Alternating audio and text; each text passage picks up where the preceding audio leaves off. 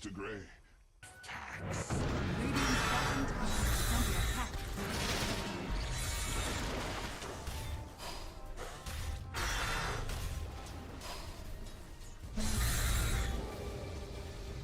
Dire's turret has been killed.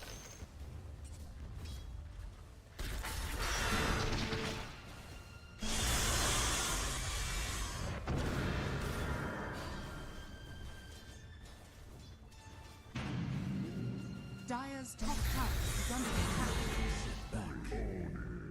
Those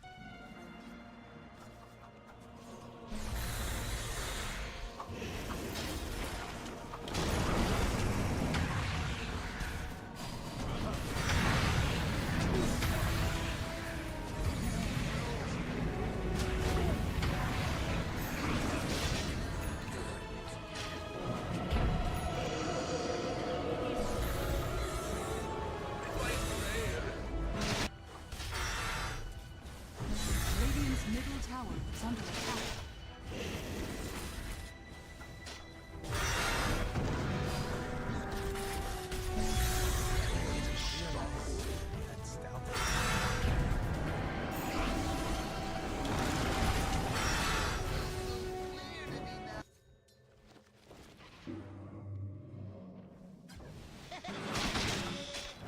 Dire's bottom tower is under attack. As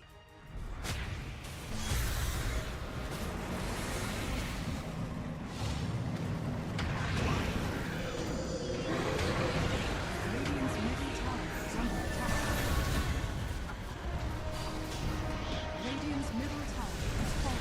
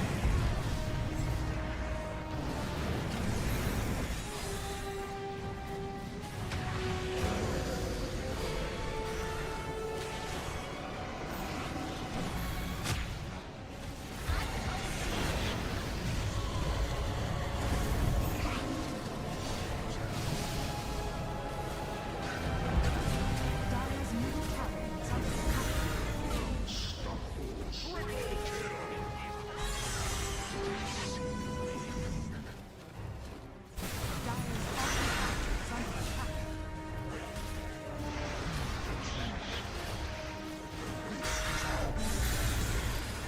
Dire's bottom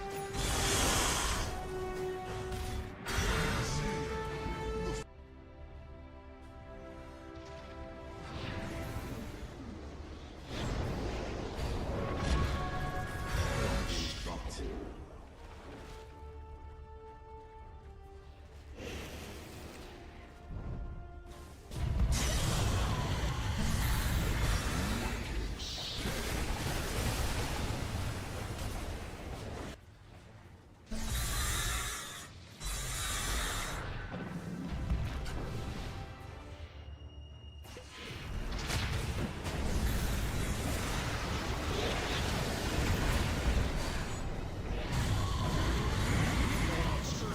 Radiant's middle tower is under attack.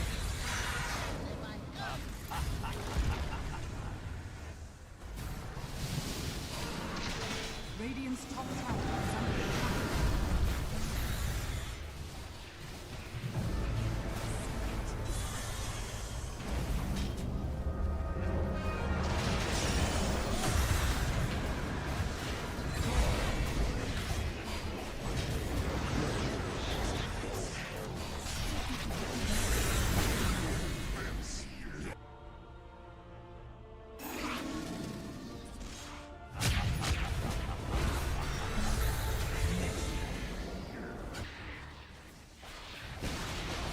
Radiant's middle tower has fallen.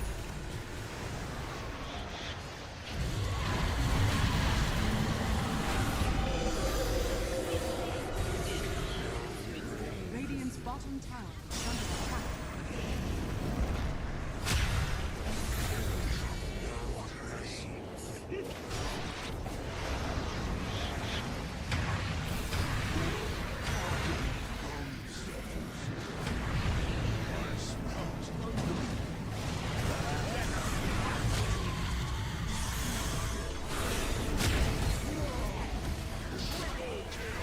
Radiant's top tower is under attack.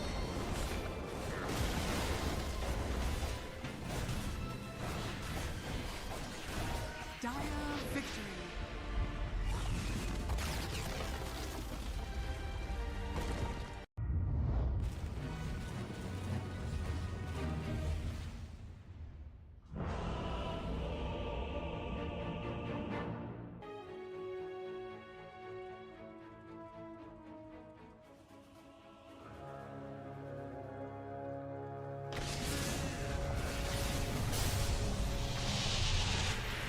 The battle begins.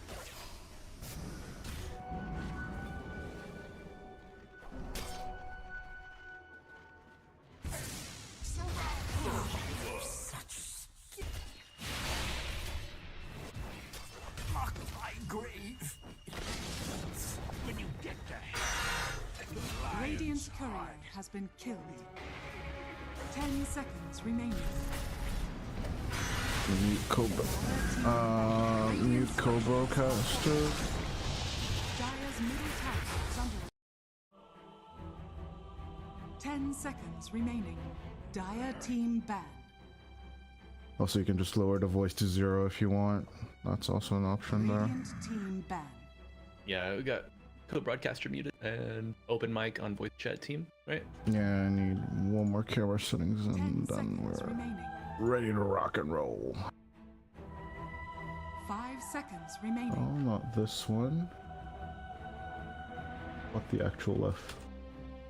Oh yeah, my notepad is being dumb as usual. Dire team ban. Here we go. Give me this. Put it here. 10 seconds remaining. Stupid. 5 seconds remaining. Okay, you good? Yeah. Okay.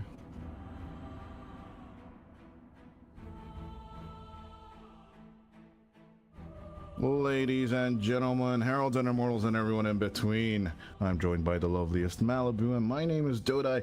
Welcome to the good old EPL World Series America Season 9, and it's X5 Gaming versus Plasma at the quarter bracket lower 10 seconds finals. remaining. My friend, it's been a while since we've been here. 5 seconds remaining. I don't know, when was the last time we casted together? Like a month ago? Was it? Yeah, I guess so. Well, yeah, you've been doing some work with Plate, Radiant team ban. helping us out here a lot.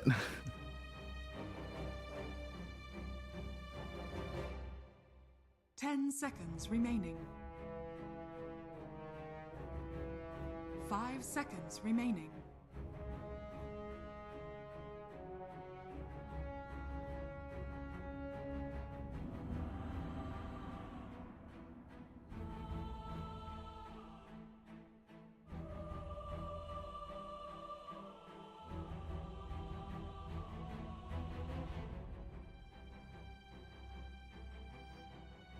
Radiant team pick. Dire team pick. Vengeful spirits.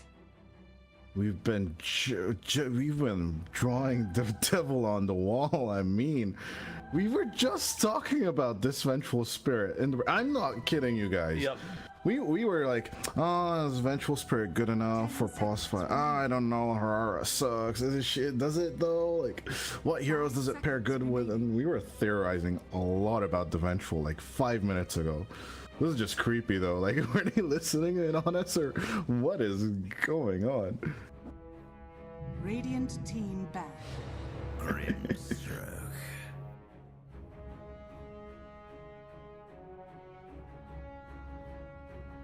Plasma matching the Vengeful Spirit with the Radiant Grimstroke. team ban. Definitely So a strong far- support. So far, so good. The traditional hoodwink ban comes out, as is it basically is after the Lion, the most picked support on the table list, and of course on our partner site for team stats, player stats, and everything more. Just check out our partner site, Cyberscore, cyberscore.live for all your information of live matches and data, statistics. Obviously, an interesting choice for the Grimstroke. We usually love seeing it with melee lane partners like the Centaur, right? But of course, that one's banned. So is the Brewmaster. I'm thinking of your Beastmaster. We talked about that guy off stream as well, and it could be coming.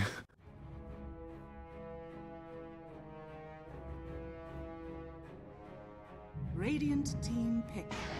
Void incarnate.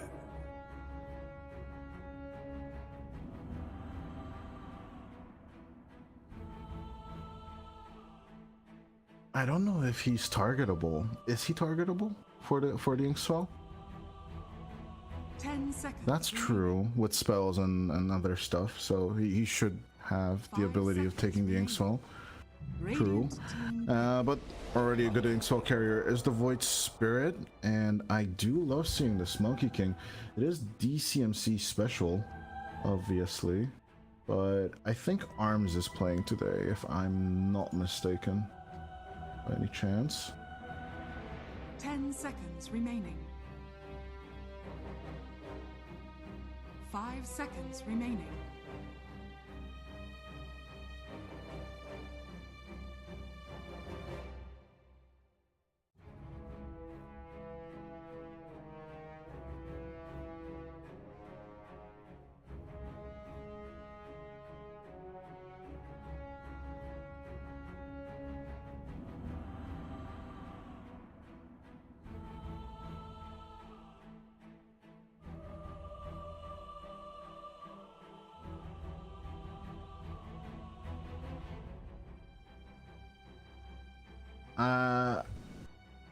I don't think it's a big joke. I do believe who actually played it on Extreme Gaming. Jinkyu, I believe, played the position for Monkey King and Bedboom Dacha, so it's not big of a surprise, and it basically massacred couriers for the first 5 to 10 minutes of the game. So it's insane. It's like, okay, yeah, Matthew's got his Bounty Hunter and his Ricky, and so he's like, yeah, revenge of the Monkey King, I guess. As Robozi's Pangolier, nothing to joke about. I don't know if Kiri wants to play the monkey though. Like I do believe his he's more rotated around his skill based or his ganking potential heroes like the Tiny and the Tusk, and his setup hero of the Dark Willow is more what I'm looking for from him. But overall, this could be a bait play. Like, you know, the Monkey King is kind of like the Swiss Army knife here as well. So like any position could be fitted on the hero. As Wind Ranger's in a similar position for me. Like if the carry is not that good, you can just put it in position 4. And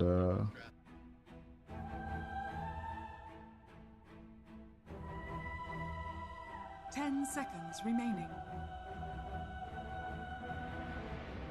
5 seconds remaining.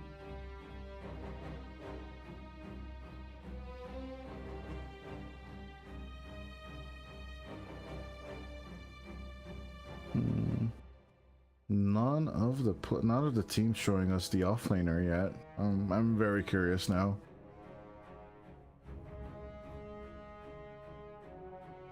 No.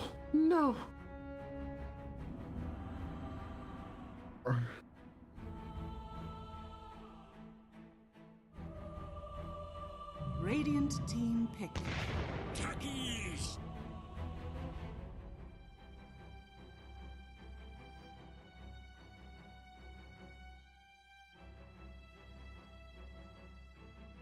I mean, that's more of the carry hero I wanted to see with the techies, as I'm more and more curious to see though. What am I looking at? Is GRPX thinking of the Lion by this time? Because I think so. Like, you know, with the Hex, you can slow down the Inkswell target. And the monitoring is just great against all of these heroes so far. I think the Lion should be show here.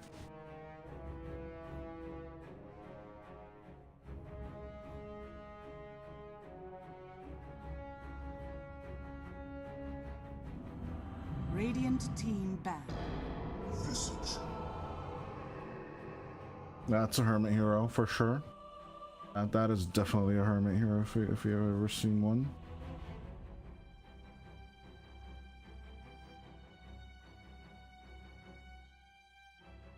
Ten seconds remaining. 5 seconds remaining. Dire team ban. I think your Beastmaster is really up on the priority list right now, though. Adrian has 100% win rate with the hero, works well with the Inkswell, and I think it can set up for the Wind Ranger and the Void if they go for 10 seconds the Neko remaining. carry Wind Ranger here.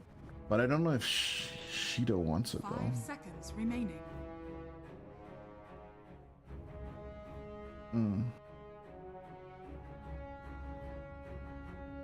Dire team ban.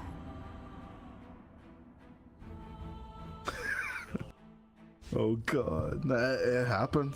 It happened. You can't argue it. If it works, don't knock it till you try it, bro. What is the proc percentage rate with the range basher? 8%. Ugh, it's so bad. 10 seconds remaining. It's so low. I think like it's like 16 for melee, 8 for ranged. I 10. might be mistaken on 10. 10. 10%. Radiant that. I mean, that's double digits on percentage wise. Better than 8. You know? And what is melee then? Is it like 25. 25? Okay, yeah. I mean, if that basher is better than greater bash, then of course it's worth it. The money. Right. But yeah. I do like the bans out against arms coming out with the Naga and of course the Blood.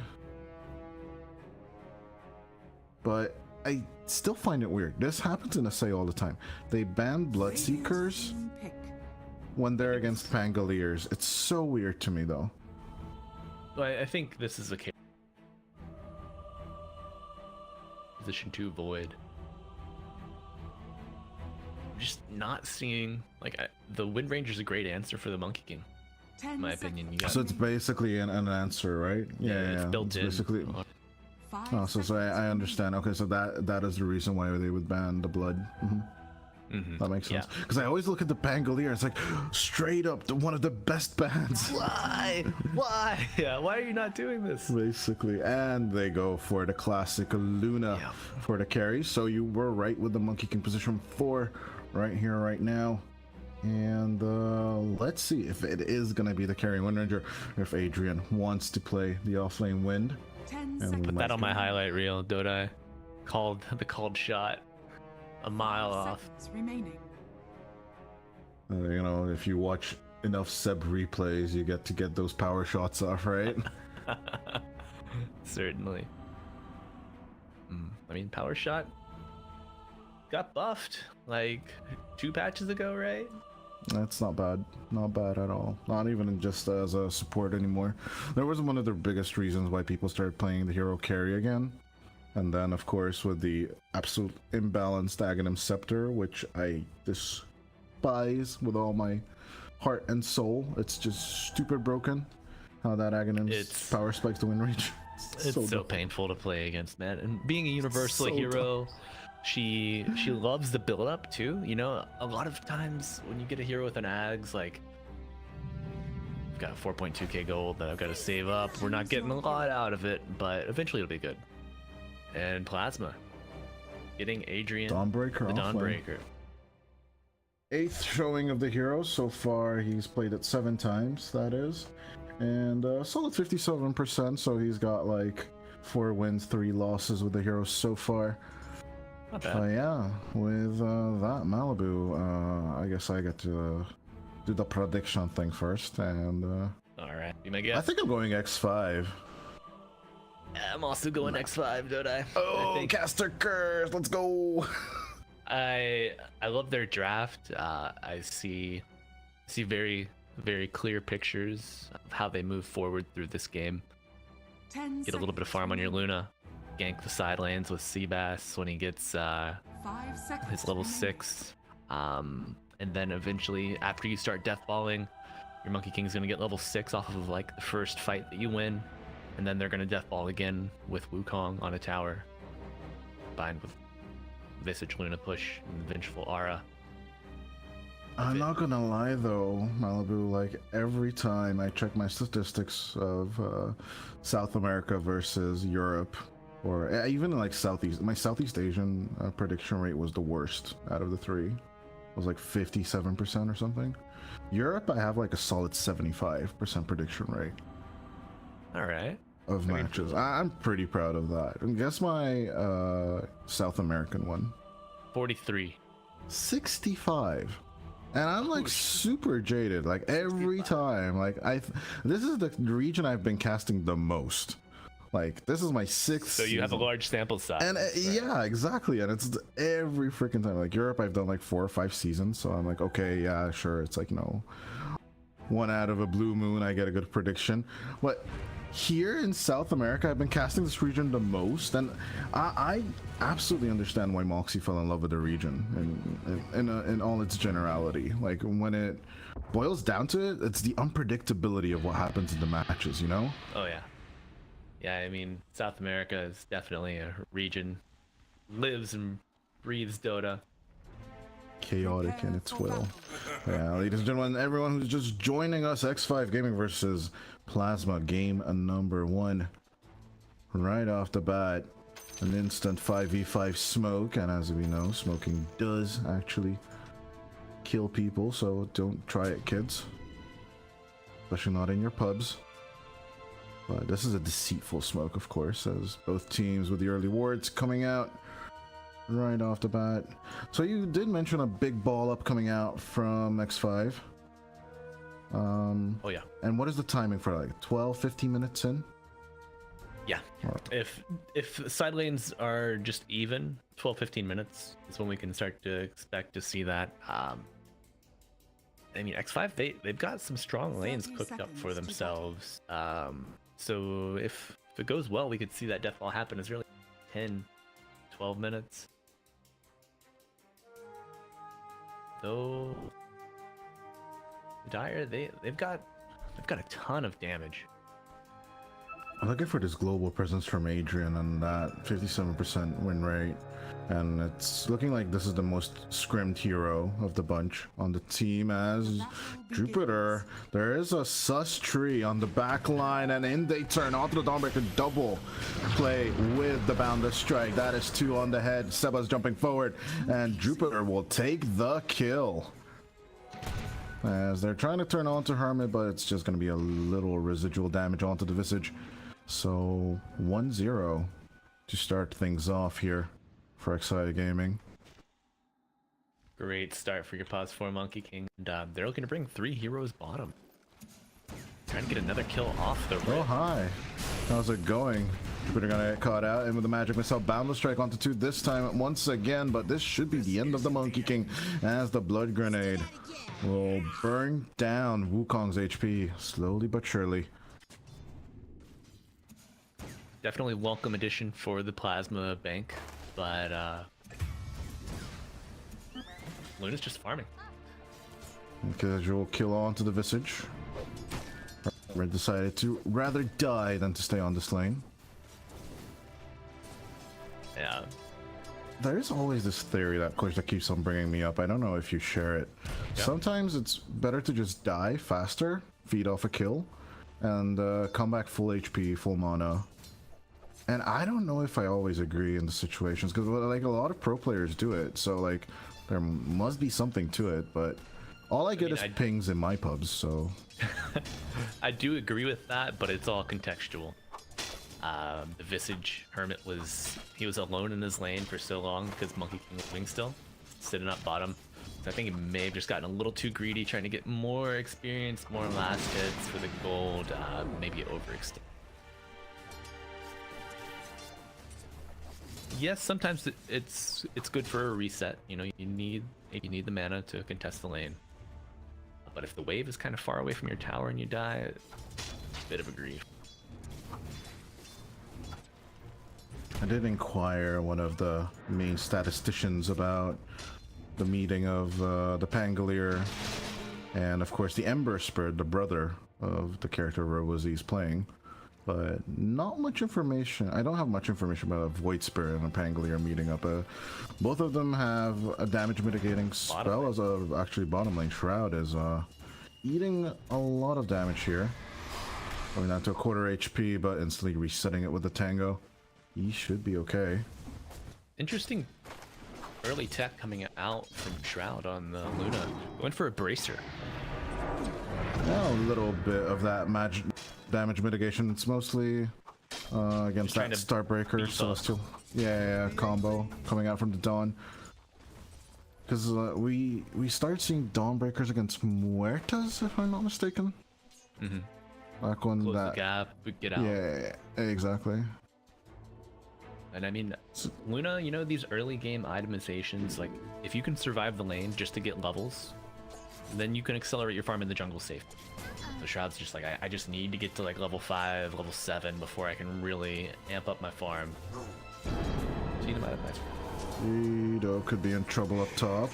I do see a ping coming out onto the Wind Ranger, Boundless Strike, eventually coming out with the Primal Spring as well. Onto Shido they move with a good play coming out by an eventually Hermit once again with the Soul Assumption. 3 Soul Assumptions, but that will take the Wind Ranger out of play.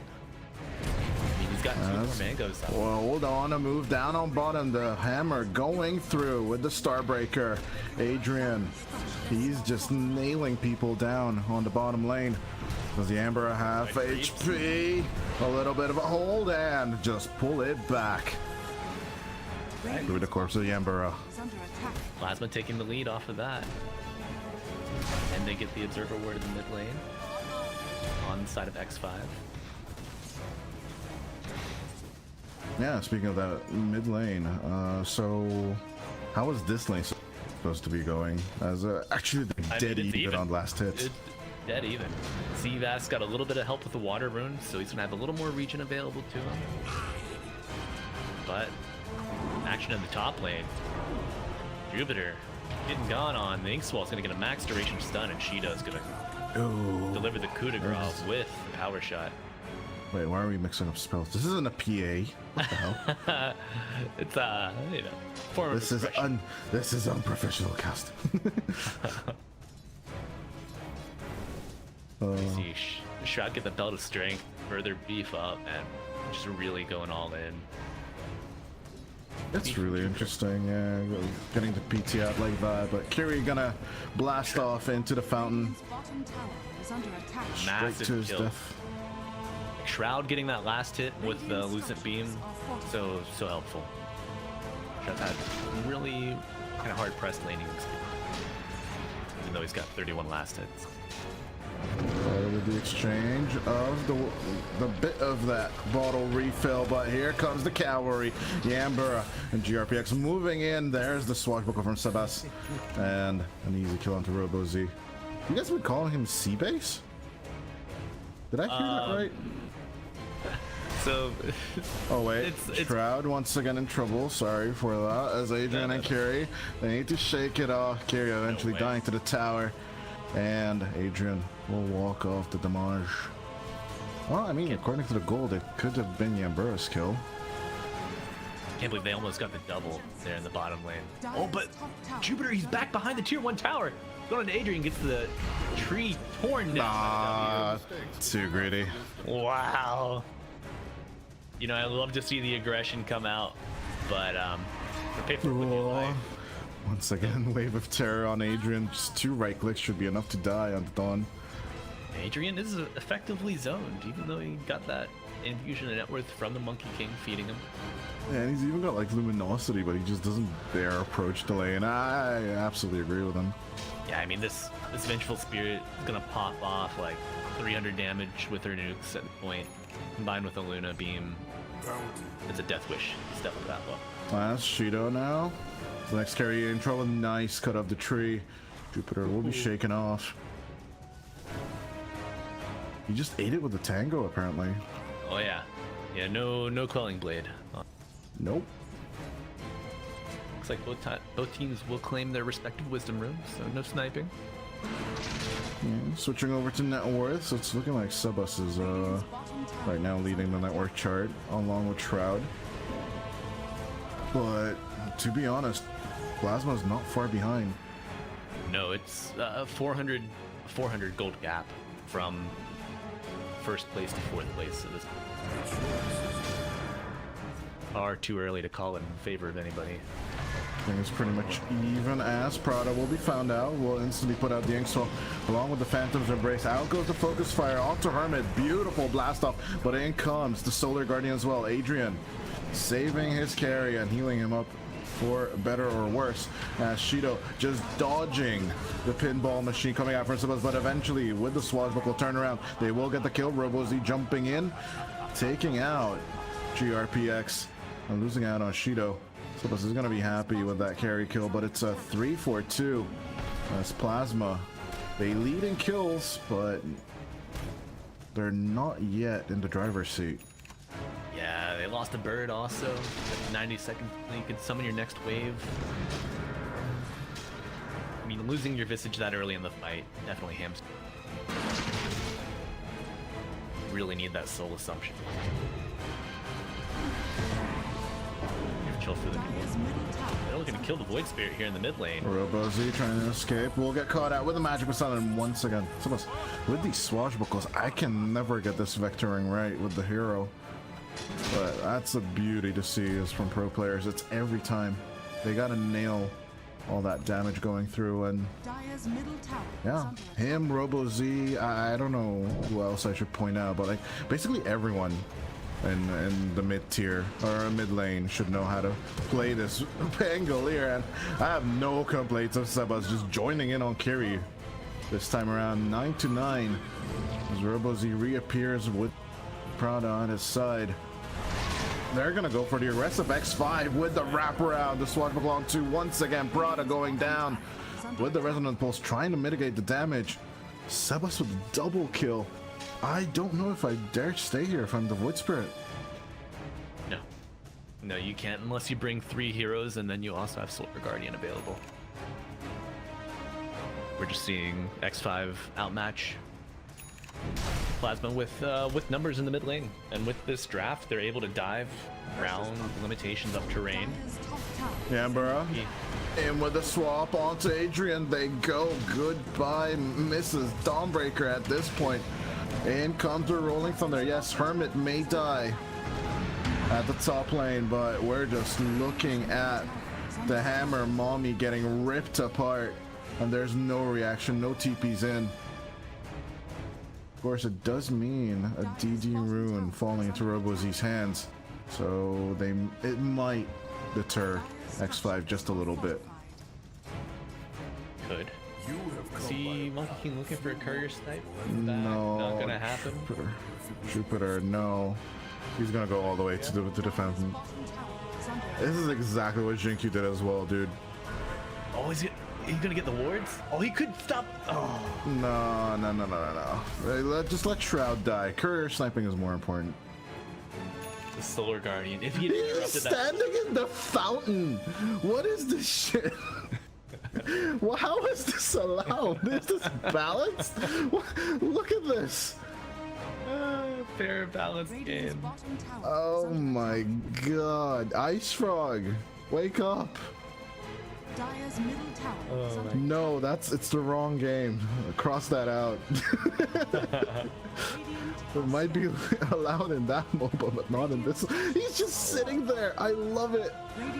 You will see Techie Spirit. No, he wants RoboZ. He wants it so bad. He gets it. Oh, oh, he could get Invaders too. And he instantly turns back into a courier, dude. As either actually on the top lane, swap back onto Shido, Magic Missile as well. Rip the redheaded new one as Shido will travel back to the fountain for free. I mean, honestly, like, does GRP make that play happen? He distracts Shido. makes him micro his courier and loses track of his hero as 3 X5 heroes collapse and get that kill with the tower. I mean, Oh, come on, Jupiter. Give it up. He doesn't. I can't. There's just no way this is allowed. Another courier that bites the dust is RoboZ and Prada. They try to make a play onto Hermit happen. The familiars can't even get caught as Jupiter just suddenly appears in the jungle. That was supposed to be a tree. yeah, we're seeing that 12-minute timing come out for X5. They are firing on all cylinders. You've got the Diffusal on the Pangolier, you got the Vlad, soon to be full drums coming out on Visage, and your Luna is second net worth. X5 are ready to fight this. Fury blasting off. Ooh, instantly deleted is the techies. Well, that's what you get for bombing into the middle of the enemy. Plasma just can't find the answer. Trying to make space for Shido or maybe even RoboZ to throw in some damage, but man, no window at all. I think you just called out that ball up perfectly coming out from X5, and like look at the setup onto Shroud. Instantly comes the reaction from Yambura and GRPX. They find Adrian, swap back the Dawnbreaker. Out comes the Wukong's command as the Boundless Strike connects onto the Dawnbreaker. Remnant a little bit onto the monkey as Kiri dives in once again into the fight. They lose the Vengeful Spirit and they do manage to save out the Dawn. There is a Solar Guardian turnaround here somewhere as Shido going in with his focus fire onto Sebas. They try to get the Pangolier down, but it doesn't really happen. Onto Hermit they go as the Visage tries to run away. Soul Assumption onto the techies will get Kiri down as Hermit still surviving despite the sticky bomb, but gets shackled to a tree. So it's a 2-4-2 at the end. And finally, Plasma find a footing. Yeah, 2 for 2, plus you get a bird. I mean, a lot of big team fight ults being spent there. Wukong's is down, Rolling Thunder's is down, Solar Guardian's down. And even though those are big spells for X5, I'm kind of expecting to see X5 just group up and do it again. Oh, Hermit denied the Wisdom Rune of Plasma. What a bastard move at 14 minutes in. Yeah, these supports, they are crying. Both of them, they have their level 6, you know. Grimstroke, level 7, Techie's level 6, so not as painful as it could. Especially for the Techies, you know. He's got tools to kind of create some space, get some gold. So. So we all know it's not over just yet. I mean, tier 2 towers haven't fallen off. We did see the X5 ball up as mentioned, but once again, Shido in trouble. I don't believe this. Hermit keeping up the contact, just waiting for the end of the wind run. There's the contact onto the Wind Ranger. The Soul Assumption 1 doesn't really do much, but round 2 coming out soon as the familiars make the connection, but the magic missile from Yambura as the negative armor at the end. It's gonna be Sebas just jumping in, nabbing on that kill as there's a big search coming out for the Luna, but Shroud is on the other side of the map. They're doing Roshan. What a timely rotation, you know. They get that kill and they're able to capitalize off of it immediately. You're gonna get this Roshan kill, probably give it to Pangolier, give it to Luna, and just enable your death ball even further. RoboZ. They're aware. RoboZ jumping in with the Inkswell along with the Assimilate. Stun them all up. Try and take them one by one. Sebas extremely low. We'll put out the Rolling Thunder. We'll try and get out of the fight as much as possible, but the Eclipse coming out from Shroud at the same time, trying to hold on. Kiri with the bomb will eventually take out the Pangoliers. Jupiter inside the thick of the Roach Pit. They will take out Shroud one by one. X5 is falling with the Wukong's command. Jupiter tries to hold on to the Roshan. There is a big play coming out from with the Jingu Mastery and the Wukong, but at the end, it's not going to be a kill. As Hermit Familiar, the last one standing, will get taken care of. Plasma with the team wipe on X5. RoboZ, balls the size of a truck, like insane. Go into that fight. Inkswell placed on him prior to going in. Prada does an amazing job of getting that cast off. And I mean, that fight is just best case scenario for Plasma. They wipe all 5, they get the Aegis. That's gonna slow down this X5 death ball. Now it gives Plasma the lead. I mean, they don't have Solar Guardian to fight with for another 50 seconds, but this Mage Slayer, this Vlad's offering on the Dawnbreaker, Adrian is just playing this hero so well. just really getting in the middle of these fights, disrupting everything, and sustaining his team through these conflicts. Dire's middle I mean, I think we're going to see the first hiccup in this X5 death ball come out now. They're going to be hard pressed. They didn't mention nothing is written in stone, and it was like 73% win probability. It does seem comfortable, but you know, it's not much. Like, it's only the 2K. You know, we always want to watch that 3K net worth lead come out. That's when we say the teams get confident a little bit. Yeah. Yeah. Besides, then, like a mid kind of purchase item. Jupiter a little too cocky, still not gonna get caught out as the Soulbind goes out on Sebas and Yambura. No swap, no rolling away as Yambura finally at the end of the Soulbind can swap out Sebas, but it's only good enough for the escape. Hermit trying to run away with a pick pull. And as cowardly as it is, retreat could be a useful move. GRP's almost in safe territory. Oh my god, I almost cursed. Gleipnir catches him with the shackle. They see him. There's the observer ward on the cliff. Down should the Monkey King go. In with the battle strike onto 4 people, but there's no survival for the Monkey King. Yeah, we see that ward get pinged out immediately.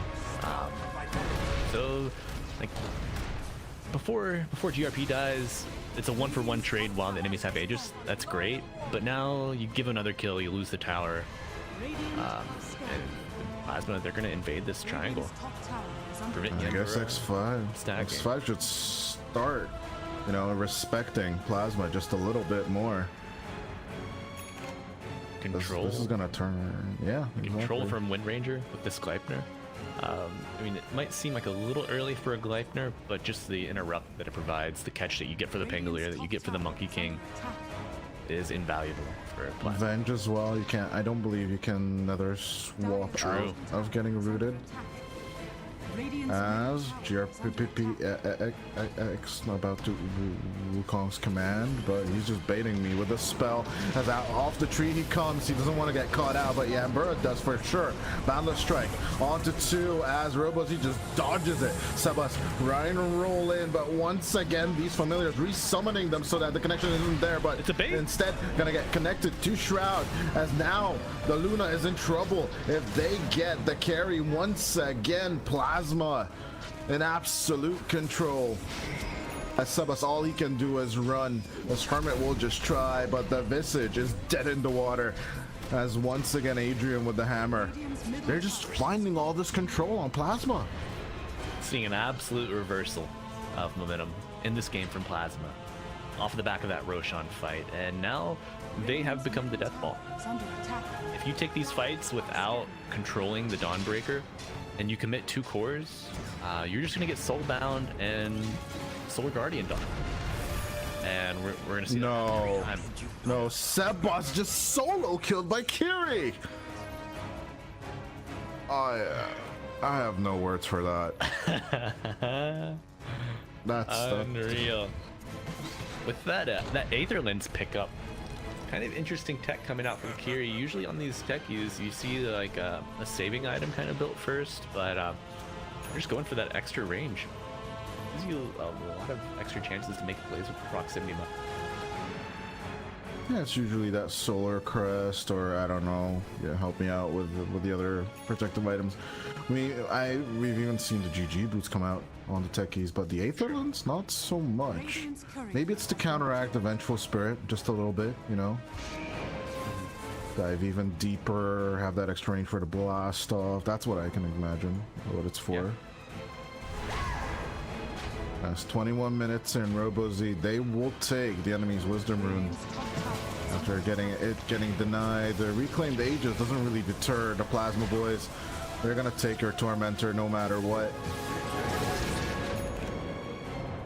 I mean, GRP scouting ahead for his team, but the rest of X5 don't seem interested in contesting that Tormentor kill at all. Oh, and Hermit claims the enemy Wisdom Rune, so Plasma only getting 1, despite their immense aggression.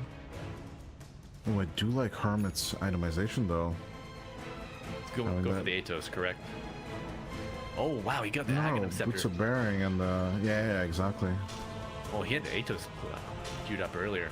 Yeah, but he deterred back from after the Vladzara onto the Ags and the AC, which is really a lot of damage mitigation for Shroud, which he definitely needs. Radiant's top tower is under attack. I mean, silent as the grave.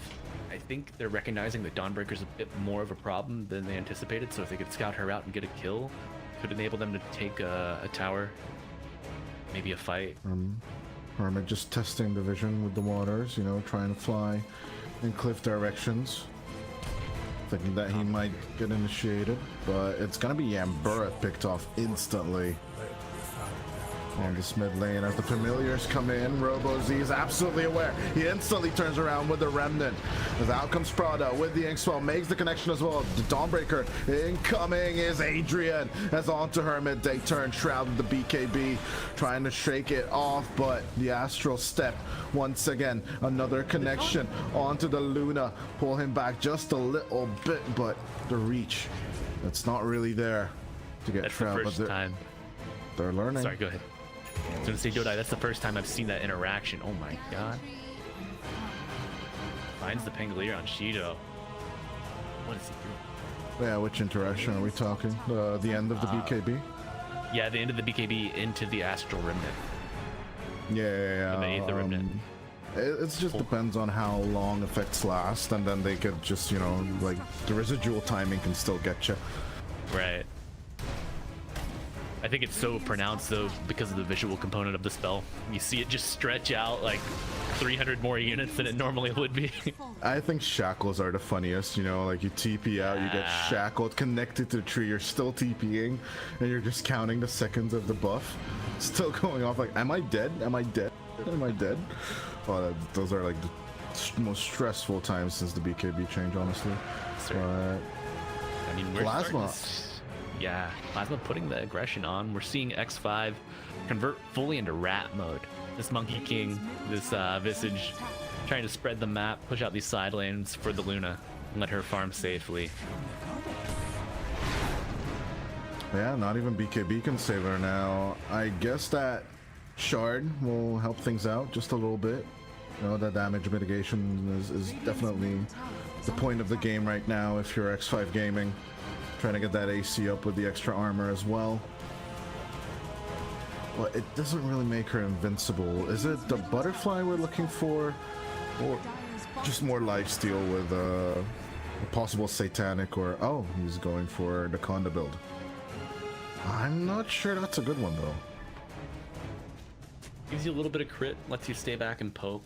I mean, eventually you're gonna get the 2 Moonglaves on Winter Beam, Lucid Beam, level 20. I think Luna knows that every time that she's committed to getting into close range on these fights, she's gotten soulbounded immediately. Hold on, there's a fart on the mid lane flying around, or now it's a TP scroll again. It's like a little magical carpet almost. He keeps on switching back and forth between the two, but that's Gleipnir instead. In with the blast off carry. That Gleipnir, as you mentioned, is doing so much work as Hermit. Oh, the sticky bomb connects. The Parasma could save him, and with another swap. Okay, that ensures that the Visage survives. But once again, Sebas overextending. And Plasma doesn't care about all of this extra stretching and the baits coming out on the mid lane. They just want to pick up the Pango and the Luna constantly. Yes, X5 just bleeding out across the map, unfortunately. Almost see a cheeky Mischief outplay. Disjoint. But just not going to happen when you have the Shackle Shot and the Gleipnir. You can only dodge one. I mean, Plasma, they are poised to take this last tier 2. They could double back and claim Roshan. Currently, he's top. It's going to be a cheese with the second killing of him. Awesome. Radiant's bottom tower has fallen. Well, it's actually just going to be the last tier 2 tower falling on the side of X5. High ground is open, and Plasma will know what cheekiness you are up to. Up there. Adrian already pinged it. But they must be doing Roshan if they're not being contested on this high ground. So Plasma's aware. All Adrian needs is someone to initiate here.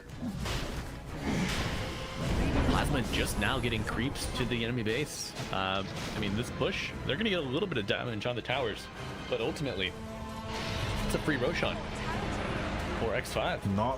Not contested at all, and that is Aegis and Cheese, as you mentioned. Cheese right now on Shroud,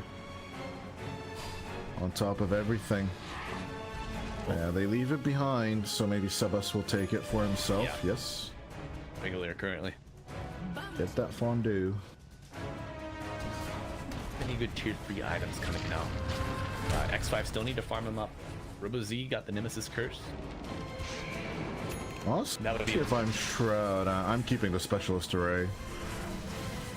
You could get a special or the Curse on Angolier, that 35 extra damage and the 8% damage, or the 12% damage debuff would be insane. Shroud having to pop the Manta. Trying to dodge this out. As oh my god, it's the absolute hurt locker in the Radiant Triangle. God, Kiri has an Octarine core, so it's just this is a no zone for X5. Nope.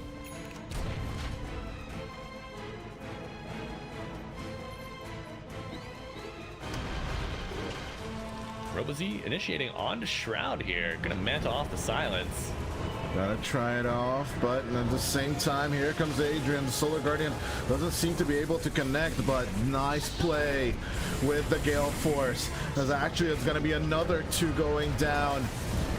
And there might just get team wiped. Shroud with the BKB will still not be able to shake him off, or can he? Yes, he can. The Luna lives to see another day as buybacks coming out from Jupiter and Hermit.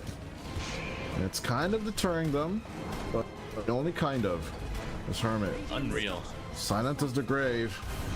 Look for the wraparound, but the Remnants, it's zoning the Visage pretty hard. Adrian sitting pretty on the high ground. They just lost Aegis, and Cheese is on the dead hero as RoboZ going in with the Astral Step once again. Inkswell on top of him, but he doesn't really mind that bit of residual damage coming out. Hermit trying to just soul assumption multiple targets, do some damage, but it's not doing much. How? Adrian just TP's out in front of the entire enemy team there. That's madness. I know they don't have Solar Guardian. We see a smoke up. They're looking for Kiri here. RoboZ's also nearby.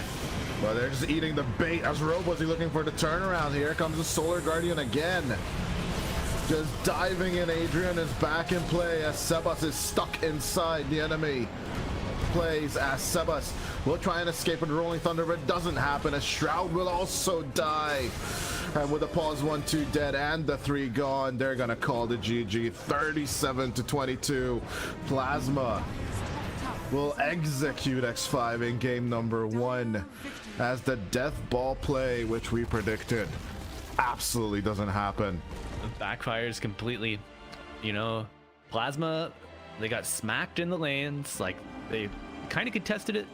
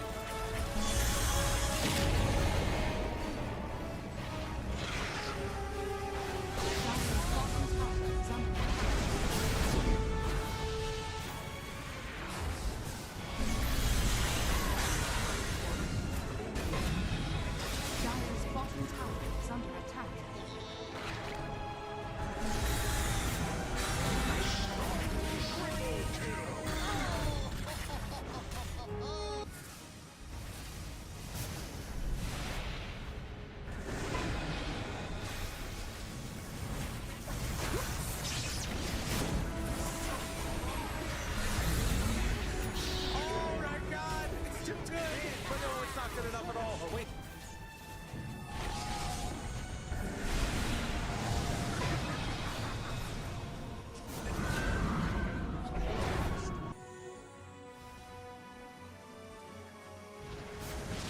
Dire's middle tower is under attack.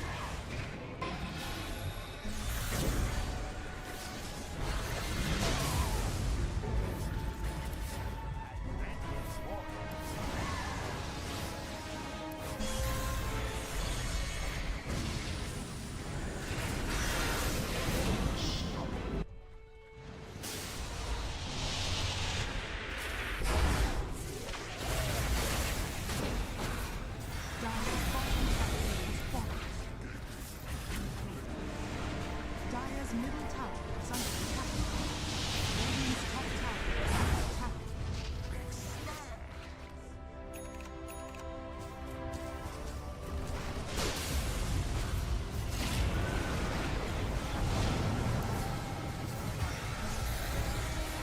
Dire's middle tower is under attack.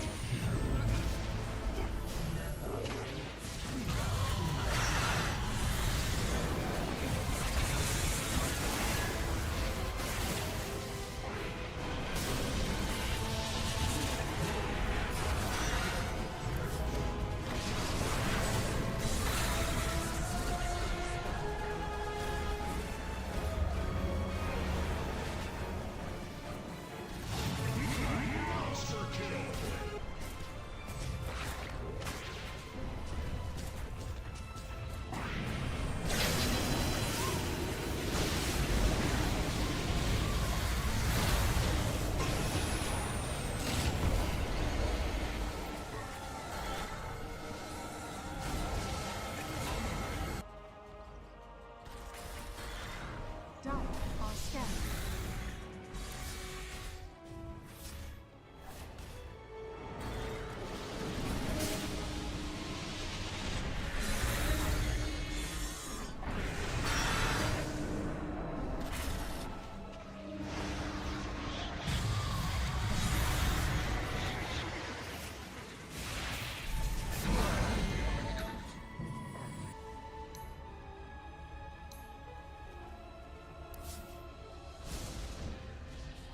Your song has fallen to the ring.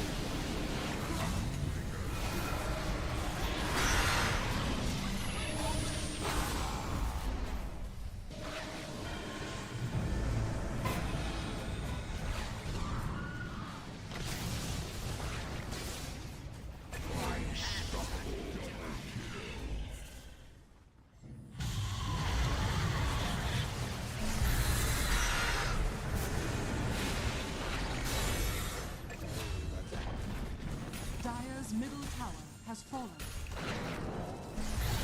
Dire's ancient is under attack.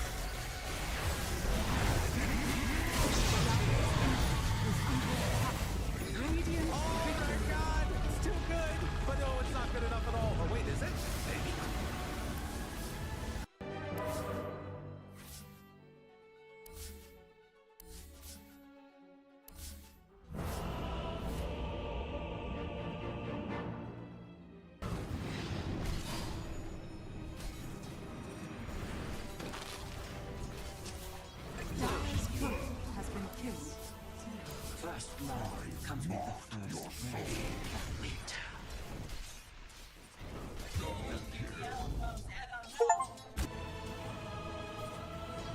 Dire structures are fortified.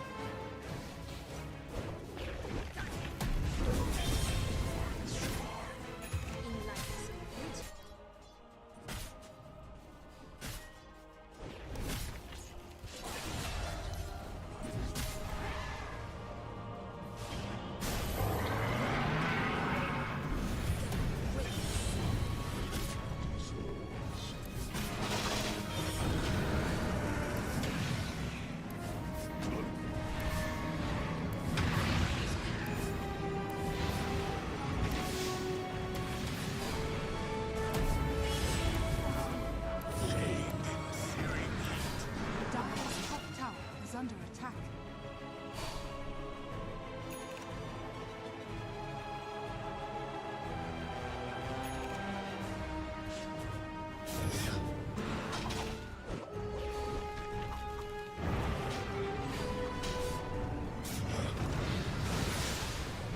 Dire's top tower is under attack.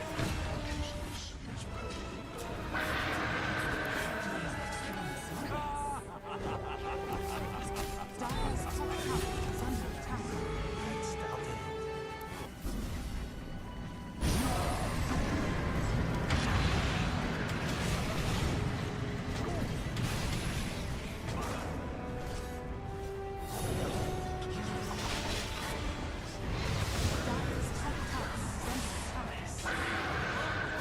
Radiant's bottom tower is under attack.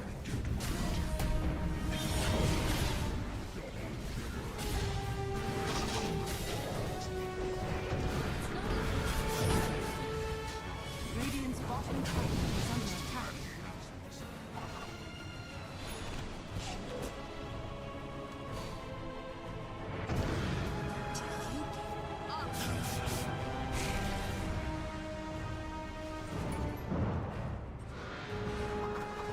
Radiant's bottom tower is under attack.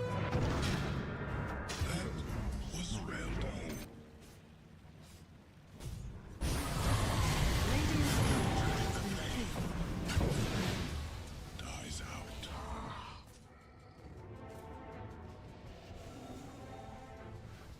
Radiant's courier has been killed. Dire's top tower is under attack.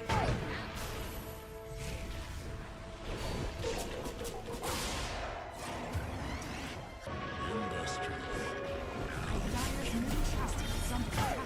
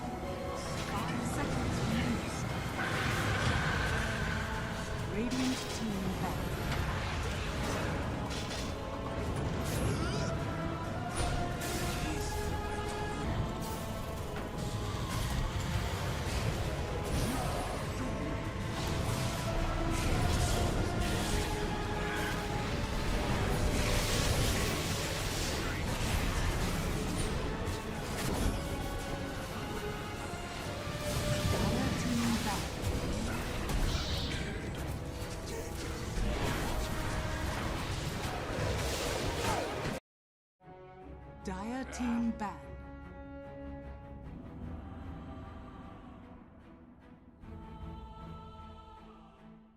Ten seconds remaining. 5 seconds remaining. Dire team ban.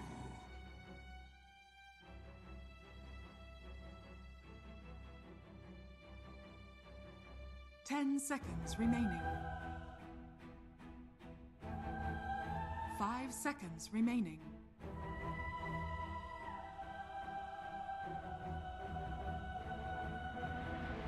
Radiant team ban.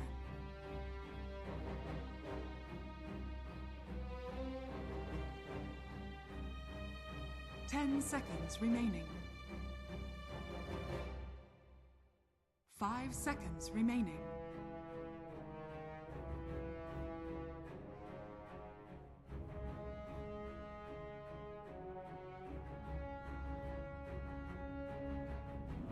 Radiant team pick.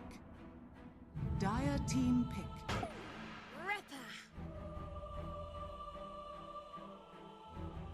Radiant team ban.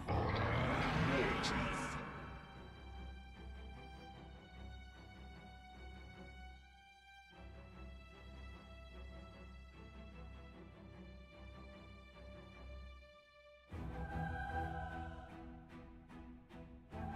10 seconds remaining. 5 seconds remaining.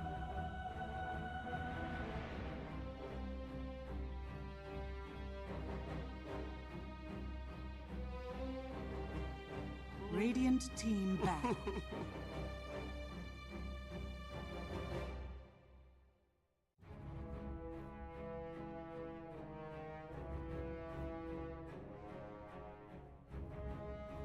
Dire team ban.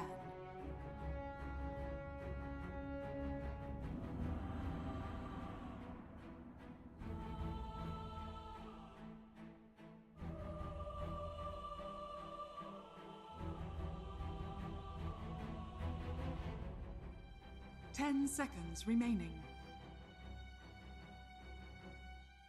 5 seconds remaining.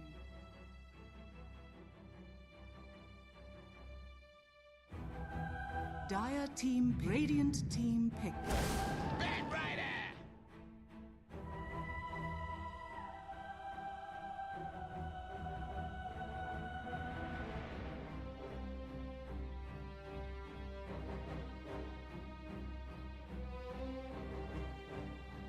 10 seconds remaining. 5 seconds remaining.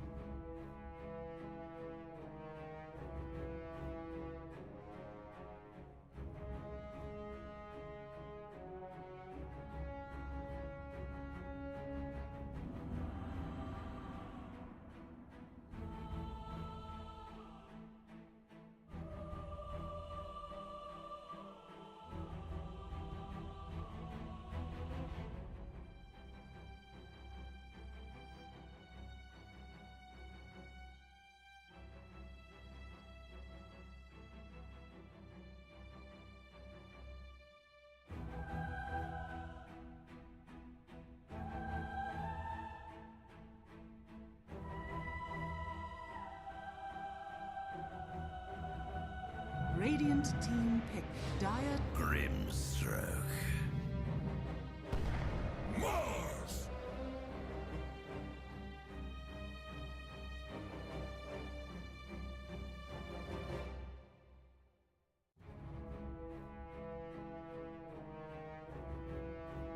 Ten seconds remaining.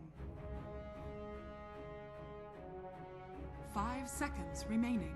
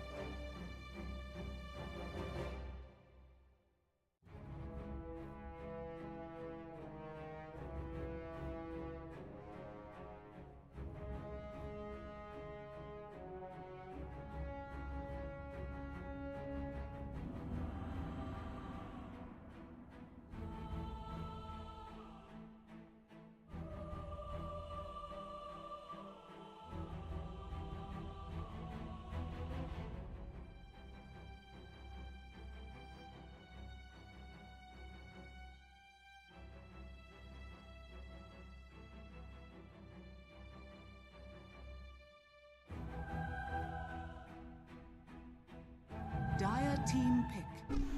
Puck!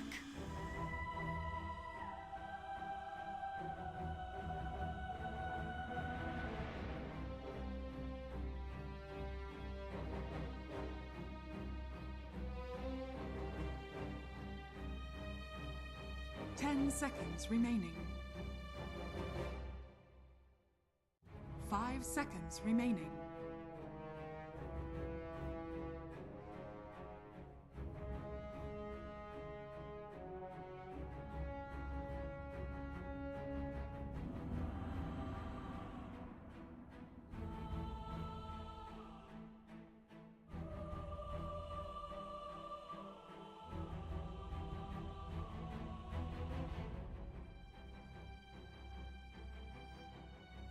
Radiant team pick. Clockwork.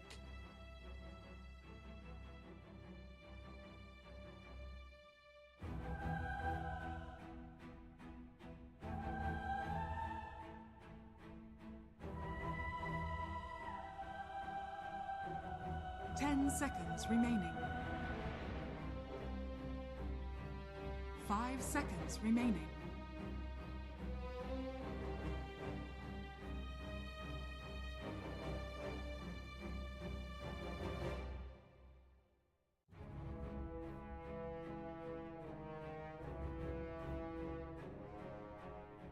Radiant team back.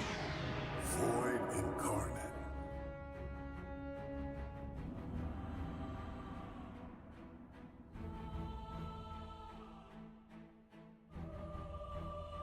Dire team ban.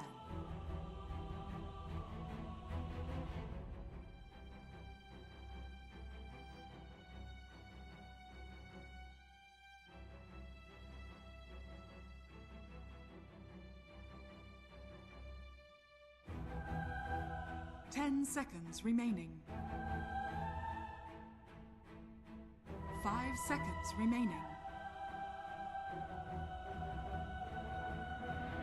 Dire team ban. Radiant team ban.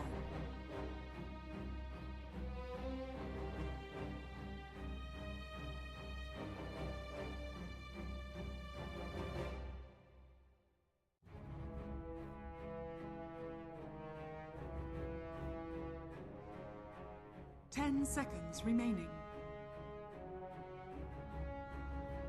5 seconds remaining. Radiant team pick.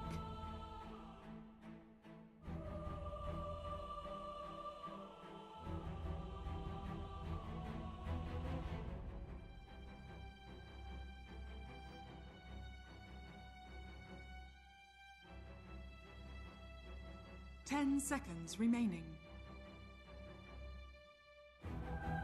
5 seconds remaining.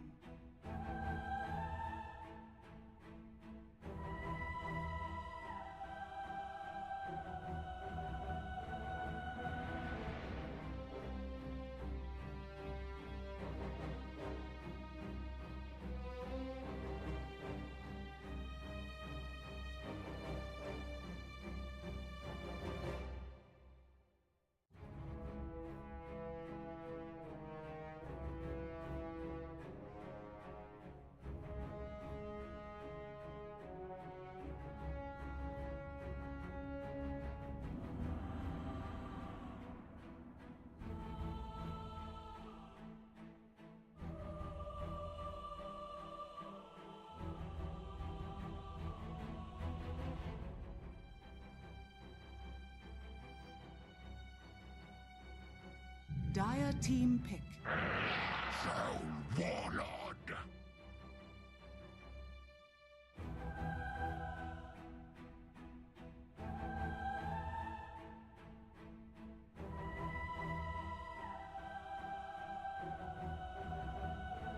10 seconds remaining. 5 seconds remaining.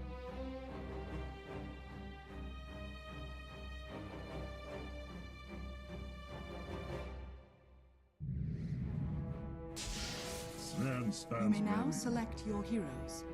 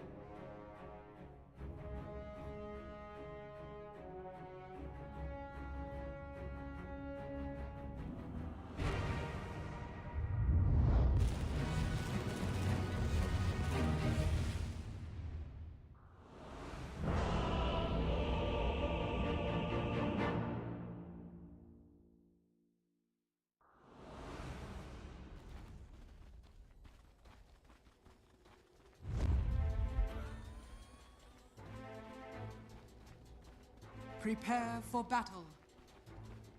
I am unfamiliar with this feeling. Is it joy?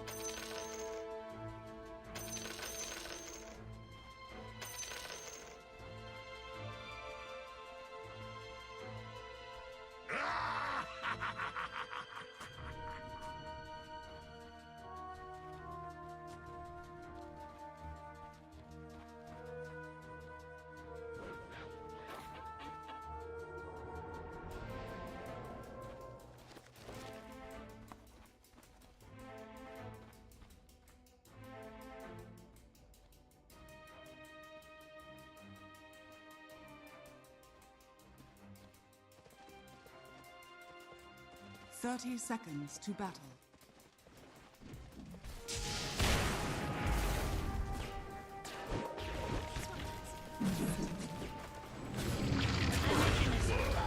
Broken. First blood. Well, that sets a tone.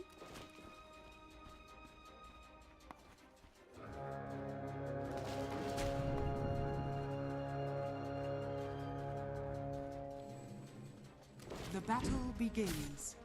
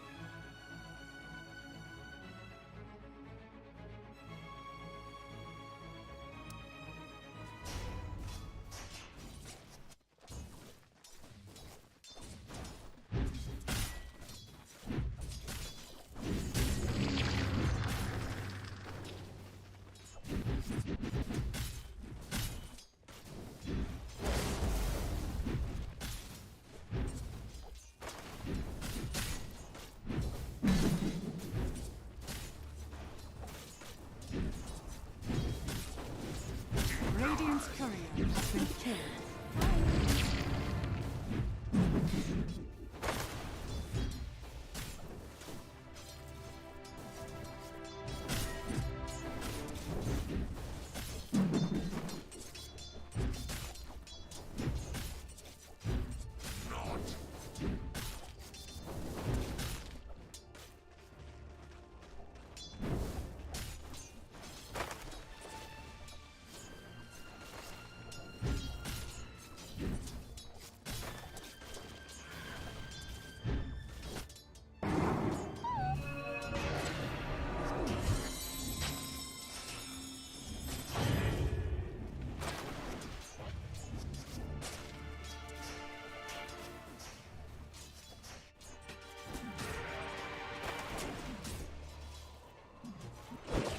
Got ya.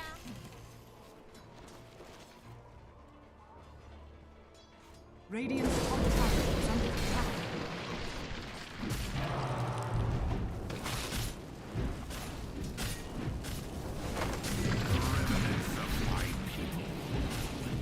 That's what you get.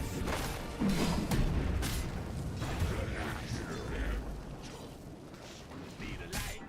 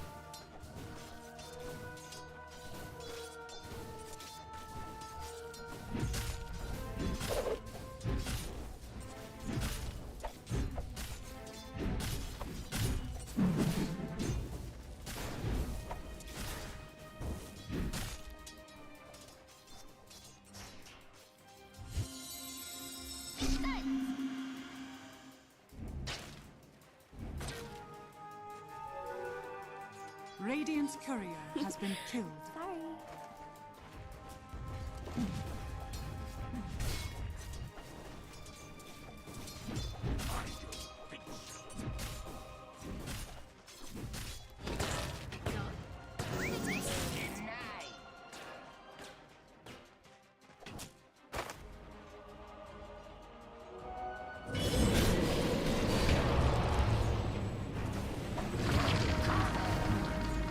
Roasted, toasted, and burned to a crisp. Your main form is nothing. Radiant structures are fortified.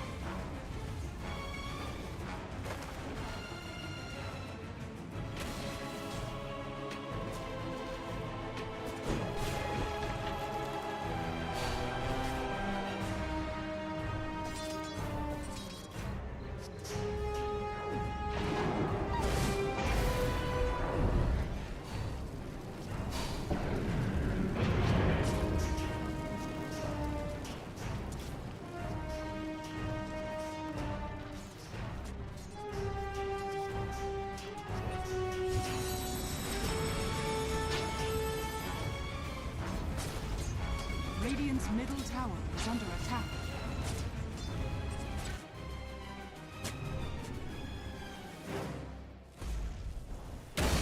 Blair's here.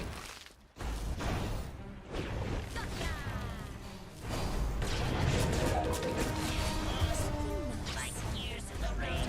A message from all the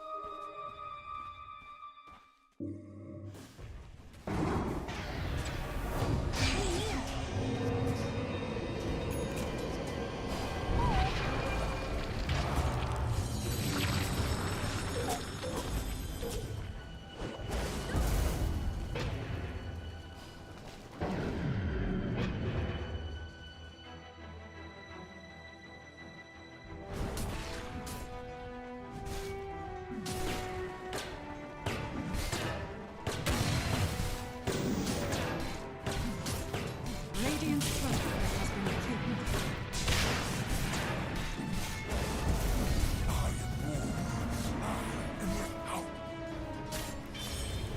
Dire are scanning. A prize.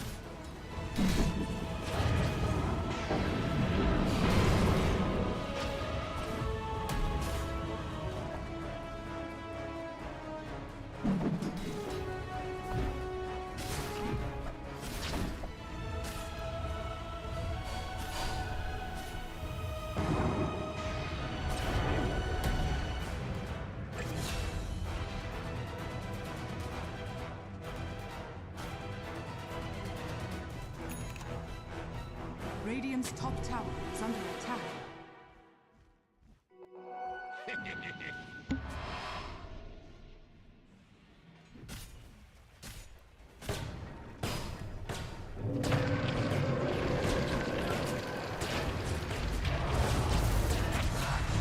Dire's middle tower is under attack.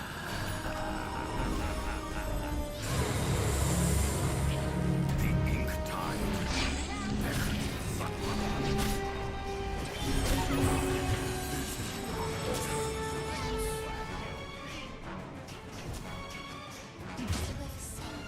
A more beautiful. Get up if you can.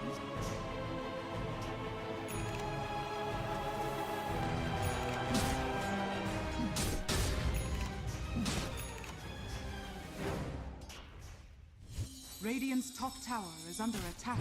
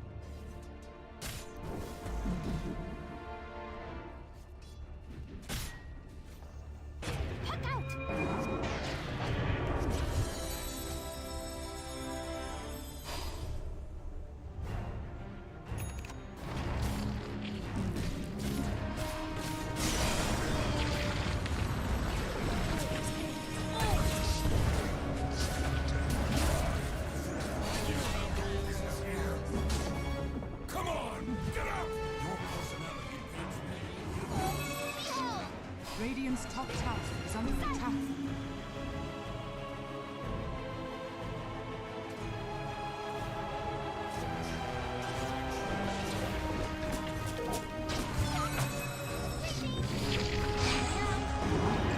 Actions are without merit.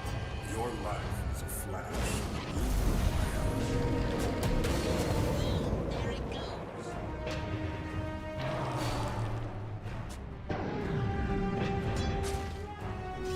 Dire's bottom tower is under attack. Generation.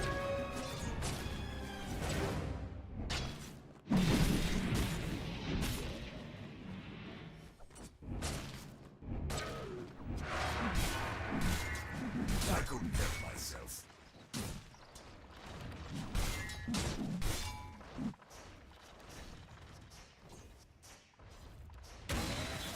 Flare.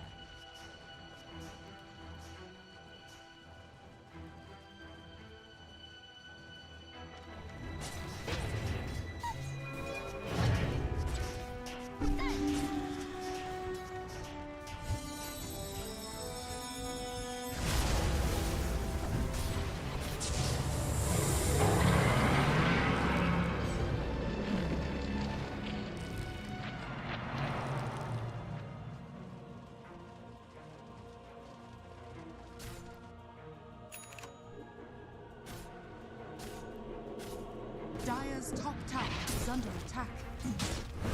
Radiant's middle tower is under attack.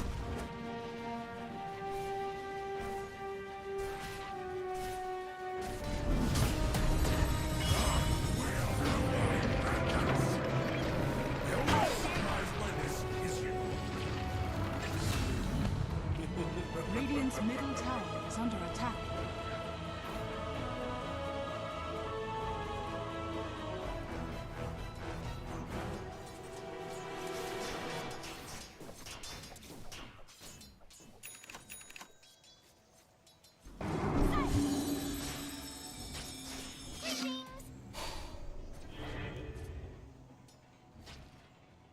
Dire's bottom tower is under attack. Feeling? Is it joy?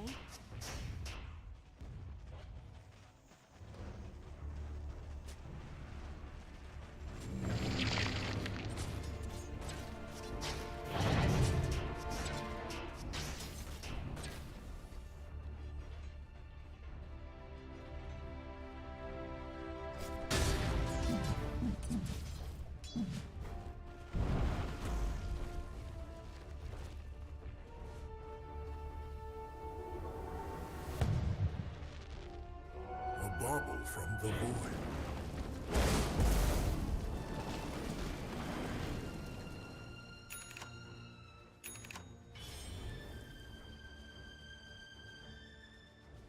Radiant's middle tower is under attack.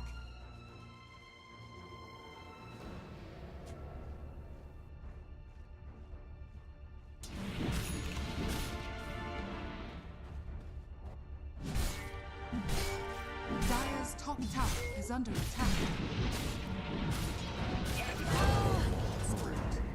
This does not please me.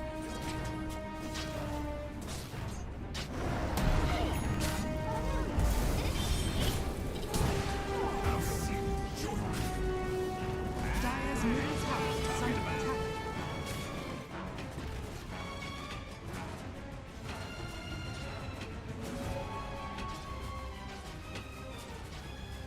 Dire's structures are fortified. Dire's middle tower is under attack.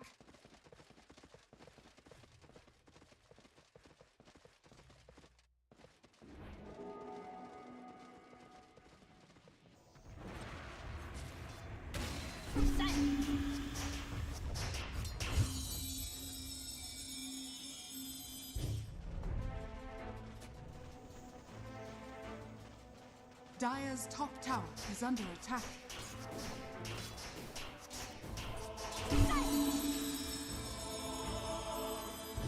Radiant's bottom tower is under attack.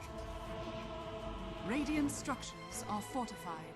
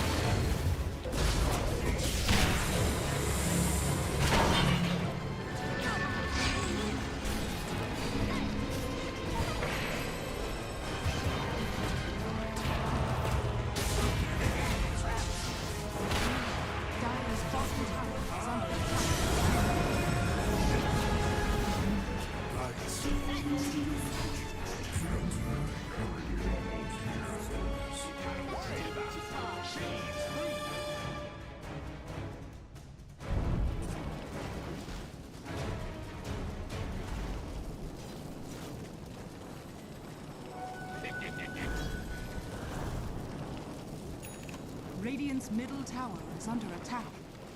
Radiant structures are fortified. A lucky find.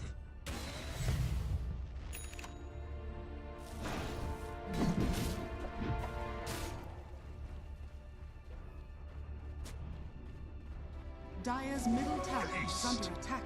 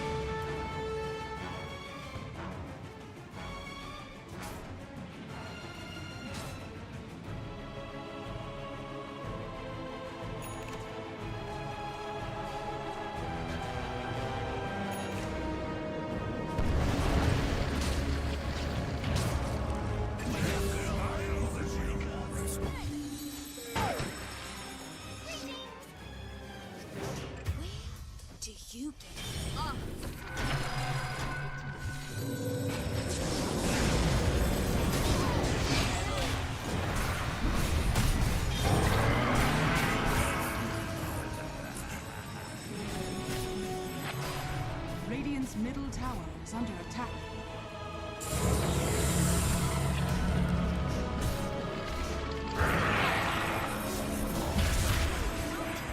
In my presence,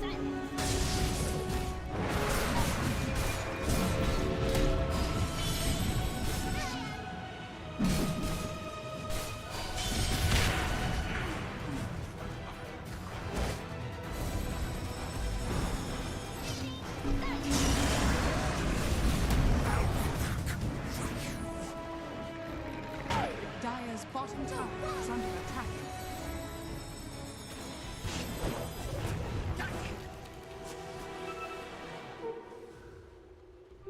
Invisibility.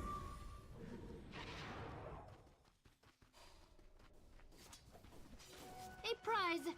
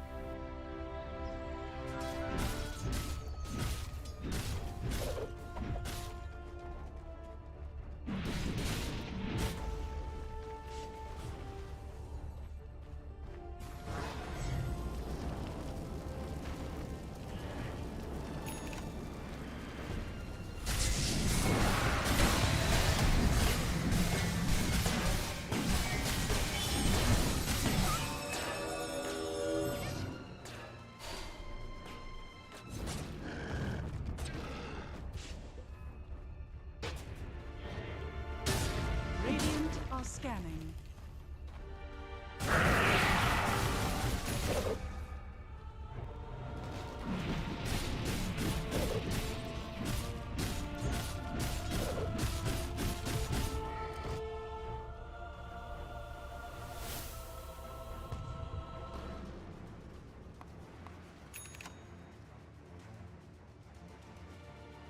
Dire's top tower is under attack. Jackpot.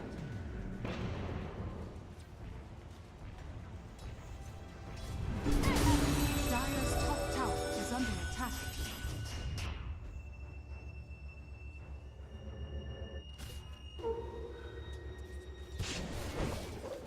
It's not even my fault. I guess Radiant's middle tower is under attack. the odds.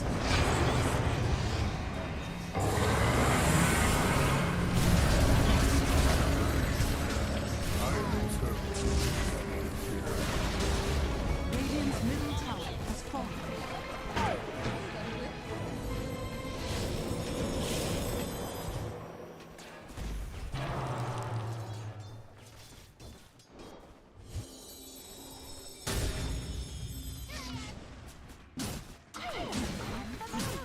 This feeling is joy.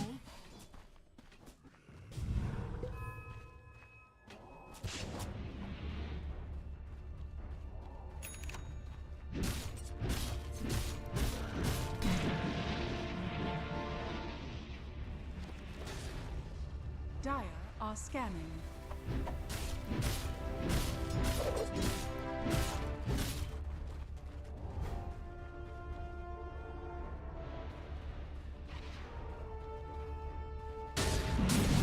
Radiant's top tower is under attack.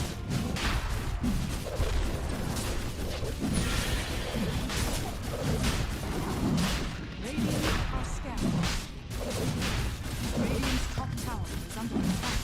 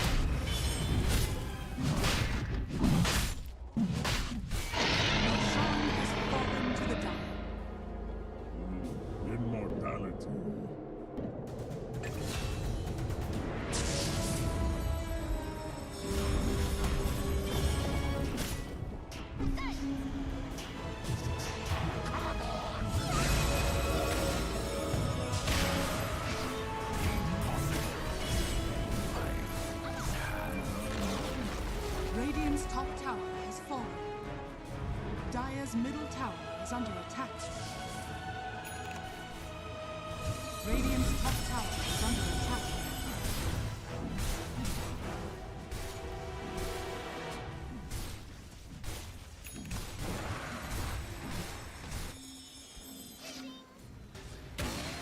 And it's off.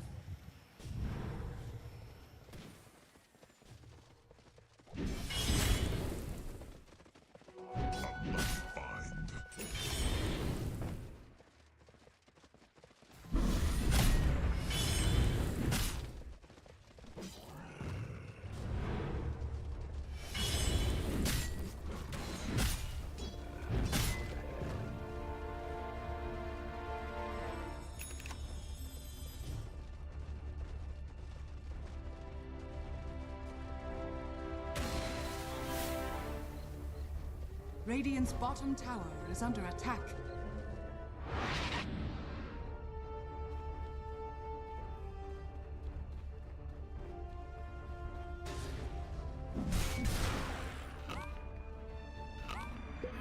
Thanks be with you.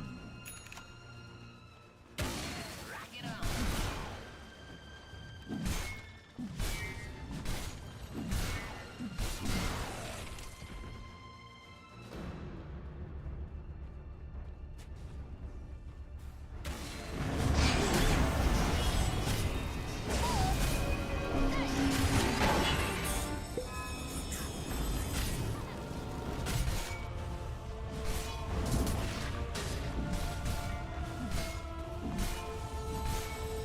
Dire's top tower is under attack. Radiant's bottom tower is under attack. Radiant's courier has been killed.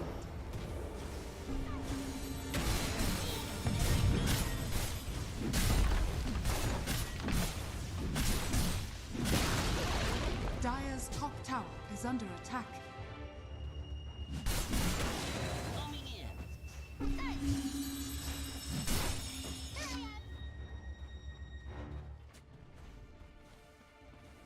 Radiant's middle tower is under attack. With flair.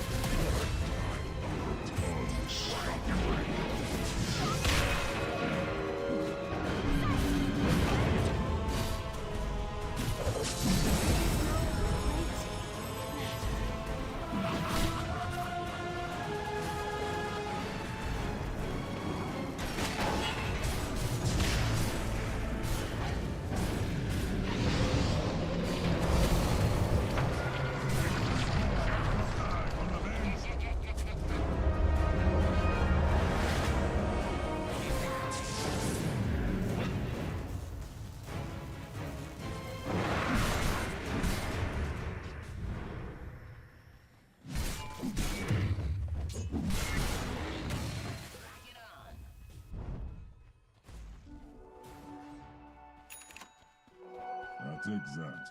I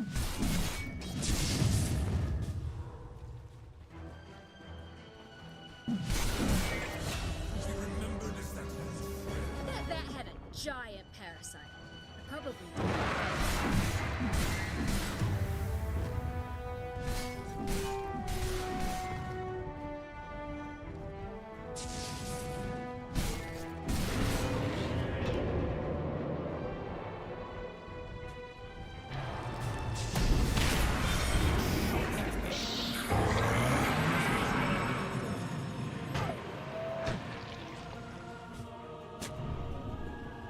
Radiant's bottom tower is under attack. Scanning.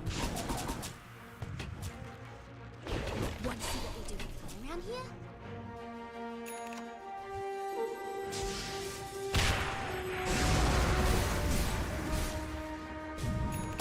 What is it on you?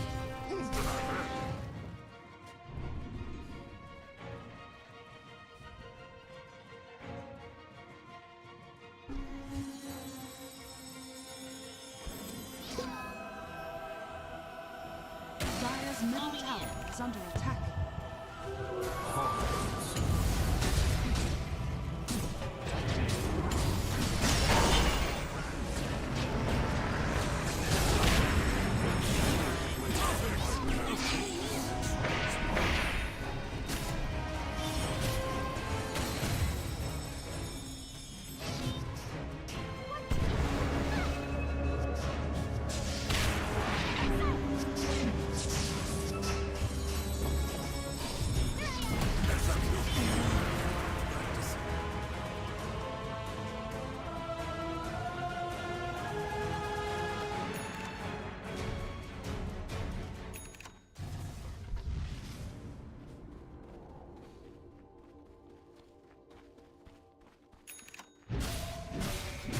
Radiant's middle tower is under attack.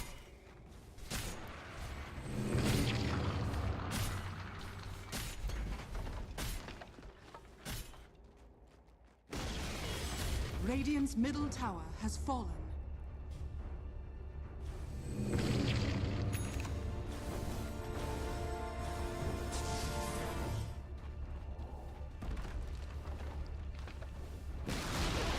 Radiant's top tower has fallen. Jackpot.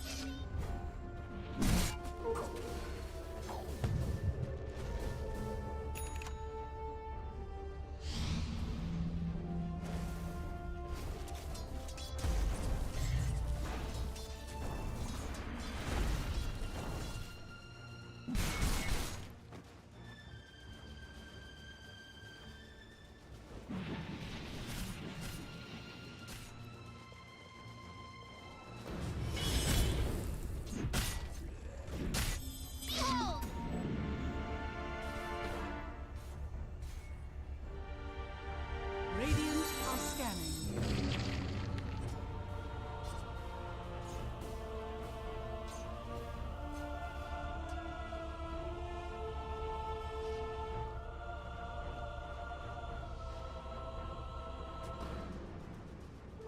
Double damage.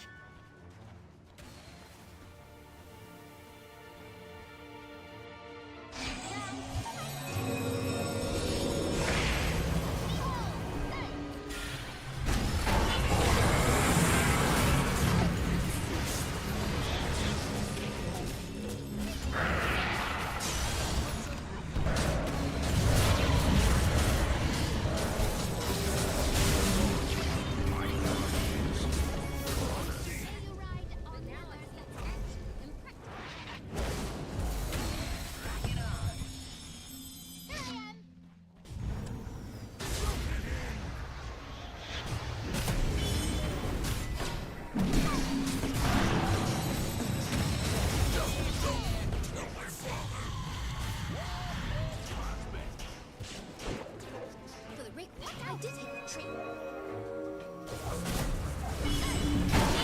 Being distracted.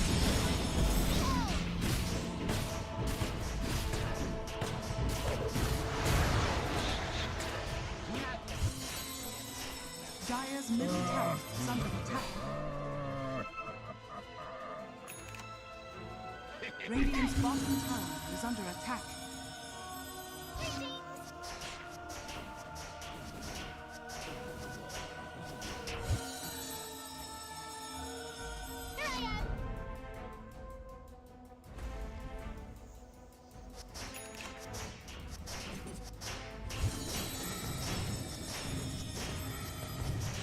Radiant are scanning.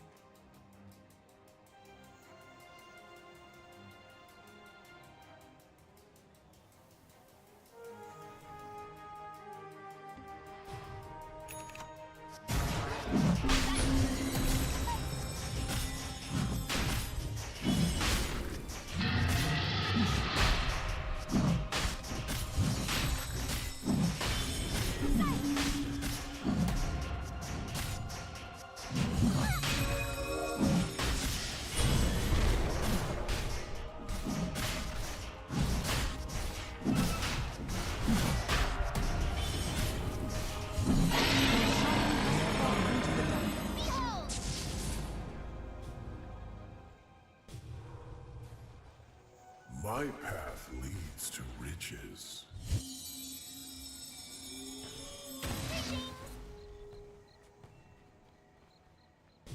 Here I am. Here I am.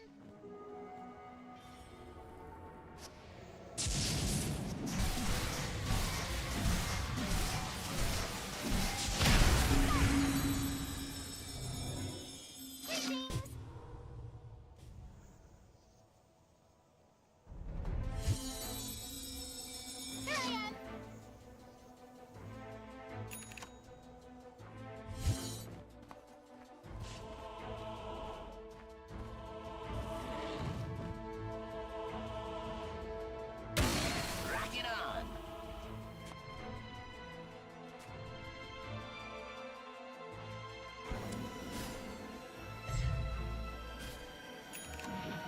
Dire's top tower is under attack. Illusion. And it's up. Dire's top tower is under attack.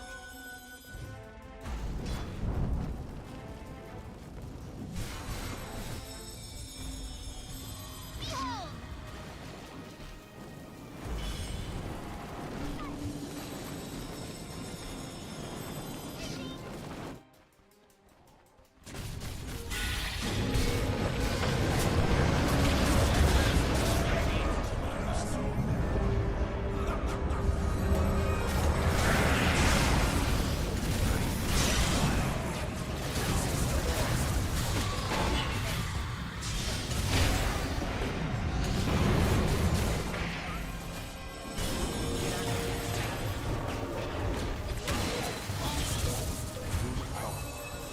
Attracts.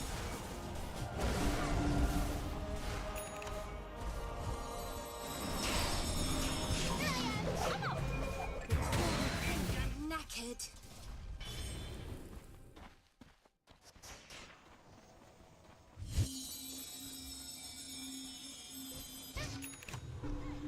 Radiant's middle tower is under attack.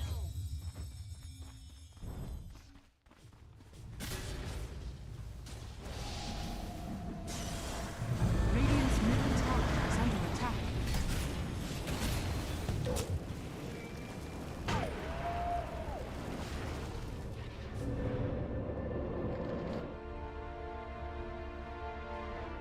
Jackpot. There it goes.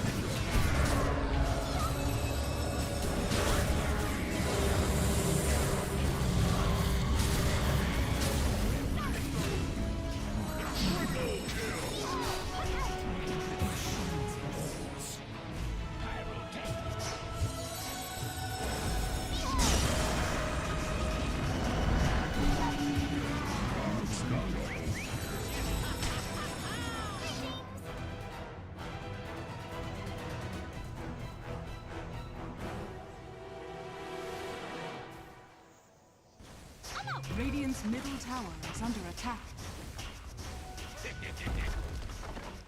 Radiant structures are fortified. Radiant's middle tower is under attack.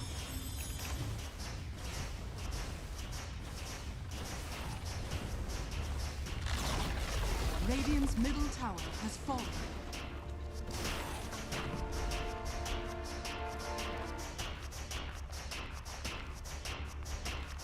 Dire are scanning. Radiant's middle barracks are under attack.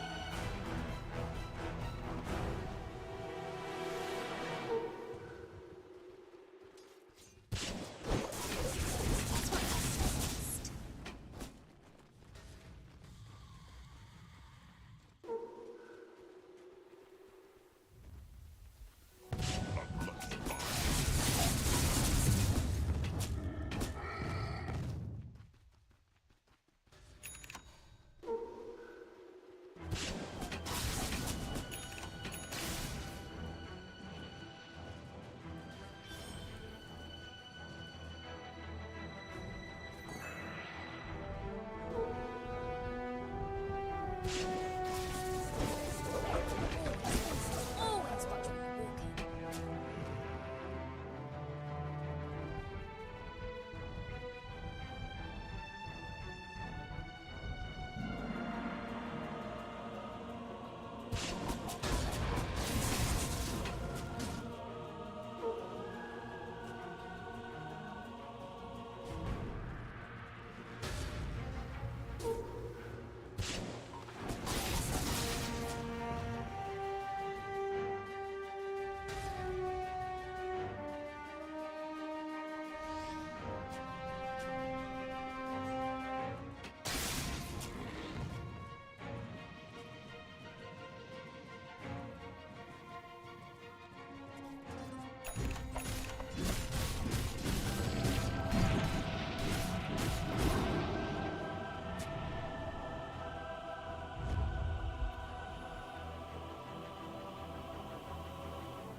Radiant are scanning. I'll take that.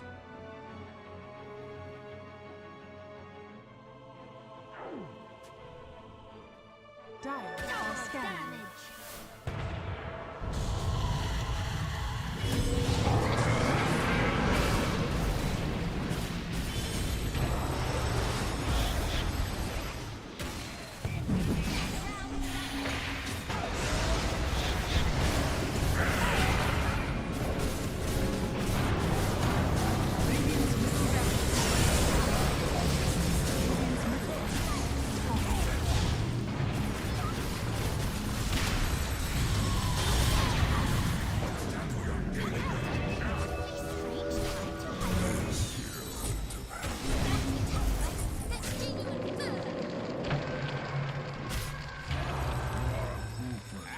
That's what I'm talking about.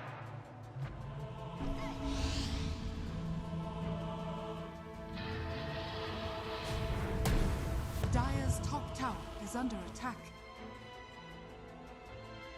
Radiant's bottom tower is under attack.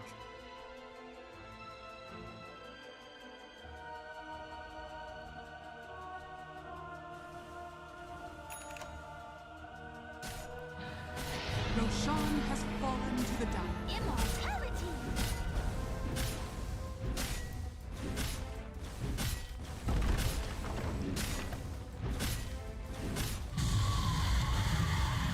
Radiant's bottom tower is under attack. Radiant's bottom tower has fallen.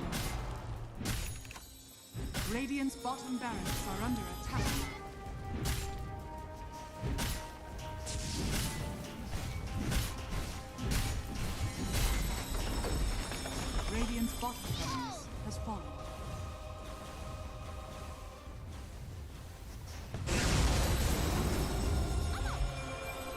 Radiant structures are fortified.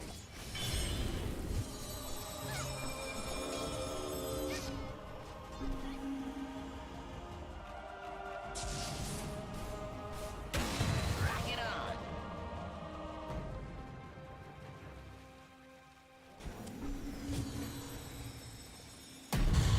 Radiant are scanning.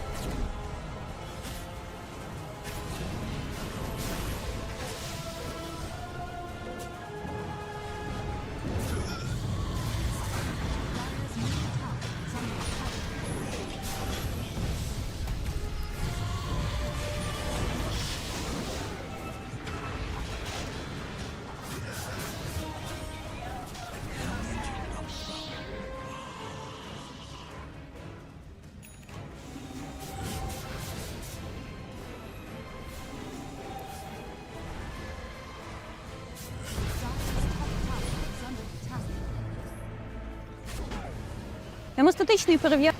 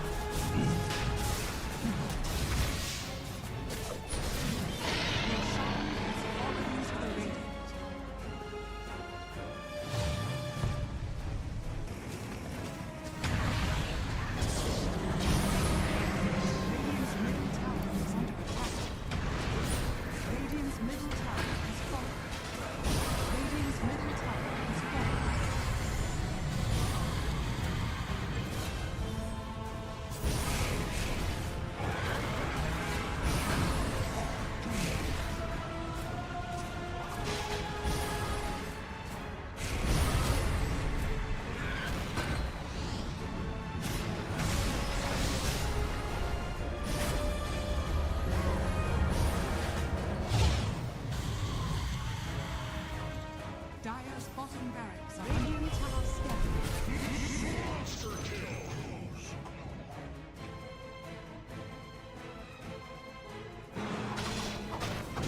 Dire's bottom barracks are under attack. Dire's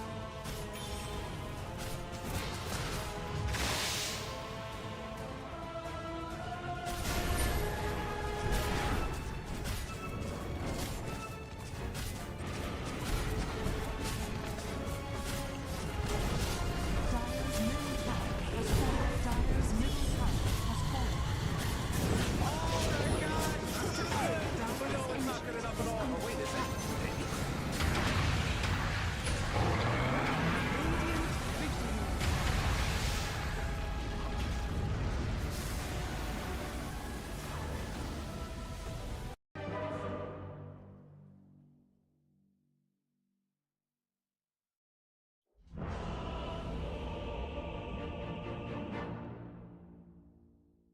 Dead.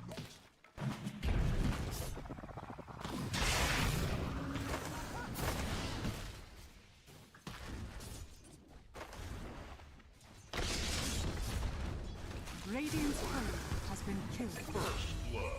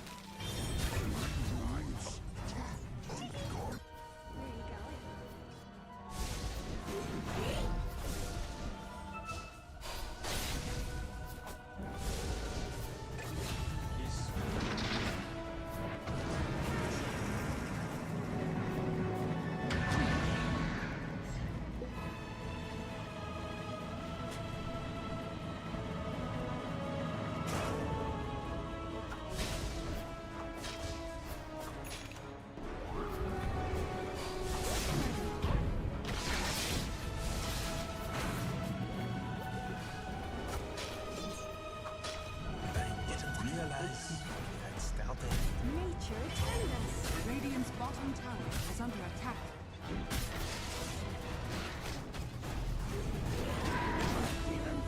Dire's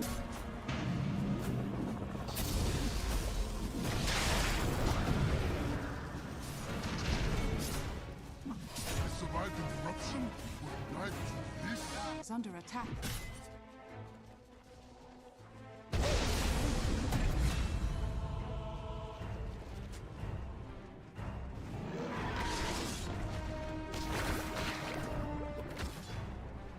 My name shall live.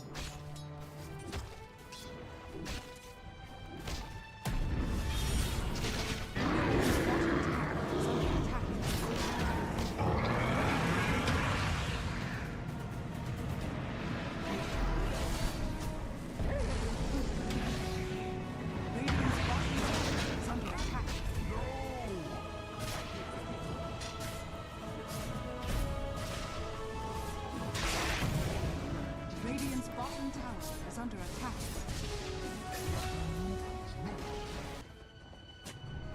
Dire team back. Radiant team back. Yeah, get in that zone. Dire team. Thanks for trying. Dire down. 10 seconds remaining. I need to figure a way to light my Aegis in the background. Wait, give me a second. Radiant team ban. Dire team ban.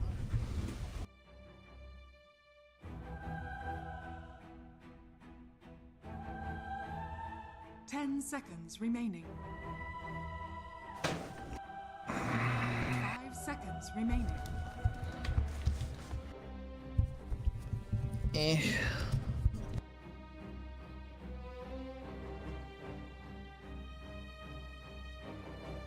Damn. Damn. Cool though. Whatever it is. Is that a Midas mode poster?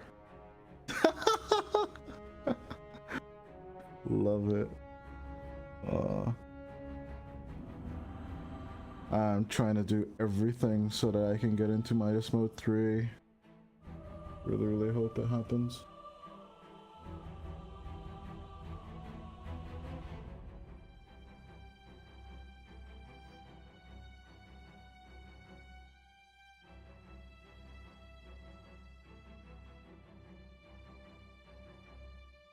Dire team pick.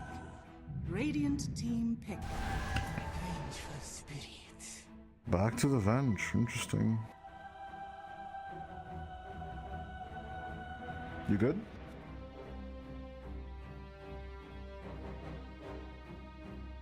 Oh, Frisbee? 10 seconds remaining. Ah, just Jim. Gotcha. 5 seconds. All this remaining. cleaning is basically all I needed as a workout. Wash the window. Wash the window.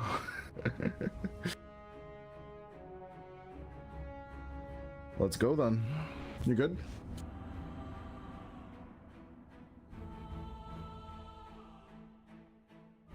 Ladies and gentlemen, welcome back to game numero 3 here in Plasma vs X5 Gaming. Me llamo Dodai y es mi amigo Dire What is- team ban. De Tuyama or whatever. Your name is Malibu, Jesus. Tayama. Oh, it's because it's third person. Oh, god damn it. Yeah, that's where my Spanish extension goes, but that's the extent of my Spanish, obviously. Now my English sucks as well, but yeah, as we get the Techie's Vengeful Spirit, a bit of a return to game number 1, obviously, but no Hoodwink, no Radiant Batrider. team ban. A bit of an address from both these teams.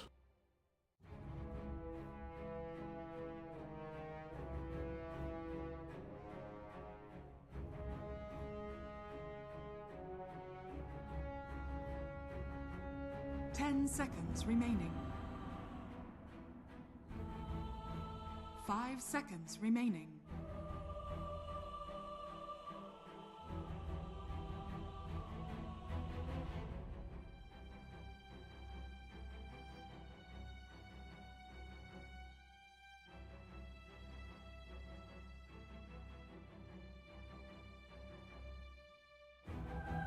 Radiant team pick. Dire team pick.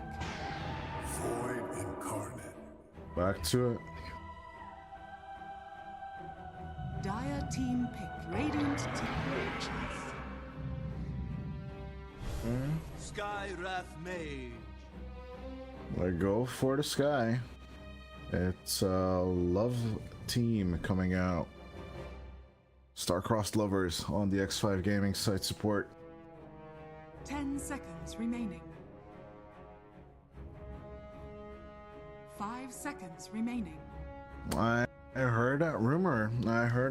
I would not be unhappy because I'm a big Vengeful Spirit enjoyer. Highest win rate hero of mine. And yeah, it's been a while though. I don't like picking her ever since double nether swap was removed. I just don't like it as much. That was the good shit, but the damage mitigation is not bad at all. So I might return to it, but I don't know. Maybe now that we watched the Vengeful play, you know, I'll say inspired, yeah, just a little bit. But yeah, the Skywrath Mage position 4 has been a thing for a long time. A bit fell off during TI, but in the BBD days and here at EPL, it's especially popular. Pretty high win rate as well. Let me just check on our partner site, cyberscore.live. 10 appearances and 6 wins on the hero. As finally Slark makes his appearance. Has been banned for the 2 previous drafts. Interesting.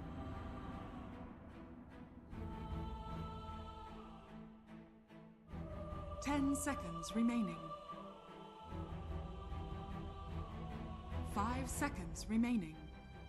Is the laning is hard though, now I think about it. Dire team pick. Enchantress.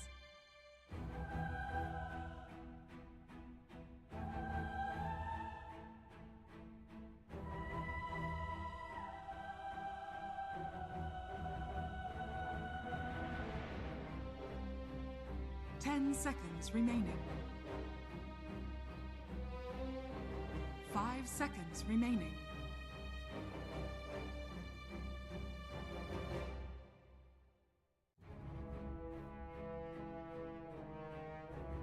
Dire team ban. Bloodseeker. Okay.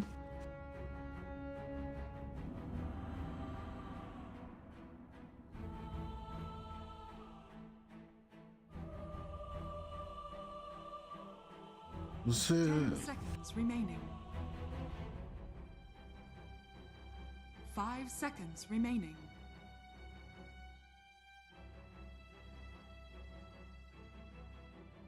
Impossible. Radiant team ban.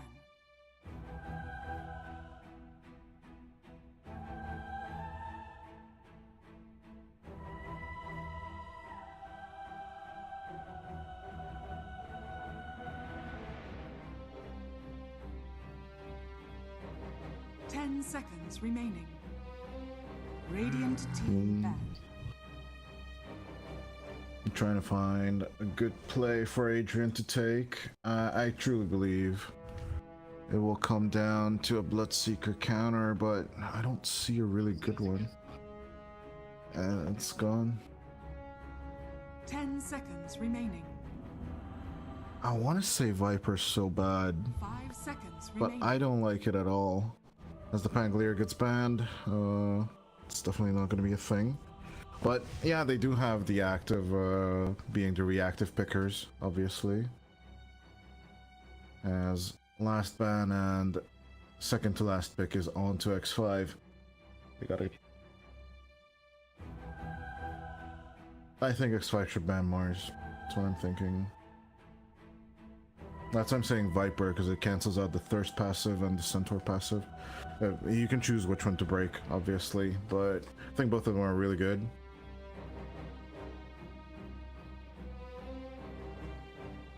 Yeah, eventually.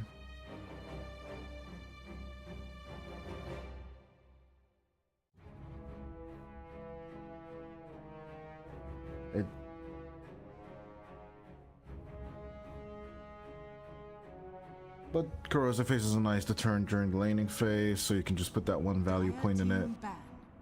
As with the Retaliate in game number 2, it could be a similar vibe, as the Puck ban is really good against Sebas.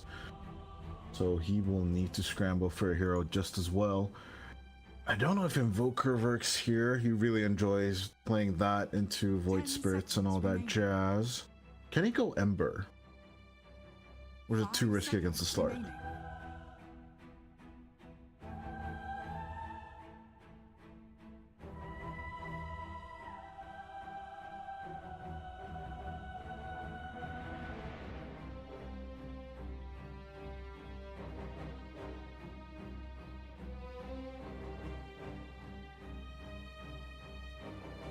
Yes, he does. He usually gets the Disperser, doesn't he?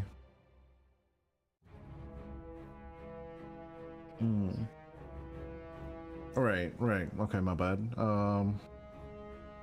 Yeah, because you usually go Diffusal Blade Ags, then Disperser, MKB if there's a Butterfly Hero, blah blah blah. Yeah, right. You're absolutely right.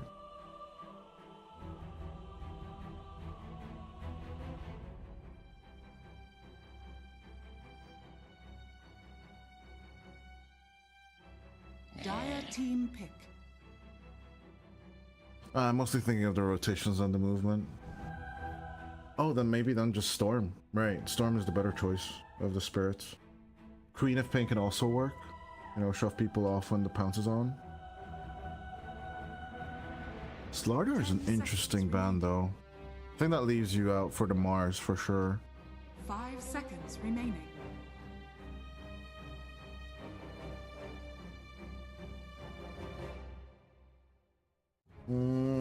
Too much magic damage coming out from the sky. You are just offered as a...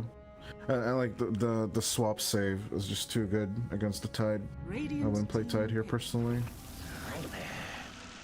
They take the Viper. Okay.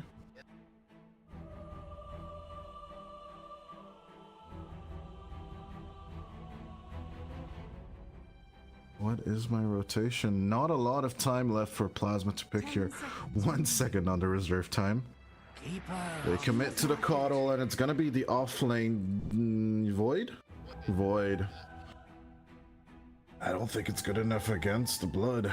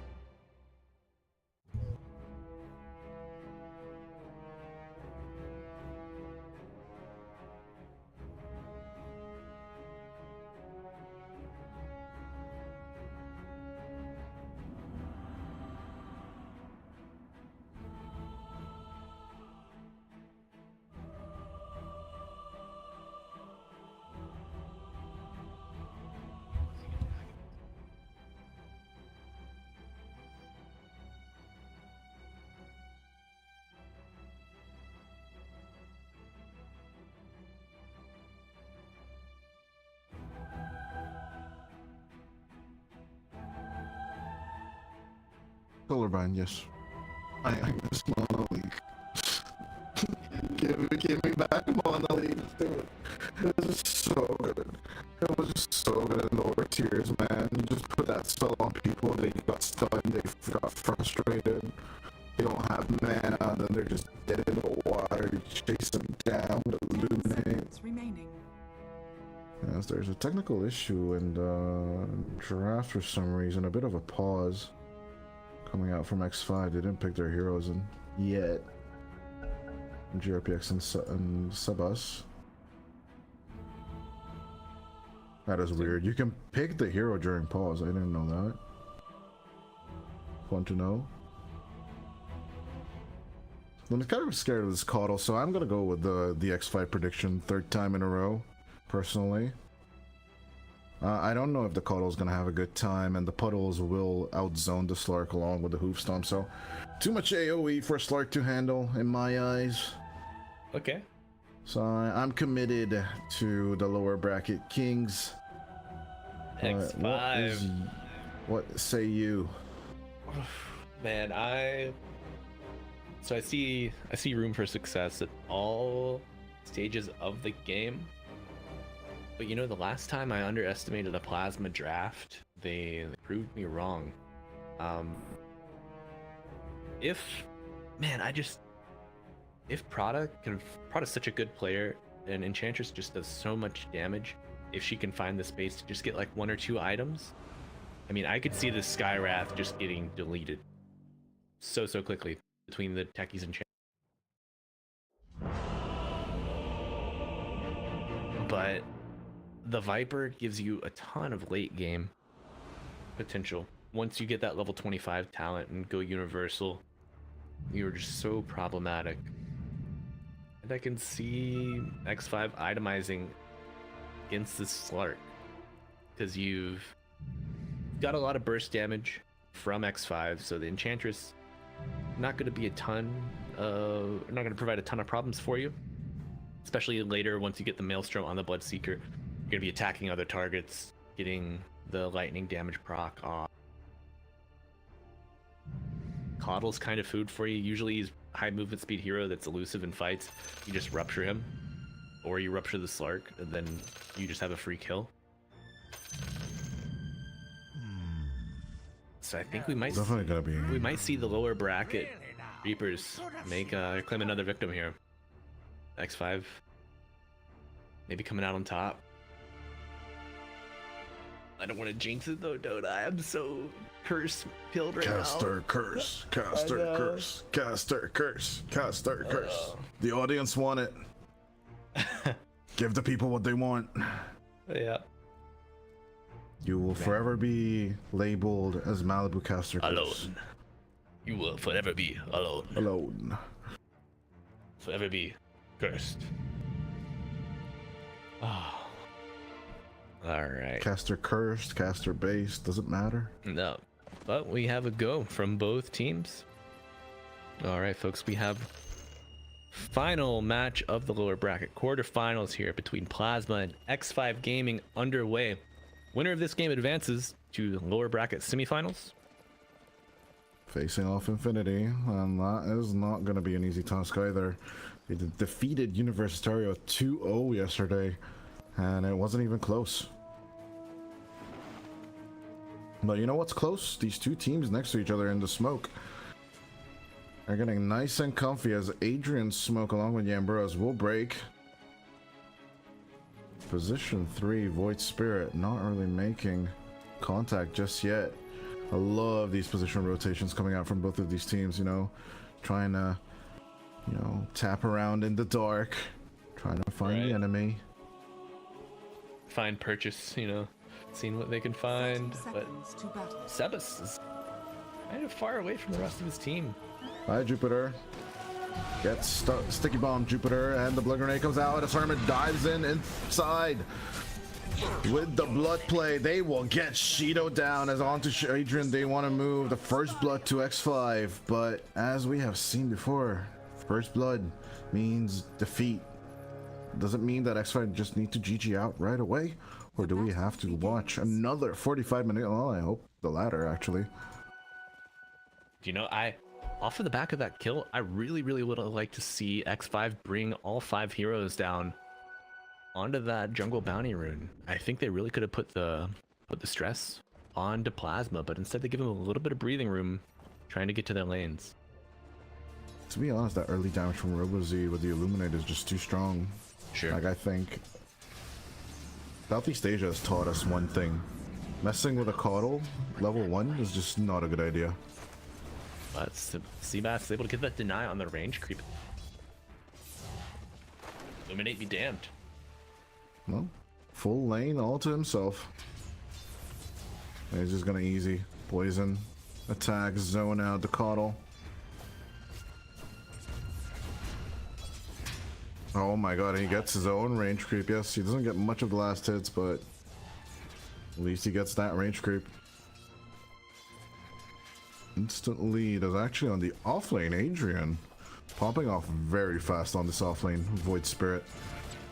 What do you build on this guy? Is it the same thing as the mid lane, or are we looking for some variety? I think it's going to be similar to what we saw in game 2. Got like the Treads, Bracer, and Mage Slayer. You really need the Mage Slayer against this Viper, against this Skywrath. And the Astral Step is just such a good initiation, so you will never need to get Blink, as offlaners usually do, so bit of a saving grace there. Yeah, I mean, it does so much. You could see Adrian getting stunned, probably going to get hit with his silence too, but pulling back Shroud with the Remnant. Both cores quite low. Here able to pump in those right clicks from far away. Shroud getting a Tango shared from Yanbura. Amber is happy with that magic missile hitting, and then they could get some damage off as the Stick Bomb connects onto Shroud. This is bad though for the blood, despite having thirst. A bit of zoning with the blood rate should solve things. Eventually. Yenbura is zoning, that way Shroud gets all the ticks on his salve also. Great support play coming out. You know, Dodai's little micro play that I've seen coming out from these cores, they are just backpacking their iron branches and their circlets just to get even more regeneration from their tangos. You don't do that? I try. I get the big items like when I use mana boots or something, but I'm not that good, you know. I usually get my wand because I'm a scrub really early, and then just backpack that. That usually helps a lot. You were doing But very well. I'm very proud. even that just gives you so much more regen than the original. True. Just keeping it in. Seeing It's a some big aggression miss. for this bottom Lotus. Well, 3rd minutes in, I guess. Peace was never an option as Prada and Jupiter face off for the Lotus, but eventually it's gonna fall to GRPX. Backpacked immediately. And man, interesting play. Oh, GRPX blocking the hard camp with his... No, wait. Dive onto Shido. As they even get the kill onto the Slark. That double edge just doing the work. So Nature's Intent is not going to be enough to keep the Slark alive. Yeah, X5 off to a 2-0 lead here. And on to Prada. Make that 3. God. Dude, that's so much damage, bro. He doesn't even... Centaur on Centaur action. Yeah, and imagine, like, once Skyrath starts using this Ancient Seal, Centaur's gonna be pumping out even more damage. Like, Double Edge is a ton early on. He's got 3 gauntlets of strength. So you're getting extra damage on those double edges. And in the top lane, Kiri using the Suicide Squad. Blast off, getting forward onto Yenbura. Yenbura almost to the safety of the tower. Gonna put some damage onto Techies. Won't get him low enough to fall to the right Easy click. catch. Yeah, the Blood Rain will take the kill. Favor of Yenbura, but Shroud is just happy to right click anyone as long as he can. Yeah, Shroud really benefiting from that experience. He's going to have enough gold for his phase boots. Adrian going to be starting to suffer in this lane, though he is doing quite well. 19-6 to a 21-5 Blood Secret. Yeah, not too shabby at all, but at the same time I really want to see him start his initiation item, and you said it's the Mate Slayer. Curious to see if working. Dodai, something to not be overlooked. Yenbura, before the bounty runes, landed a sentry, blocked that medium camp for Robo Z, who just now unblocked it for about 5 minutes into the game. It's going to slow down his farm significantly. Speaking of slowing down farm, Shido's already under half health. Holy hell. Yeah, also Robo Z a little behind on them last hits, and of course Sebas just sitting pretty with this Viper. Not the expected outcome when you see the last big coddle. Pounce coming out onto Hermit. Already lost 3 Essence Shift stats. Gonna walk out unscathed. Jupiter's coming around the bend, but he was under vision just for a little while. They do see the Mud Golem. They're gonna ignore it. As a very low HP Shroud is just dancing about with the Thirst. But no one low on the enemy team. He needs to re-heal on creeps. Misses the big creep. Yeah, bro. Bit of a turnaround coming out from Adrian. In comes Miranda. They dive inside the Blood Raid, but it doesn't do much for Shroud or Yambura. Hermit also pretty low on the bottom. Who dies first on X5?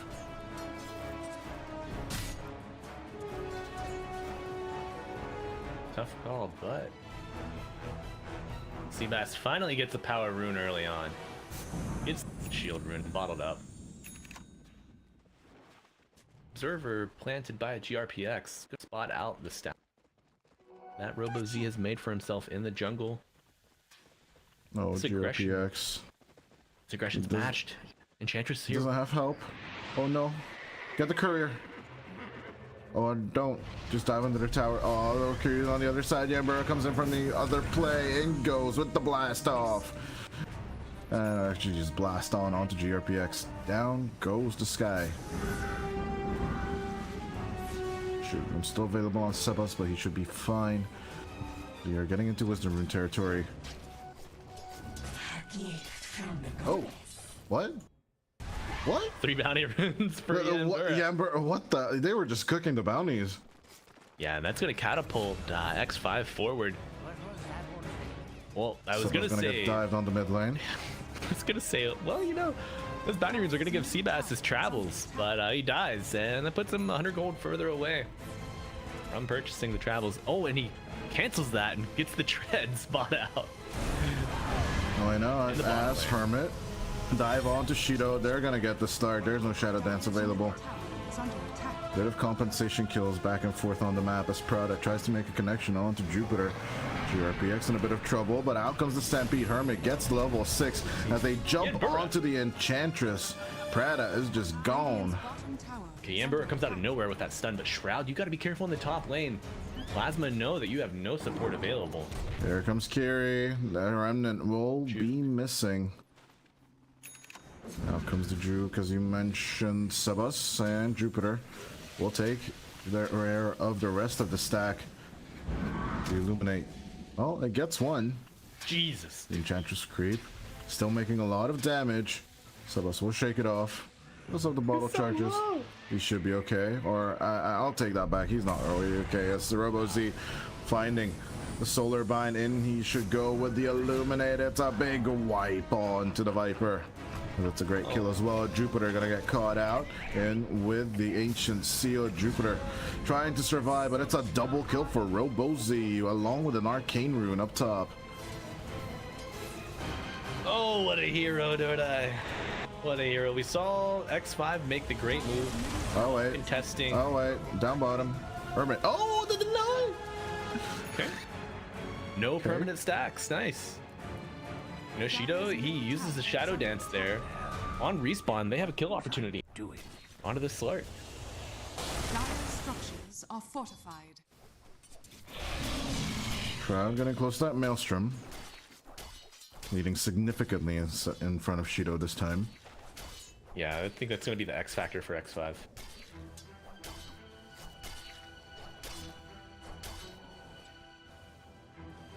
Both supports from Plasma. Looking at GRPX here. And they go with the Stampede, a nice catch. On to Shido as a Rupture goes out. I guess it was onto the Stark as Prada trying to escape. The Enchantress will eventually skedaddle away with the Bambi. Oh, Robo Z's ready to party. He has the boot to travel, finish off the back of those kills earlier. Instantly with the turnaround. Almost had Spirit Vessel also. Gonna limit the healing output from this Bloodseeker. Oh, and Hermit. You should have built your house somewhere else in the woods, my friend. Nope. Not like this. Not like this, is Shroud. Do they have a catch onto the Bloodseeker? I really don't think so. Spirit form still lasting for a long time. They do see Shroud now. Daytime and all, but no real turn onto the blood. Zadrian doing some pressure onto the top lane. We'll go for that Mate Slayer as you mentioned. Yeah, you know, the Astral Step combined with the Resonant Pulse gives you a little more wave clear than you might expect from a Void Spirit. And we see Hermit rotate top to match the aggression, stop this push. This is wave killed and the catapult soon would fall. Find a little bit of time, a little bit of map space for your Bloodseeker. About 400 gold off of this Maelstrom.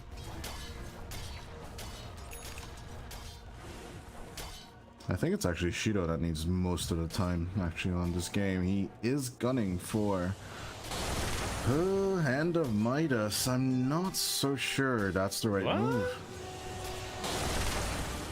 That's how bad the laning stage went for the dude. And he feels it. Damn.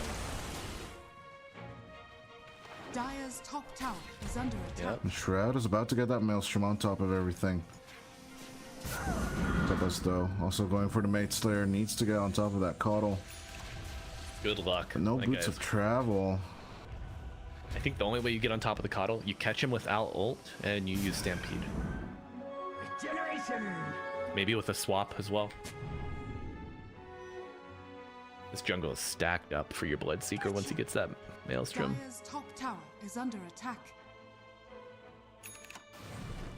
Yeah, they might just pull one more on it. Radiant's bottom tower Power is of the under Venge.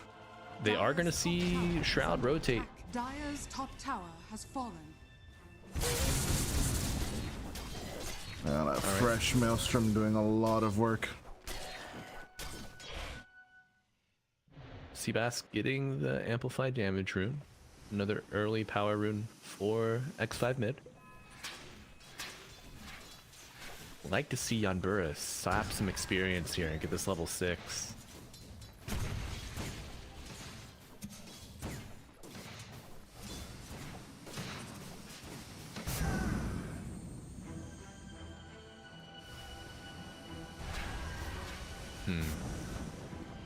Dodai, I think the next big power spike we're going to see. Okay, Seabass has the Mage Slayer finished.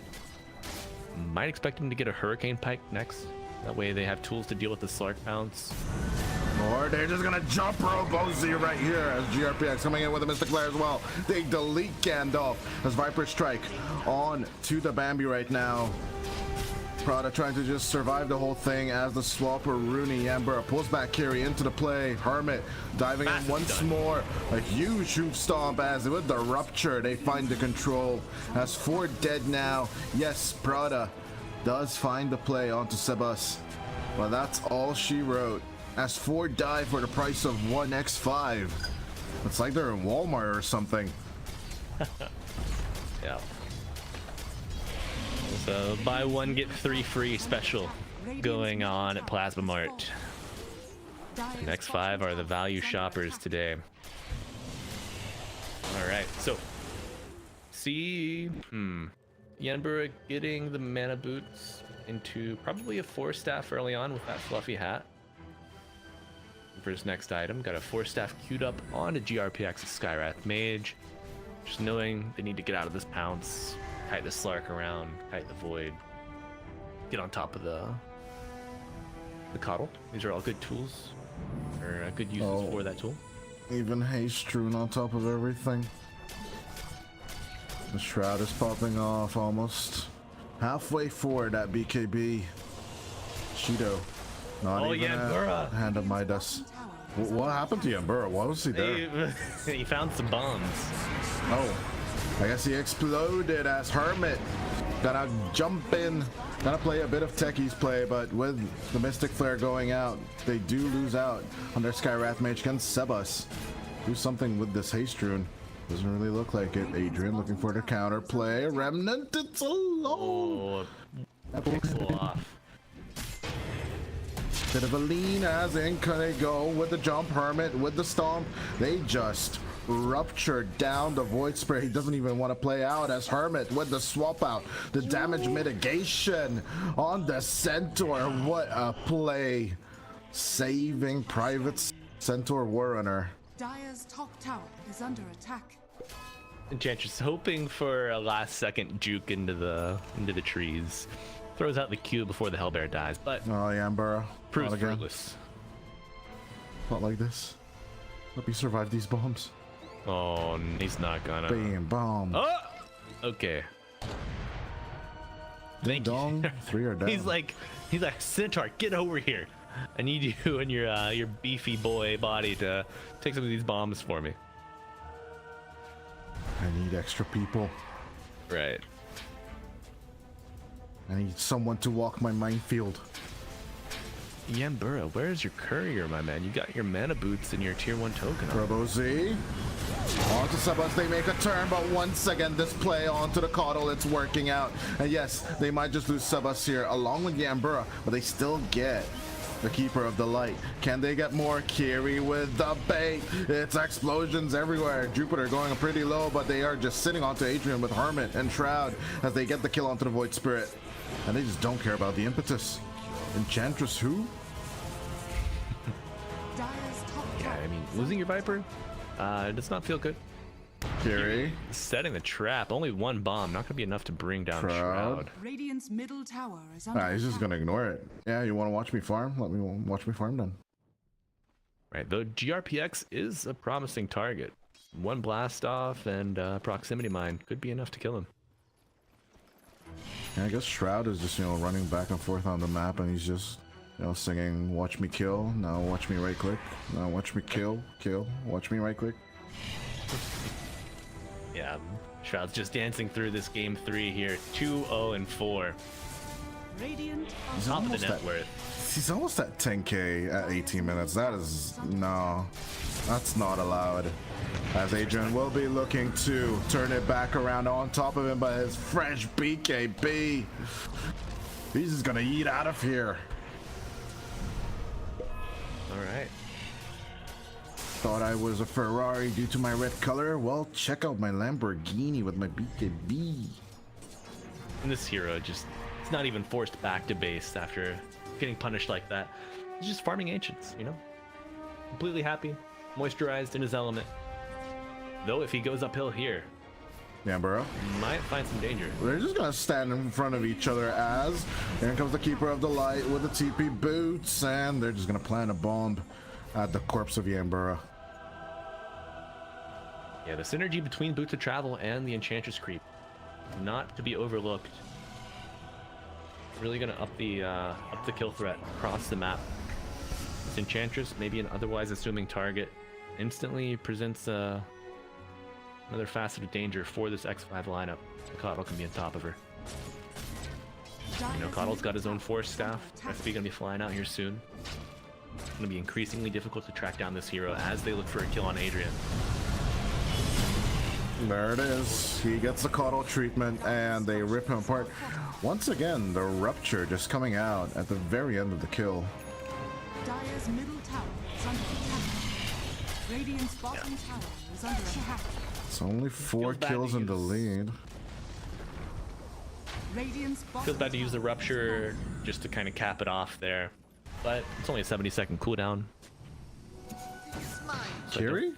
Dire's courier has been killed. Even get the courier. I don't know what Kiri is doing. He really likes this area. Yeah, Under the cliff. He's trying to protect his observer ward, and he knows in the tree spots, the cliffs. Here comes Oh my Sebas God! and Hermit. They just don't care. They dive on front of top of him as a Viper strike on the Enchantress. They will get the damage of not in time. And Prada is like, yes, I survived that with a sliver of HP. You know what? Nyenbura has the presence of mind. He's like, man, if Kiri Radiant's middle tower is bombs, under attack. if Kiri's playing Hermit here, doesn't they care. must have vision. Hermit doesn't care. No. He's just like walking through all the explosions. He's got Royal Jelly, to be fair, so he can just recover from that. True. Robozy and Shido now farming together. Slark's made a bit of a recovery. He's not quite top of his team's net worth, but he's pushing there. Just now passing the Coddle. He has the Mage Slayer finish, so he can show up to these small skirmishes. Oh, hi, Shido. No, it's instead gonna use this high Prada. Shido can't really do anything in this fight, although Adrian joining in with the Stampede. X5, they're not gonna looking to be run away as Shroud just keeps on fighting. They have the Rupture out the Robos. He cut down the Gandalf as Kiri will also die to the poison. Now time to turn onto Shido and Adrian.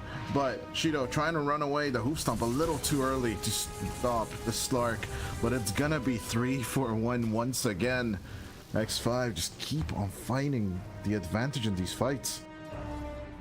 Yenbura there swaps the Skywrath Mage, which in turn it saves his life, number one, but it buys enough time for the rest of X5 to get 2 more kills. And then he just kites the cores around, and they get nothing further than that. Really great heads-up play from Yenbura, and then the speedy quick Skywrath Mage. Able to juke with that extra damage barrier provided from the swap and the Glimmer Cape. Really heads-up play from the support.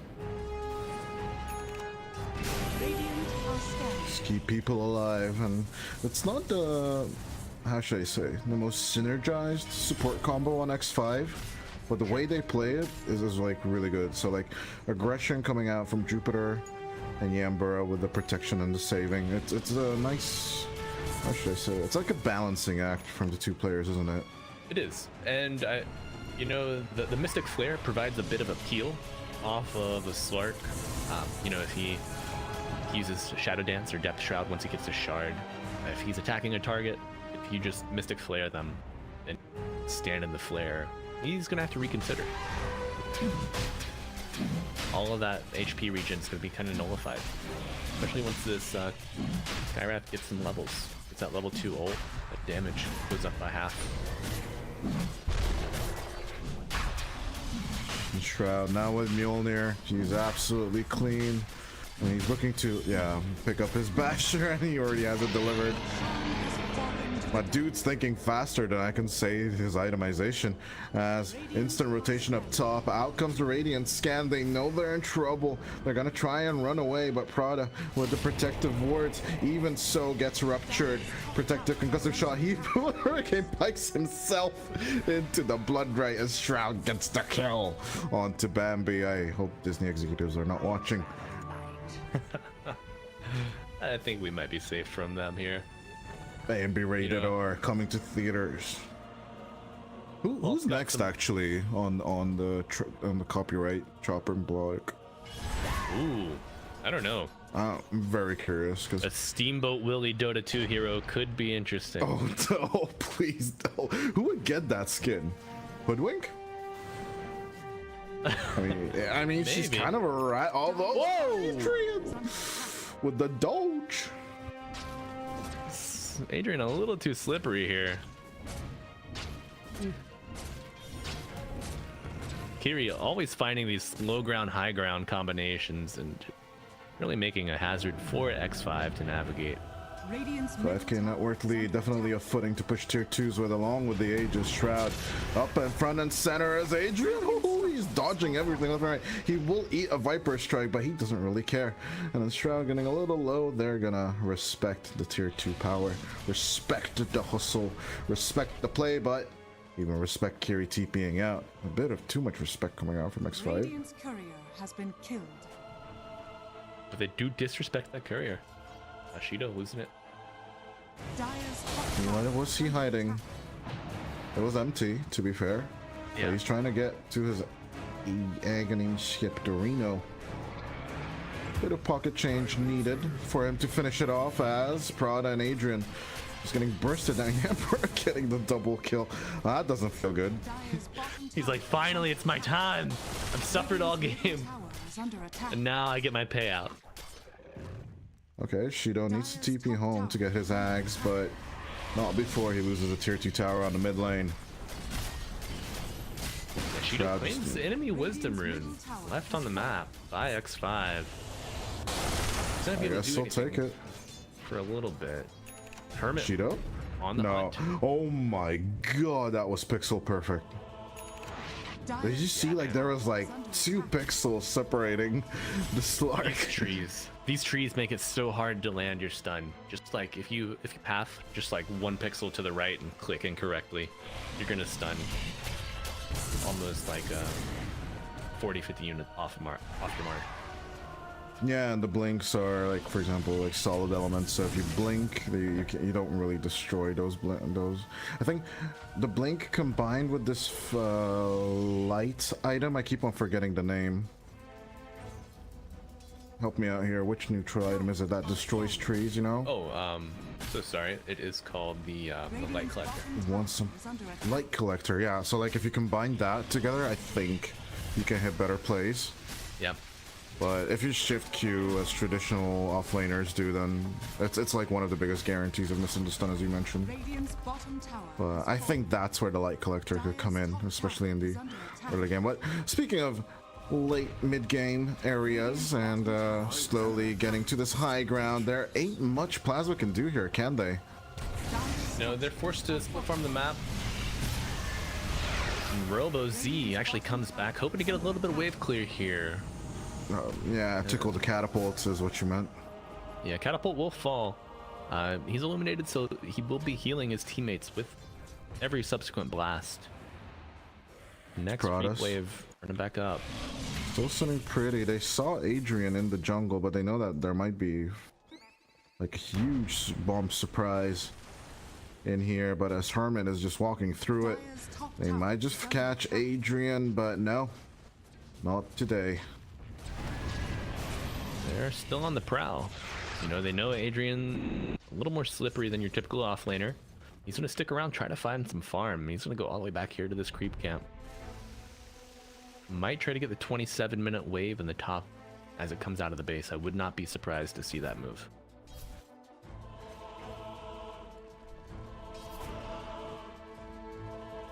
Oh, and Shroud blocks the creep spawn. Ooh, a Blink Dagger picked up on the Bloodseeker. I like that. You need the gap close against this Keep the Light. That might be the tool to do the job. Radiant's middle tower is under Agent Oh, fires. Aegis. Cheeto, very slippery. GRPX. Oh, it's night. He doesn't see him. Walks right by him. The Slark increased vision at night. Gonna help out there. But it doesn't matter now. Oh, they're focused on the tier 2. They want to push out the last wave so that they can finally high ground on their next rotations. And yeah, they can even sacrifice their tier 2s up top, Radiant's top tower has fallen. or even just the bottom tier 1. They're absolutely fine with this. As backdoor protection protecting the tower on top lane. Dire's top I don't know tower if with the help of Shido they can get it. But they're definitely going to take the Tormentor first from the enemy. Dire's I'll bottom take tower that. is under attack. Gonna get the 28-minute Jerpy. wisdom also. X5 claiming both. Yeah, they're definitely in the control. I wouldn't be fighting in this if I'm Plasma. As Hermit looking, not finding Sag. As Adrian. Oh, hi. Gonna go in with the double edge. We'll try and stun it out, but out with the play. Hermit looking about. Oh, once again. This must be really frustrating for Hermit, to be honest. You know, yeah, Hermit does a great job of navigating around the placed remnant, but he's just not able to find purchase with that stun, unfortunately. Though, I mean, you have forced the TP out on Adrian, so it's gonna be another minute before he can get super cheeky cut waves like that again. And we see X5 there, happy to press this advantage. The Manta's gonna break the silence. Dire's Adrian gets out bottom unscathed. tower is under attack. Under vision. That Watcher is taken on the high ground by X5. So they will know. Lose movement. Dire's bottom tower is under attack. And they're getting ratted by Enchantress creeps, by Void Spirits. They just need to get a tier 2 tower to just get some outpost exploitation on the map anyhow. As Adrian, he's just gonna dodge with the Glimmer Cape. He don't care. He will just silence up Mr. Void Spirit once again. Manta available on Adrian, so he should be fine. As forced that forward, Yambura wants to get the catch. What a hiding spot from Adrian. He knows the information with the ward. Onto Yambura he moves, but once again the silence with the stuns. This time the Manta does not save you. Swap out for the damage mitigation. Yambura will not die as they get Adrian as well. After, yes, Kiri fell down off screen. But Shroud going in for that Scotty. And the Slark nowhere even near. Just mate Slayer and a Aghanim Scepter. I don't know. This doesn't look good for Plasma. Yeah, I mean, with the nerf to Motis, it's not the shining example of farm acceleration that it used to be. And when you're not fighting on Slark, you are not getting as much gold as you could be. Not a hero that does like the split farm game as well as some others, especially a Maelstrom Bloodseeker. He's able to move around the map efficiently, but this is a hero that needs hero kills. He's got 0 stacks of agility stolen, like no essence shift at all. That's just not where Shido wants to be at this point in the game. 14k net worth compared to Bloodseeker's 22. I mean, your Keeper of the Light's doing quite nicely.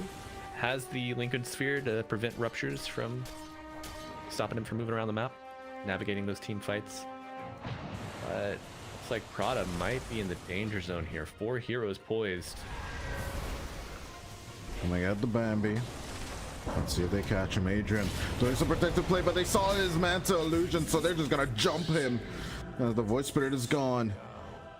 Shido, they need to disengage. In with the twin gates. They're just out. It's collapsing onto the Roche pit. They're setting up for Roche number 2. But only a minute and a half later will they be able to see it.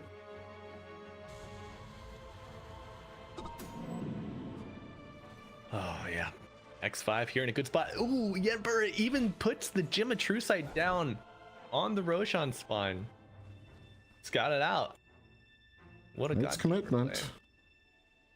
Commitment. But they sufficiently scouted the area. There was no one here, so. Radiant are scanning. If they pick it up, they have Stampede reaction back inside the pit, so. Double damage. This is comfy. I like doing this play as well. Yeah, I don't think they have to worry about Plasma being that far out of the base. I miss having couriers. So just couriers inside the Roche pit and just dancing around with the other enemy couriers. As stun up onto the Void, but easy man to disengage. Yeah, I mean, Void Spirit not typically the hero you think of being super tanky, but he's got 50% magic and physical damage reduction with that Mage Slayer, with all of the agility that he's stacked up, which is a ton of armor. They don't really seem to care. Sebas with the DD room from the low ground. He's just poison attacking. Yeah, that shard has made this hero so potent. Especially with the Hurricane Pike as well. He's just right-clicking on against this. They do mitigate the Observer Ward on their high ground. They try and push back. Nice Force Staff inside of Sebas. Out with the Stampede. Run. They don't need that swap. No Yeah, need. Burra completely griefs Sebas there. Oh my god. No swap. Oh. I don't have swap. I'm too far away, dude. I don't have. Was it Yambura who did the first step push? No. Yeah, it was. I thought it was Prada. Wasn't it? No. Yeah, Yes? it was Yambura. No? It goes. Oh, dude. I guarantee it. As soon as it happened, I clicked Yambura and it was a 20-second cooldown, and I was like, oh my god. Lol. Dude. All right, Roshan has spawned. Second iteration of the bad boy. He's got the banner. I do wonder if they're gonna wait until nighttime to get the cheese. Yeah, it really looks like they're ignoring it, or they just want to wait for the enemy to try to make their way over here. But no, it looks like they're gonna try and take out Rocho. There ain't that much in the department of the damage amplification, other than the Wave of Terror. But I guess they're gonna take that. Yeah, this Bloodseeker is very intimidating. Slark does have the Lincoln Sphere. We're gonna have to navigate around that if you want to get a rupture on him. Middle tower is under attack. This Shroud guy on the Bloodseeker is a thick boy, as we call them in the industry. Triple C's. That's part of the biz lingo, you know, thick boy. But yeah, 3 Lincoln Spheres on the side of Plasma on every single core. So you don't have to coordinate with your teammates if you want to pop this. You can only double as well. You can only double up the item now. You can't triple it. You can't quad it. True. Not like back in the old days as Sebas. Gotta get taunted onto that high ground. A few more explosions as Hermit. Happy to just soak up some of that proximity mine damage. Sebas just ignores everything. He doesn't have the Aegis. He doesn't have anything. He'll just sit on that high ground as finally out comes the swap. Yambura. This time around, pulling out the Viper from danger. As, oh my god. It's like a red polka dot area here on the high ground. Yeah, you do not want to go for a stroll near the mid lane. Kiri been busy. Actually, just the high ground in general. Look at this. Slark's out of base right now. You could take this single rack. Sebas. Pushed out once again. The Viper backs off. Shroud. Gotta get the solar bind, but he'll shake it off just as well. 36 minutes in. Shido still not looking great. He doesn't have that diffusal blade, and we want that dispel on him before they take a fight. Though he does have the depth shroud along with the Aghanim scepter, I think he still lacks a lot of damage with no permanent stacks on the hero. Yeah. This has been a painful game for Shido. Blink forward, not gonna find Adrian. Adrian covering his TP with the Aether Remnant placed in the trees. See the diffusal blade finally purchased on Slark. And we are at 37 minutes now, 26-13. Only a 5k net worth lead. X5, they've been controlling this game quite well, but perhaps not extracting as much net worth from the map as we might expect. But on the other hand, staying together as 5 has limited the kill potential of Slark. You know, he's not been able to find these pickoffs.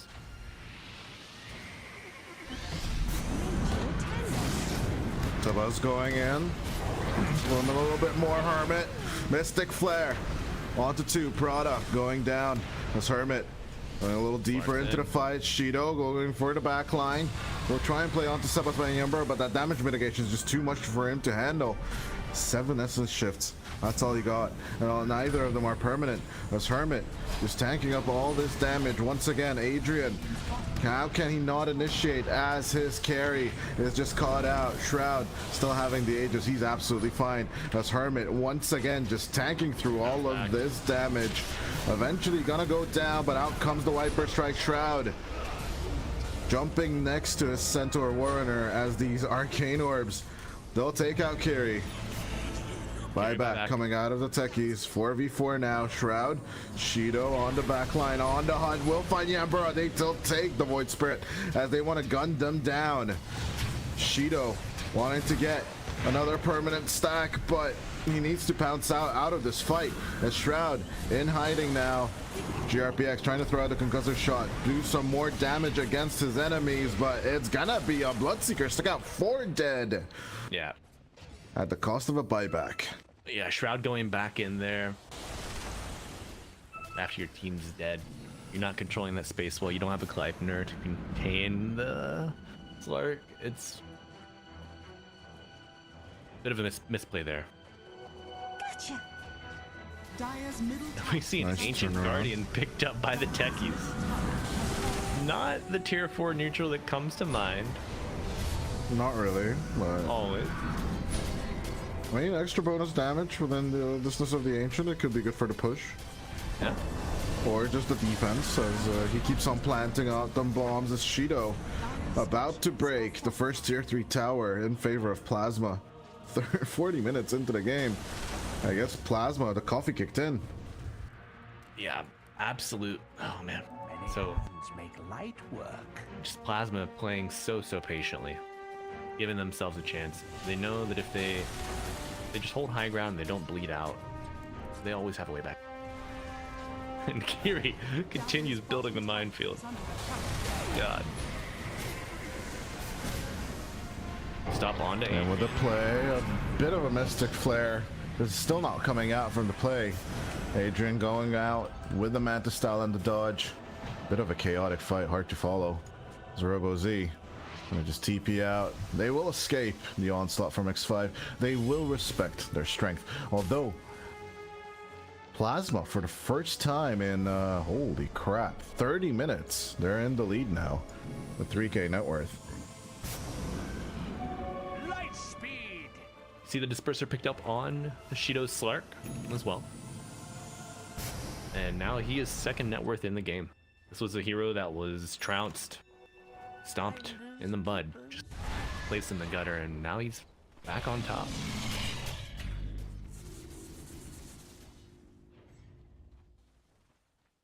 Really interested to see how X5 choose to itemize to limit the impact of the Slark moving forward.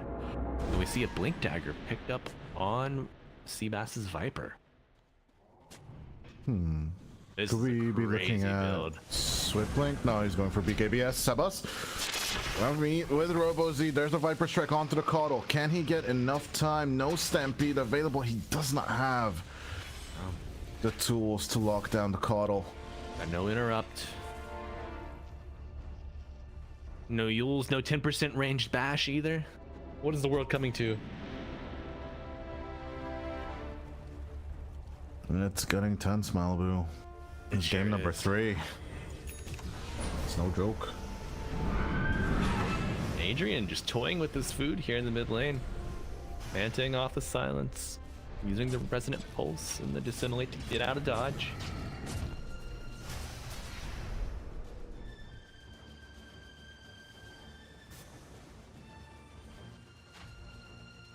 See, BKB picked up on Prada. Well, a lot of magic damage from X5, and he's not going to have to worry about any of that. Well, 50% of that at least. Godai, looking back on it retrospectively, how do you feel about the BKB changes? Do you think it should have been untouched, or Nah, is I it love the best? it. I love Yeah? it. I love it. It's so good. I love that the BKB got put into the trash where it belongs. Nah, it's not bad, you know, it's still one of the main items you need to get, especially if there are a lot of disables on the enemy, AoE or target based or not. But it definitely changes the pace of the game. I think it's way more interesting now than it is. Oh my god, we have 10 BKBs on 9 heroes. It's horrible. I'm not enjoying this. It's the same game over and over again with 60-minute late games, and everyone's just extremely farmed, but everyone has the same itemization, you know. Lincoln's BKB and Abyssal Blade. Holy crap, when Abyssal Blade had range, that meta was whoa.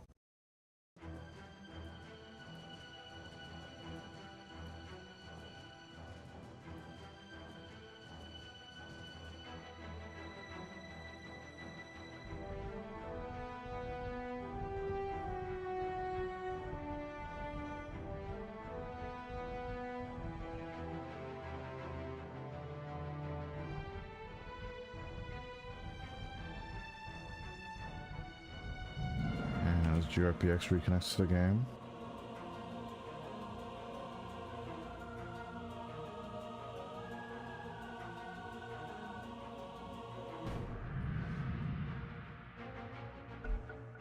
Abyssal would blink you to your target. It was in Dota. It was actually in Dota. Originally it was in Han, I believe, but it wasn't called Abyssal Blade. It was something else, I believe. But yeah, they took the concept over, and I still have PTSDs of Shadow Fiends jumping on me and just letting their souls out against my body. Right. I still I cry love at that. night and have nightmares. You're just don't wish walking that on through the anyone. jungle, and then all of a sudden you're stunned from the Ursa. They're gonna find Adrian? Here. No, the hoof stomp. How does he do it? For the 1000th time, Hermit misses that hoof stomp. I would be so jaded if I'm Hermit this game. I'd be like, guys, just let's get this over with, man. Like, look at the scoreboard. We're leading with 11 kills. Yeah. And don't look at the radiant base. Oh my god. Look at Hermit's buy queue. He's got a sheep stick and a Yules. He's like, I'm going to find this void spirit and I'm gonna interrupt his TP. Least once. And I'm gonna give myself whatever I need to do it. If I misclick, I'll have something else. If I misclick that, by then my hoof stop will probably be up. We're fine. Hermit looking for Adrian. Pops the Shiva's guard, but he's about a screen away. Adrian in the trees.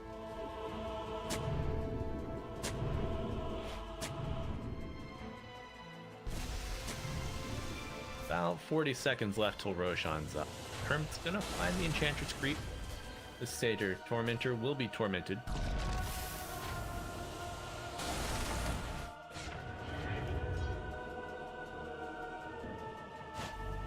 Ghost Scepter finished on RoboZ's Coddle, and he's got the Aghanims queued up.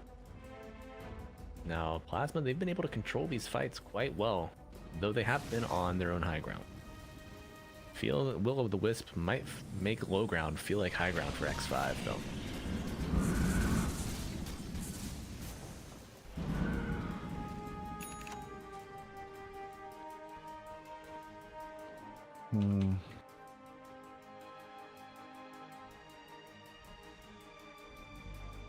Wow, Adrian got a Parasma? Man, he was so far behind early. He had a tough game.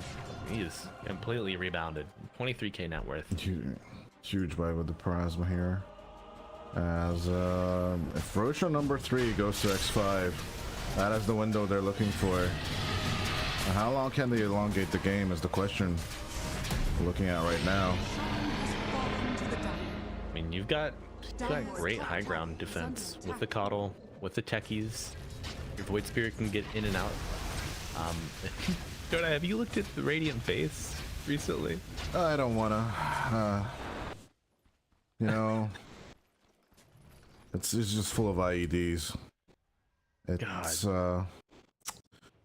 unapproachable area. As out comes the Stampede, trying to make the appearance or approach onto Adrian. Breaking the Lincoln Sphere, the Hoostomp misses once again, but the Mystic Flare is right there on top of the Void Spirit. They will get the kill as Sebas with the Glimmer Cape will be saved in the very last second. That's insane. That's like 2.6k HP, just almost gone. Like, that is the power of the Parasma. Viper even buys a Clarity for himself to help him that mana regen going, get him back on the map as quick as he can. They know that they have to capitalize off this Void Spirit kill. They're gonna try the buyback instead with the smoke up. Shroud is ready to rock and roll, has the Abyssal Blade on top of everything, and with the 5-man smoke up, they're gonna look for the wraparound play. Outpost should be ignored. They need to get onto this high ground somehow, but Kiri, think he's prepared for them. That's Hermit diving forward. We'll look for the hoop stop. Oh my Get out, God, young man! The bombs. The bombs.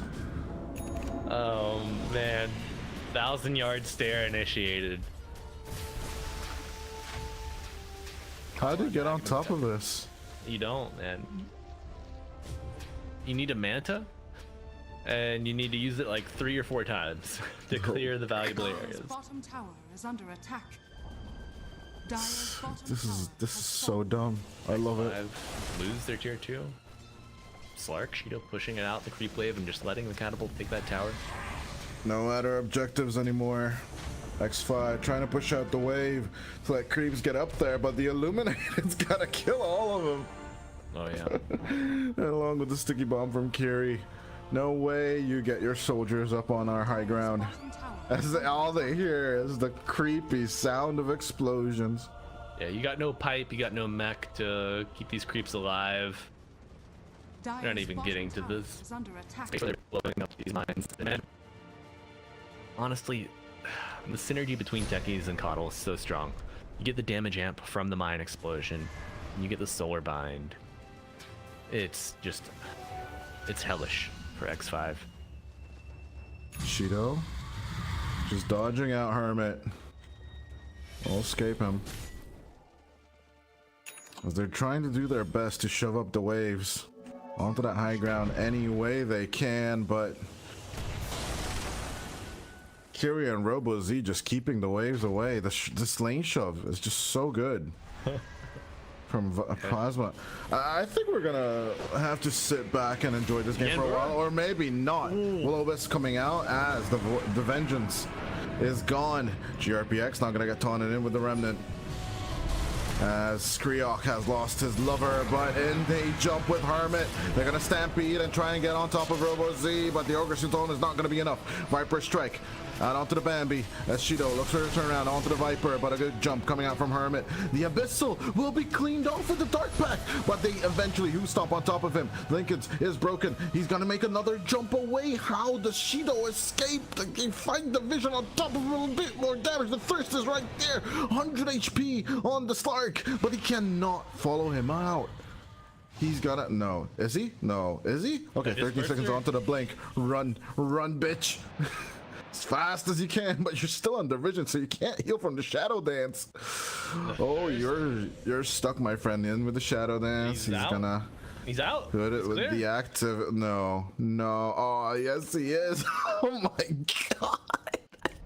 This is criminal, Dodai. Yo, this is illegal. As in with the jump, turn it around. Oh, to Sebas. Down goes the Viper. Shido, they're looking for the approach. Blink out. Coming out from the Viper's Hermit, diving in with the Shiva's Guard. Blocking off. A beautiful play with the pounce. Shido still looking for the approach. Wants the Viper on his tail. Oh, find the approach, but the magic missile does connect. Prada is just gone. As Shido gonna get the Viper strike. Gonna be broken down as Yambura will die on the back line. Adrian will find some control. Onto Shroud, they move on together. Now with the Depth Shroud. Now comes the Blood Ray. Shido, can he clear it off? Yes, he can. In time, but with the Stampede turnaround, they get Adrian. They need to save Trout, but no, they will lose the Blood Seeker as Shido all alone will get some backup. In comes Robozy with the Will-O-Wisp, catches two as the Mystic Flare comes out. The Shroud is so low. Shido, can he get out? Yes, he bounces away. He makes it as Robozy will find the control with a Will-O-Wisp. He wants to get a greedy, cheeky little breaky play onto GRPX's in. There you go with the blast off, Carry. Well, here's Mr. Bomberman, and he's gonna be funny with it. Gets the Skywrath Mage. And another escape of a fight won by Plasma once again. The patience is just paying off in spades, and man, I'm looking at the Radiant base, Dodai, and you ever play StarCraft? You ever play StarCraft? Yeah, the Radiance base is spreading like the Zerg. I know exactly what you're thinking. It's. This is why the hero is Octarine. It feels like the undead in Warcraft 3, dude. Yeah, you get the -3 second cooldown on the proximity mines. You get the Octarine, and then you are essentially the old techies at this point. Oh my god, if he gets the left level 25 talent, that's just... What the hell? Yambura, trying next to his high ground as Hermit, trying to commit on to the Slark. Will they? No, 15 seconds. They need to wait for the Bloodseeker to play this. They might need to give off the mid lane. As X5. And they just got way too late on this. But BKB will be expelled on the Viper, on the Bloodseeker. Shido, this guy was dumpstered. Now he has 66 essence shifts, and he's just styling on the enemy. This like is why we banned Slark, Dodai. His stats are abysmal. 3, 4, and 4. But yeah, it's the problem, upgrade. You know, it's the upgrade of the 3-2-2 stat break, right? This is the 3-4-4 stat now. Just wait till the 6-4-4, man. He's gonna be cooking. 6-8-8 now at this point. But Shido, no, I don't think this guy's dying anymore in this game. Whatever is gonna happen. Especially with the Lotus Orb picked up on Enchantress. Another dispel, another thing to deal with. X5. Are they looking for the wraparound play? They won't have Stampede for another 20 seconds as the sticky bombs get thrown out in front of the creeps. Kiri, he's just setting up for jumps. Come, Hermit, if you dare. X5, they need to get 25 on this Viper. It's gonna be a bit of a boon for damage for him, though he doesn't have a super stat heavy build this game. No Scotty, no Manta. Hurricane Pike helps a little bit. The Treads, obviously. A little bit of stats on the BKB and Orchid, but not a ton.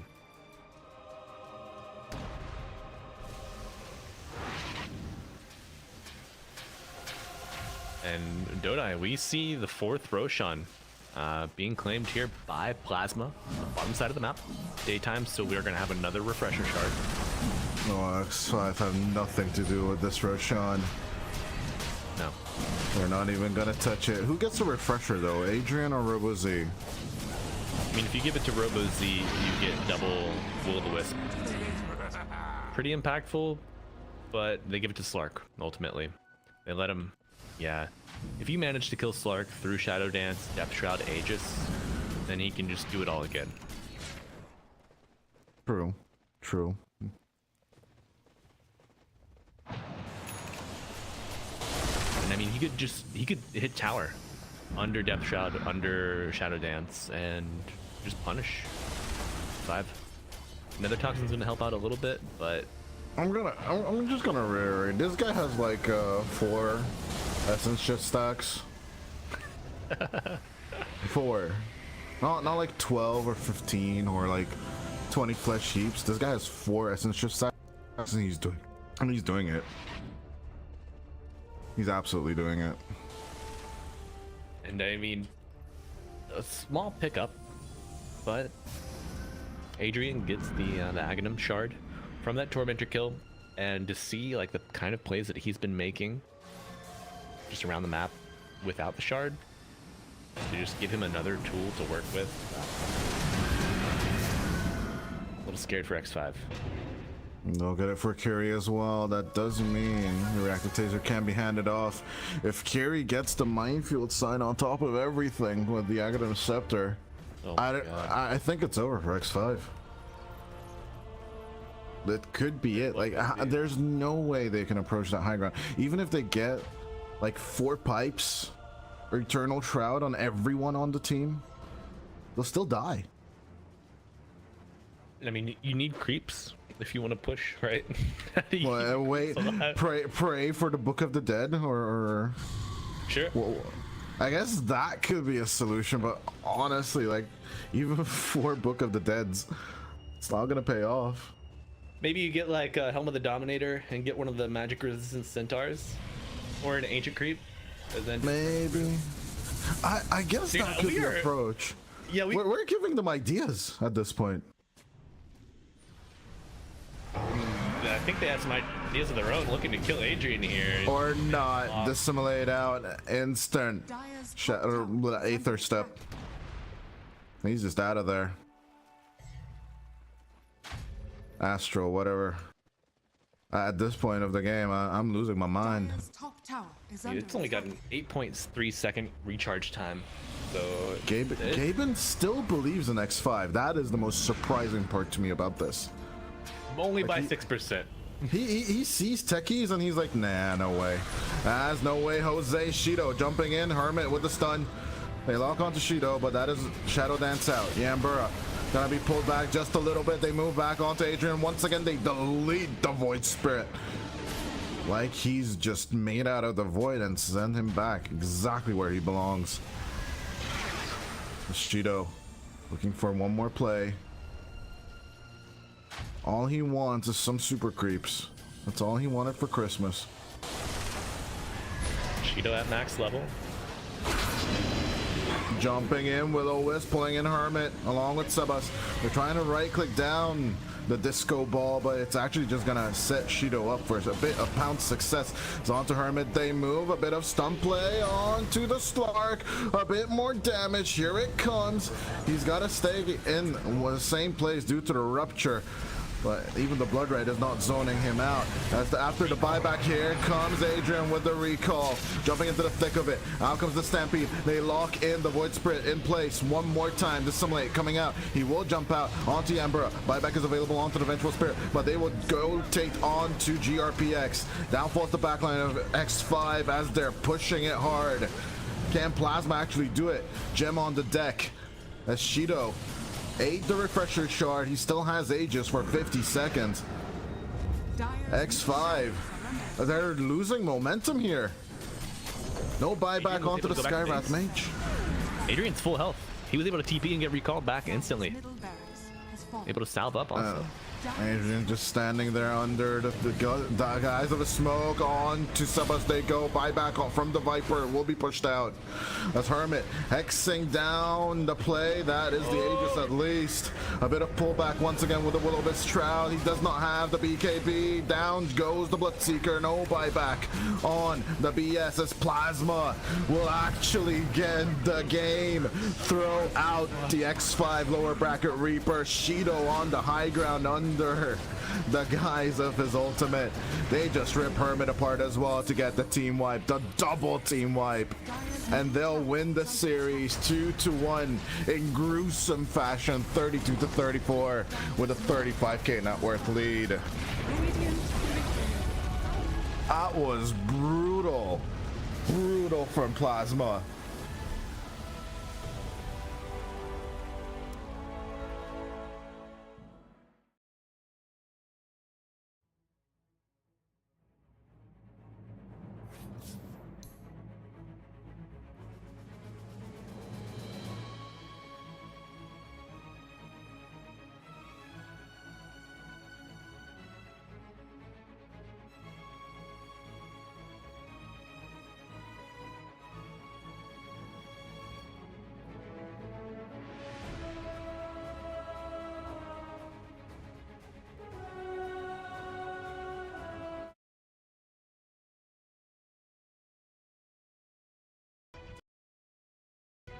Money changes hands.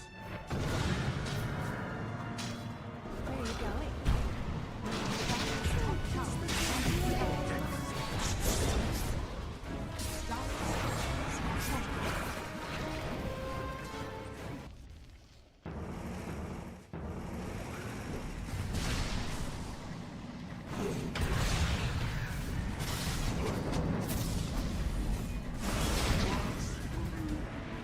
Radiant's middle tower is under. Dire structures are fortified.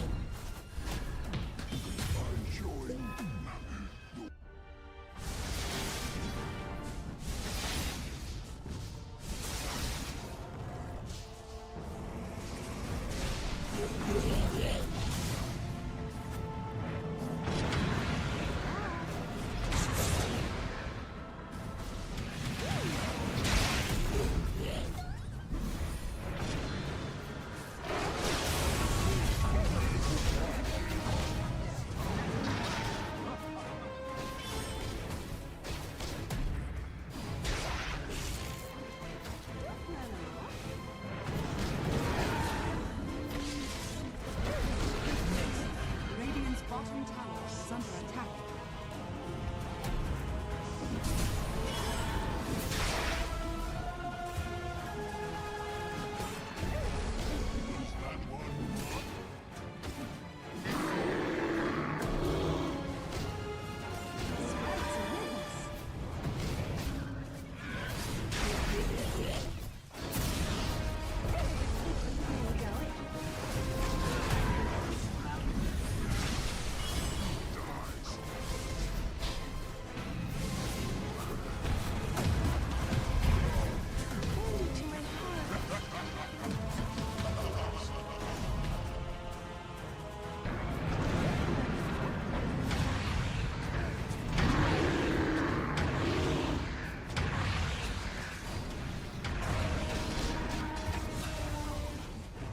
Dire's bottom tower is under attack.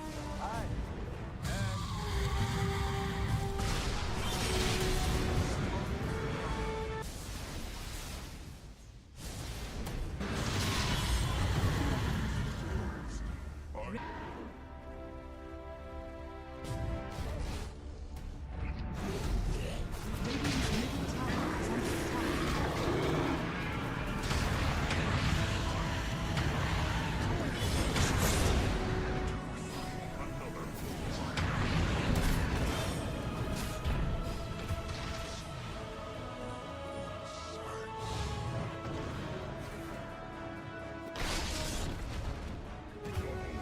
Where are you going?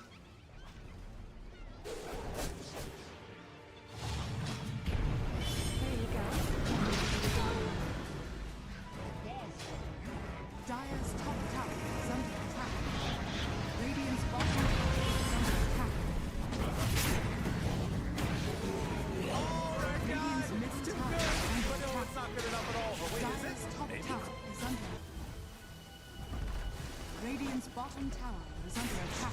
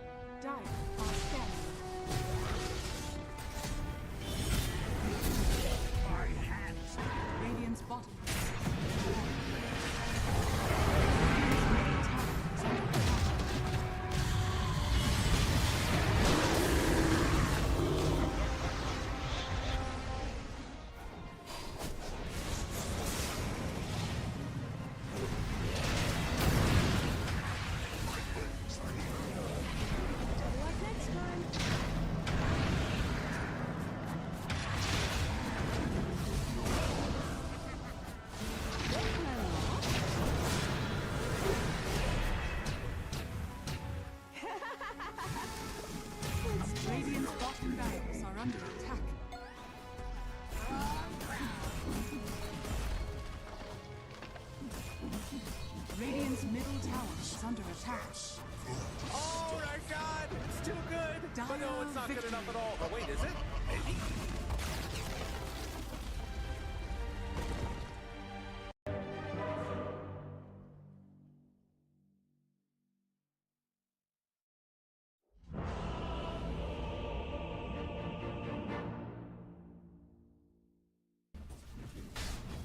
Denied.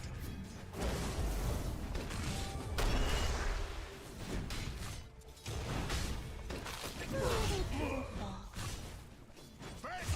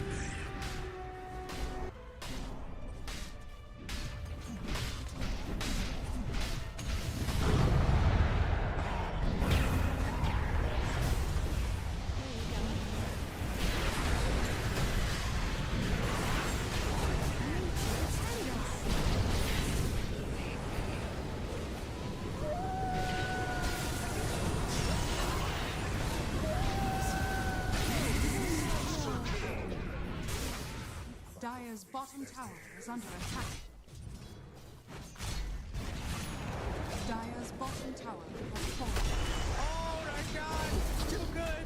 But no, it's not good enough at all. Oh, wait, is it? Dire's bottom tower is under attack. Radiant victory.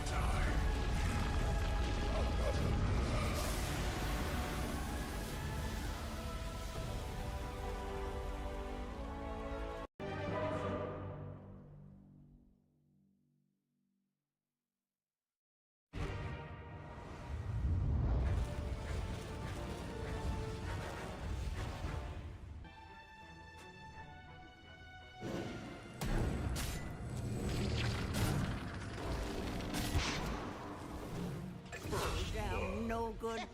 Oh.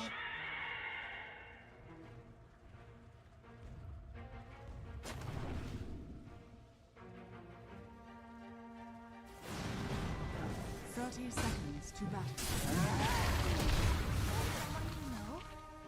You got rocks in your head.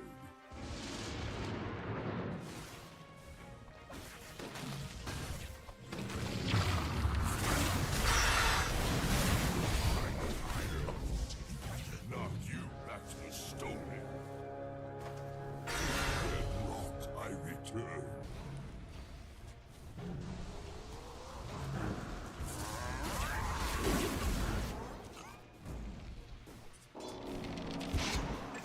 Lost my head.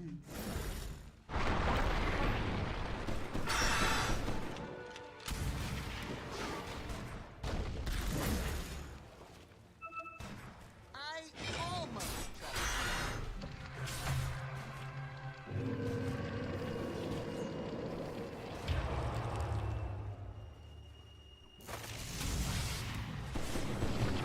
The east tide.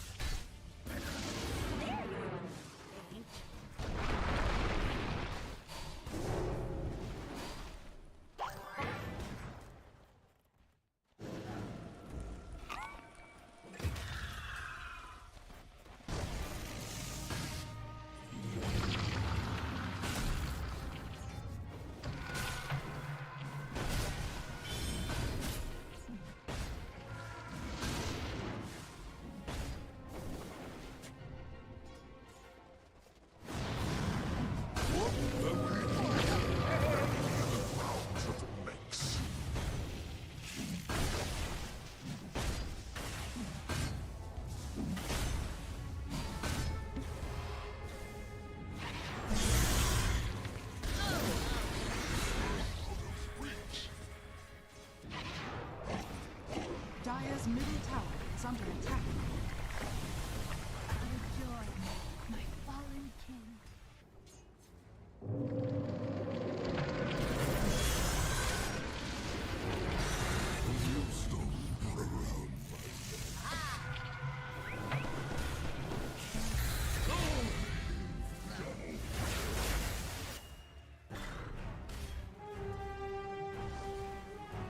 Radiant's bottom tower is under attack.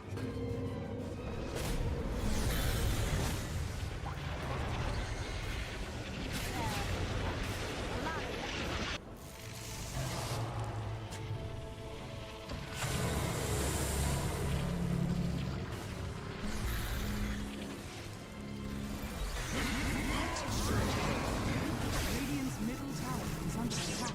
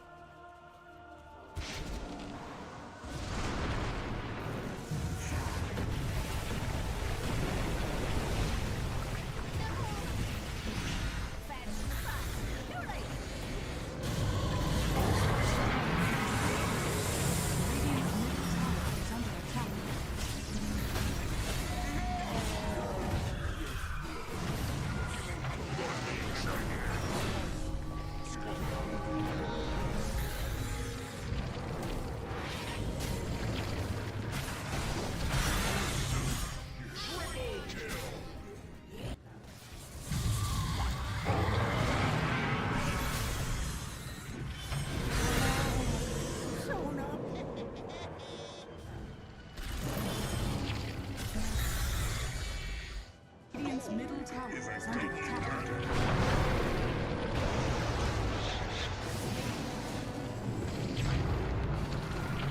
Dire's bottom tower is under attack.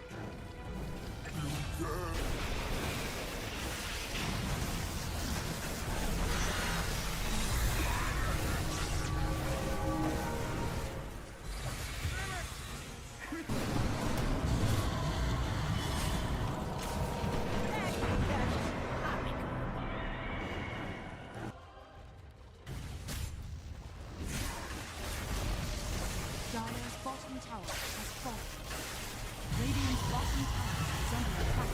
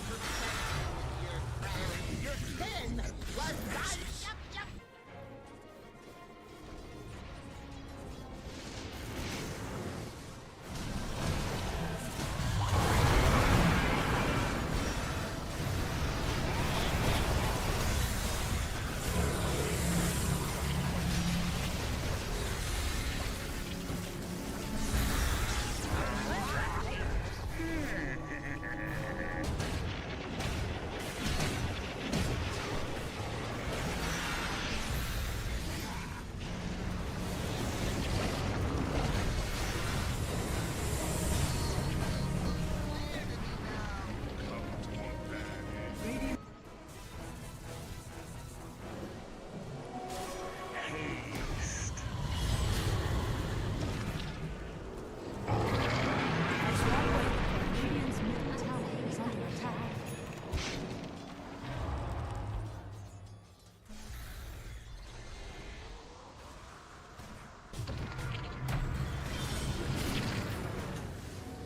Gold is a great conductor.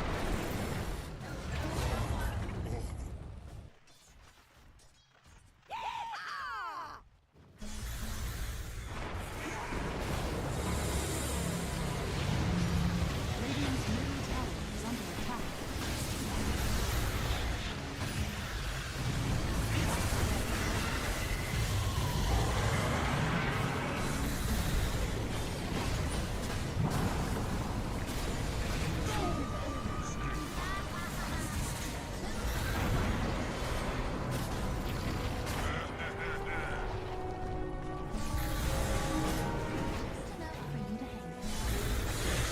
All my advisors.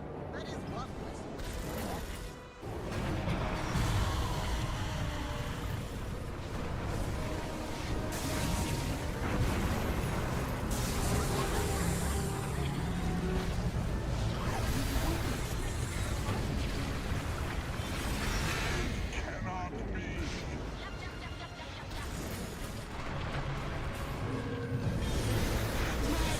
Enemies will suffer for this humiliation.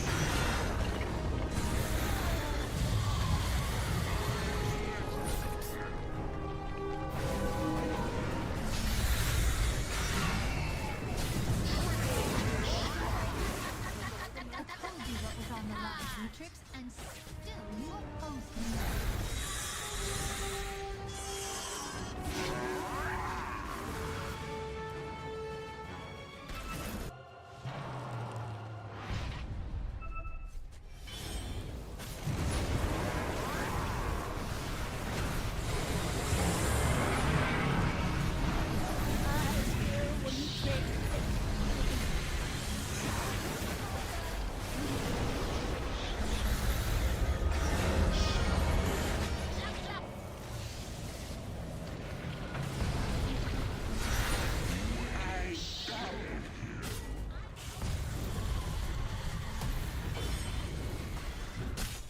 Dire's bottom tower is under attack. Dire's bottom tower has fallen. Dire's middle tower has fallen.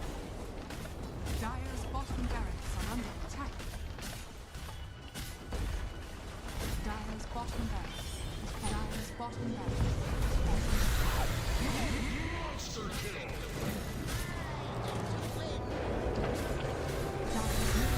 Radiant victory.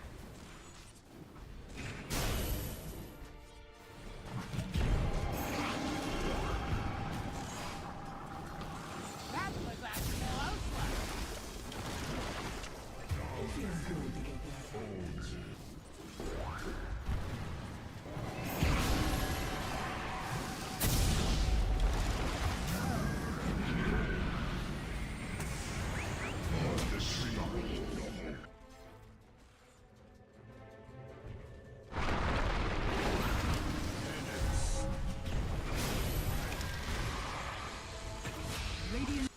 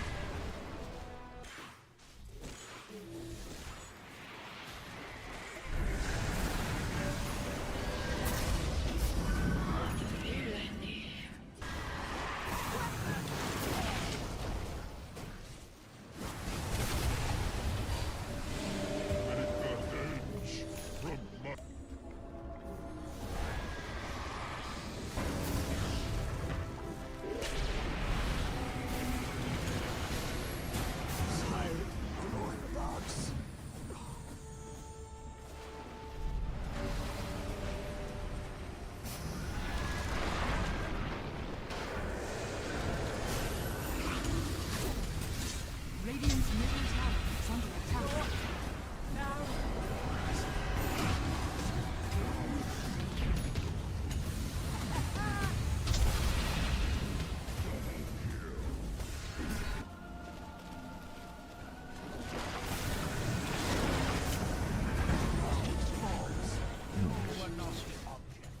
I'm gonna nibble your little face, but you know whose little faces I want to nibble as well? It's gonna be Invaders versus Los Motis, the kings of the upper bracket. Let's go. One of these guys are going to the grand finals, the girlfriend series, of course. And what a match that's going to be. That's for all the mones and the cajones. But of course, with that last series of Plasma versus X5, I don't know, dude. Guys, even in a figured out meta, they just find endurance, good strategy. Oh no, we go back to the lion. Just the usual stuff. I just had to praise the guys, didn't I? I deserve the Simba. Symbol players with symbol picks. 10 seconds left. Well, 8 now. Nah, it's not a simple pick. Lion. 5 seconds. The mana drain shard is just like absolutely pog, gives you the vision, sucks out at the enemy's mana, and yeah. Dota's the only game.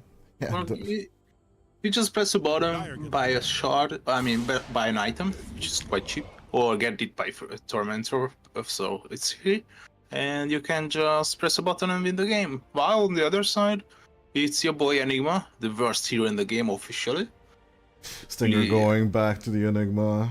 Yeah. As it had a pretty decent win rate in Bedlam Dutch, I do believe. So like 5 seconds. Insania and the boys, they made it work. So did like Celery on Gaming Gladiator. So if we're looking at tier 1 Dota, it makes sense.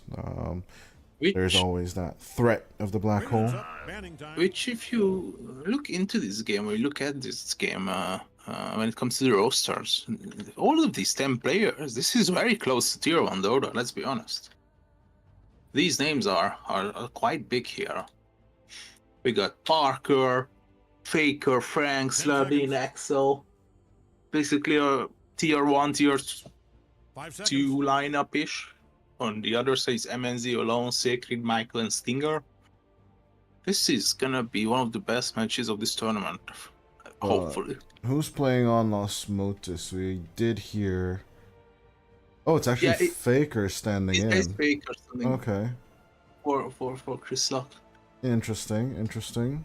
So you're telling me that Enigma is having nice win rates? Let's check it out on our partner's site. Not super good, but nice. You know, this is what I said on Bedroom Dacha at least. But here, I'm not so sure. As you look at the Bedroom Dacha results, I'll look at our tournament results for good old Enigma. Oh, I have the EPL season 9 of the Americas results. What do you have? 10 seconds. I'm about to see the stats for the Bad Boom Dacha, and it's... What? Are you serious? 13 games, 8 wins and 5 losses? Well, I mean, that's good, but do you want to hear the EPL version? Yeah, go on. 6 appearances and 2 wins. Yeah. Huh. Mm-hmm. So, 10 seconds left. 1/3 of the match. Mm-hmm. I mean, 5 seconds. they at least took Rubik as well, just to, to make it secure. Mm-hmm. Pick Silencer in this game. I don't know. Actually, not a bad Silencer again, now that I think about it. I think Silencer's a bit underrated. Maybe the reason would be that his ultimate, the fact that this global, it's quite good, but do you really need silence in this game necessarily? None of the heroes are building, warheads. It's not an warhead meta. You don't need silence to win the game. So basically, it's useful. Big Enigma counter, basically. Or useless, I'm sorry. Oh, of course, against Enigma and against Rubik, it's insanely good. But even though I'm not convinced that it's good enough to pick it up as your core of this lineup that you are going to be having, Dyer's turn to pick. of lineup of heroes. Doom, though, on the other hand, putting the Doom on yourself and getting Black Hold, now that's an interesting story. The Doom is so much better. It's not only shutting down the Enigma, he's doing so much more other things. Building the lane. Mm-hmm. 5 seconds. Great at pushing the lanes. Quick farming with the Midas, or it depends on your build, and another Shiva's builder. Radiant knows just who to pick here, I'll bet. That's your Enigma counter. That's a valuable Enigma counter. Silencer is quite useless in this manner. But Winter Wyvern, you can split. Pretty good. BKB, absolutely. Yours just making sense. We're 10 Of seconds this out. Winter Wyvern Time pick. to tell an announcer you love And you him can if that's what you run it as a core as well. Why not?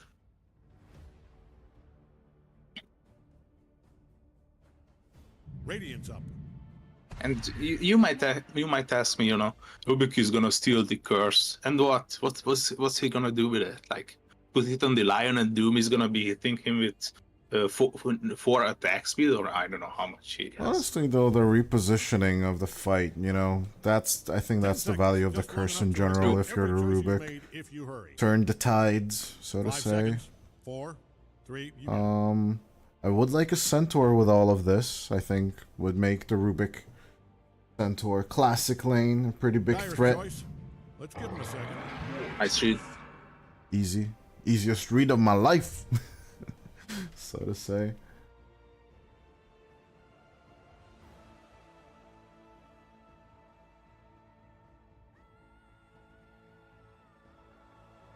Ten seconds. Just long enough to regret every choice you've made if you hurry. 5 seconds. Yeah, makes a lot of sense. Now I wonder. Now that I see the Centaur, I would definitely run the Winter Wyvern as your core hero in the mid lane. All right. Dire gets On the 5 is just Man a stands bit too ready. weak. On 4, it's not a good laning partner for the Doom, in my opinion. Of course, it can clean up the Enigma Eidolons. Okay, it's actually decent. What if it's a 3 Radiant's up, and the banning Doom is the time. 4? Oh, that's too complicated. What do you mean? That makes sense.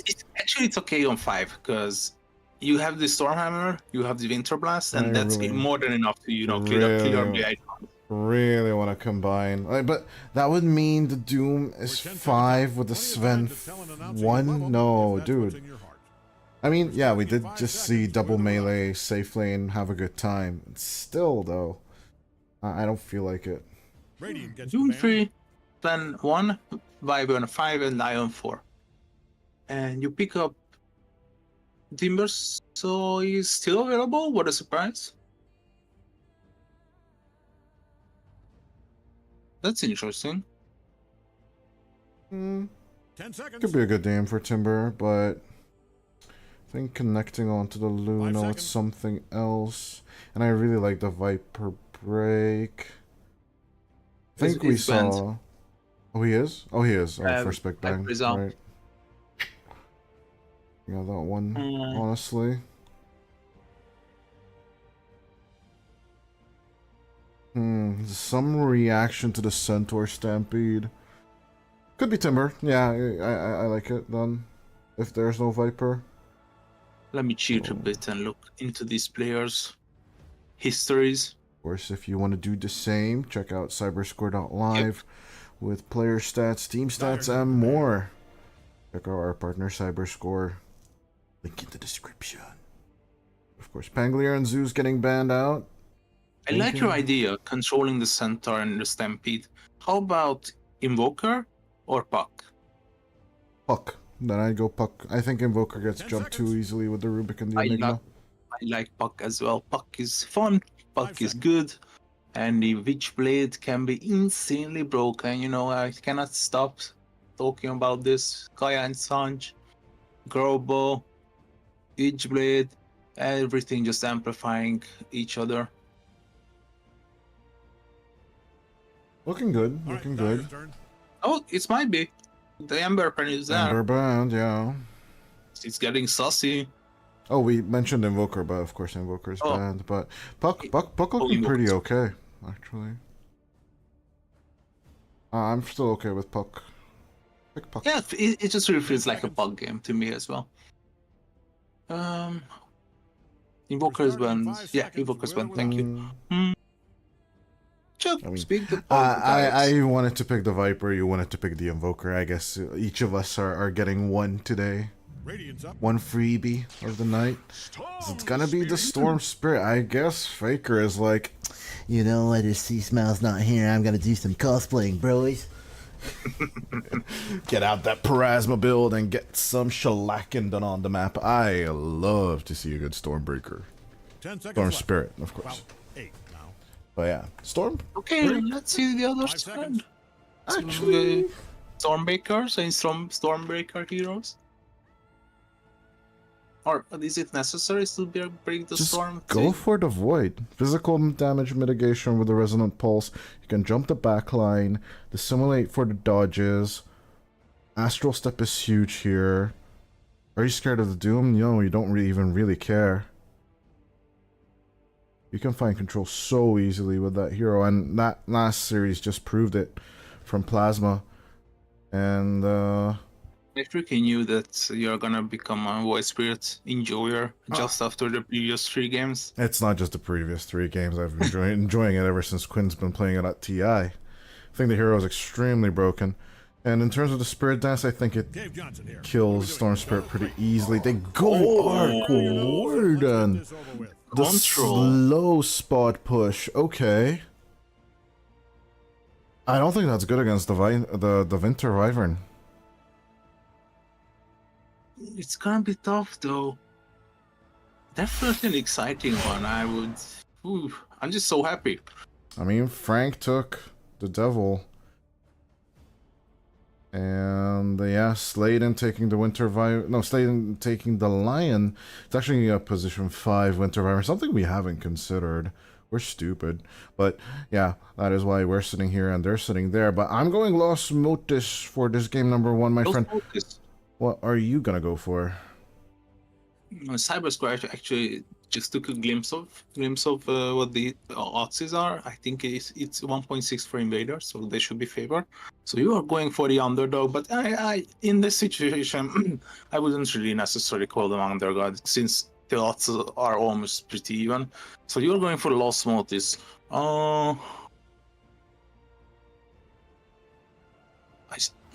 It's a tough one.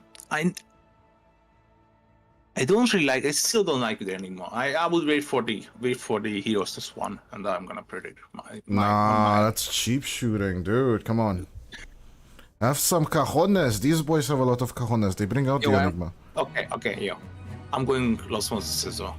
The lineup of Invaders is just too greedy. There is not enough room for everybody. They are gonna be disrupting their own farming patterns, and this is Axel with Winter Wyvern. I just don't see the Invaders plays happening because they are not gonna be sufficient goals, sufficient income. But so it's gonna be tough. My friend, you're missing out on one crucial element. This is South America, and boy oh boy, we are 2-0 on the caster curses today. So you know what? Let's check out how that goes. Okay, we have been doing this game for like you have been playing this game for almost 20 years. I've been for 11. How the hell is it possible to make your text colored? I don't know. Thanks. I have no idea. It must be like a macro, honestly. That's the only idea I can think of. Oh, look at the wraparound. It must be something with the tags, you know, just adding as there's a Stormhammer from Jim Park. Surprise for alone, but he is not actually alone. As Stinger and Michael, they rotate around, but stuck as the Arc Warden and eventually gonna die despite a nice stun from Sacred. Sladen will be the exchange kill. Can they get Kotaro on top of this, or even Stinger? Something more would be so nice. Beautiful fade bolt, but at the same time, no kill onto Stinger. Gonna try and separate, and I'll get double stunned as another Arctic Burn coming out from Axel. Turn on to Sacred as Stinger losing HP fast due to the Arctic Burn, but no kill on either side as Jim Park with the zoning onto Kotaro. It's gonna be a 1-for-1 as Jim Park just doesn't want to let the Luna have a good time. Nah, he puts out the sentry himself, Barker. What a little cheeky bastard. Speaking of cheeky bastards, here comes Axel and Devil as well. Hi there, Kotaro. How's it going? Why is he not TPing? My friend, you're gonna get cut down if this keeps going on like this. They're not gonna dive to tier 2. As finally, Parker and Axel is just gonna disengage. It's an interesting start to Los Motis, as it's 2-on-2 on the runes.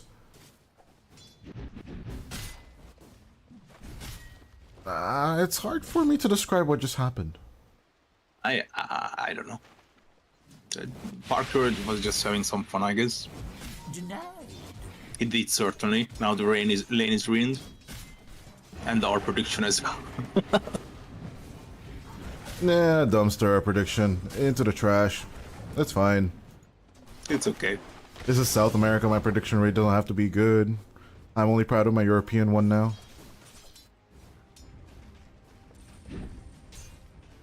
Actually, in Europe, we are quite on point. We're so good on Europe, dude. It's so high. Yours is really high in Europe. I believe it's like 80, 90%-ish.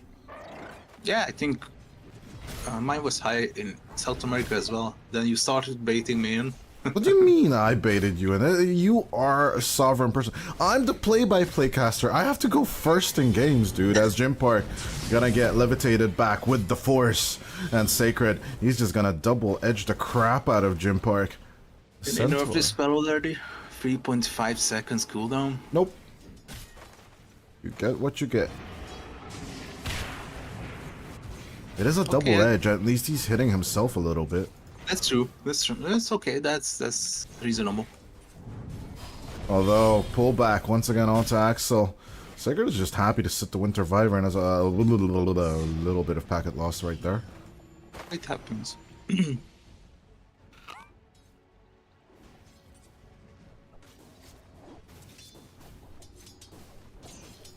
Yeah, once again, 0 mana on Jim Park as the wave pushes out just a little bit on the top lane. Guess they're gonna go back to a little bit too peaceful lands up on the top lane. Talk to me a little about the Arc Warden and the Storm. It's mostly Arc favored, right? Until level 6. The usual. I would say pretty. Yeah, I would say pretty even. Arc Warden is a very good hero against ranged counterparts. As we can already see, he's leading by 2 last hits. Oh, I'm sorry, because we missed the kill because of me.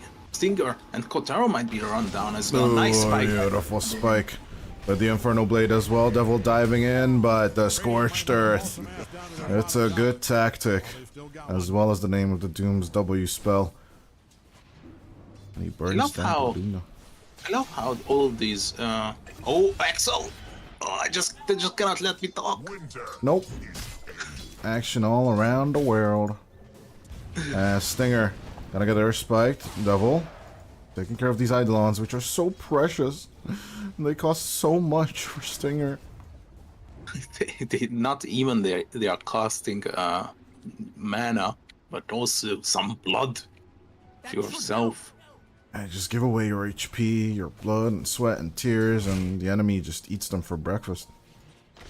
Eidolons, not the strongest tools in the shed. Yeah, especially on level 1. It's like not even worth spawning it, because they are just gonna be yielding gold for the enemy. As Devil? Well, speaking of the Devil. And the Eidolons coming out, Kotaro. He just turned no back contact, easy turnaround as Sladen comes back around for another play. But up top, we have Jim Park going very low. Warcry, still on level 1. He doesn't know what he wants to pick on level 3 as Michael tries to make a bit of an appearance. Alone kills Faker at the same time. There's just action everywhere on the map.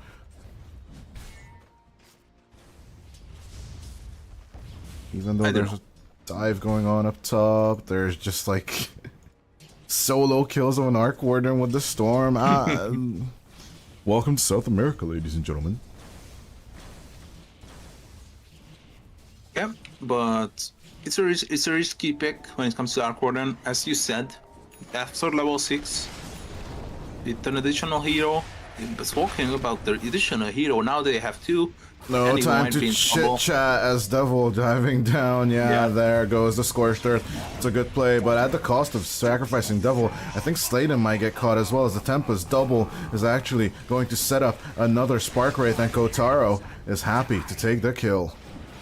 Hey, that's a nice, interesting approach to this Arc Warden gameplay.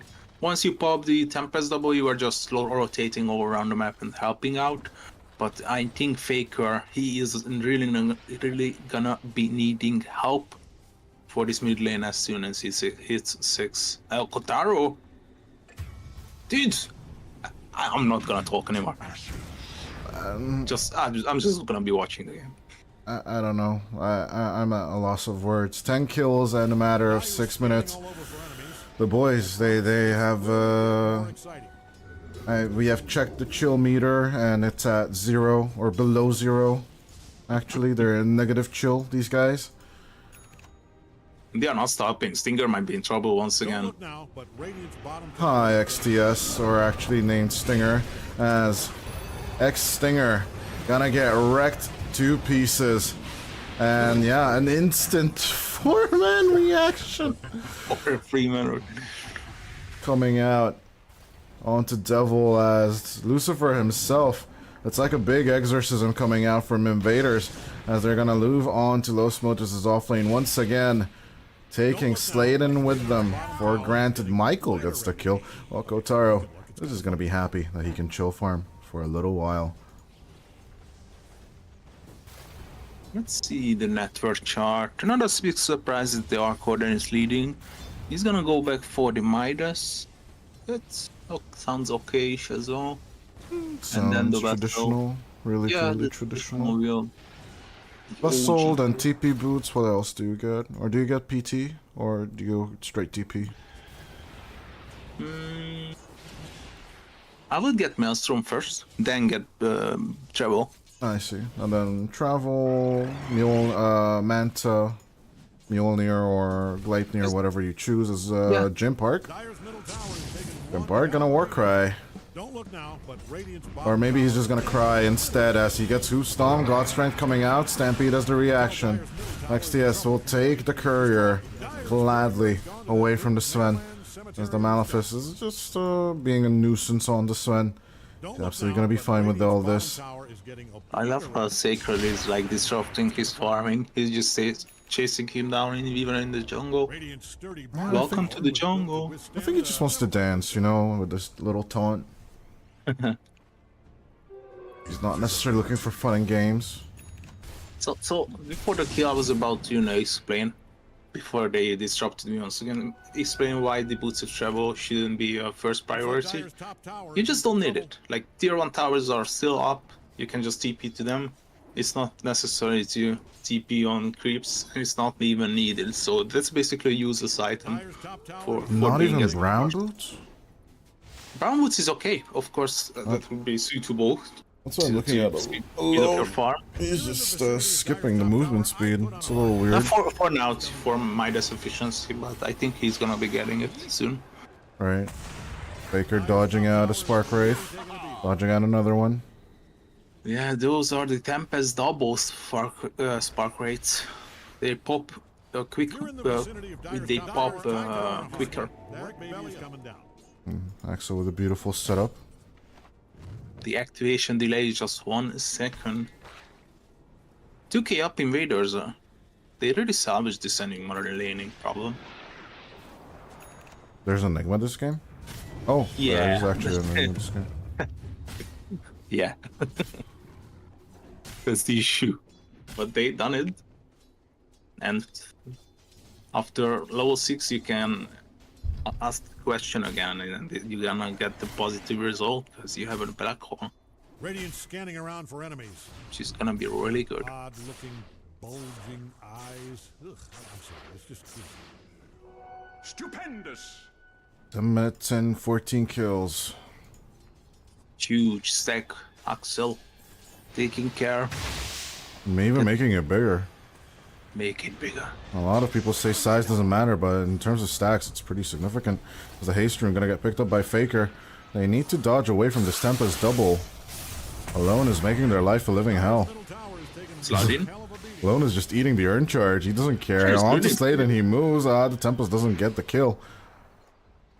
I would have fingered it, to be honest. Coldest rune closer and finger is like, it's still a lot of gold. How much is it? 180, yeah. Doesn't give you a stack though. Who cares then? Give me a finger of death stack, you know? As, you know what's interesting? Axel tanking up the ancient camp as, oh, that beautiful. Oh, I wish I was Gym Park and I could just hear that gold jingle. Okay, that wasn't even close. Ka-ching. I love that ka-ching sound, dude. It's the best thing ever. It's like endorphin and serotonin reinforcement coming out from the game. A Sacred showing on the lane, Sladen. They could just make the approach with Devil, hex him down. Here he comes, here comes Speed Racer. As, no. Sacred just gonna stampede out of there as Axel gonna get caught out with the Spark Wraith. Stinger with a wraparound. Does some Malefice, but he'll let Alone get the kill. I always wanted to do case studies or researches on the psychological sides of video games. It's funny how the gold or the hearing of the gold coins clicking or connecting to each other or hitting each other is satisfying in every game if you consider it. Just recall a few of your childhood games and the sound of Hope gold. Dyer's middle tower is insured. I think the first video game I ever played was the original Prince of Persia, the 8-bit version.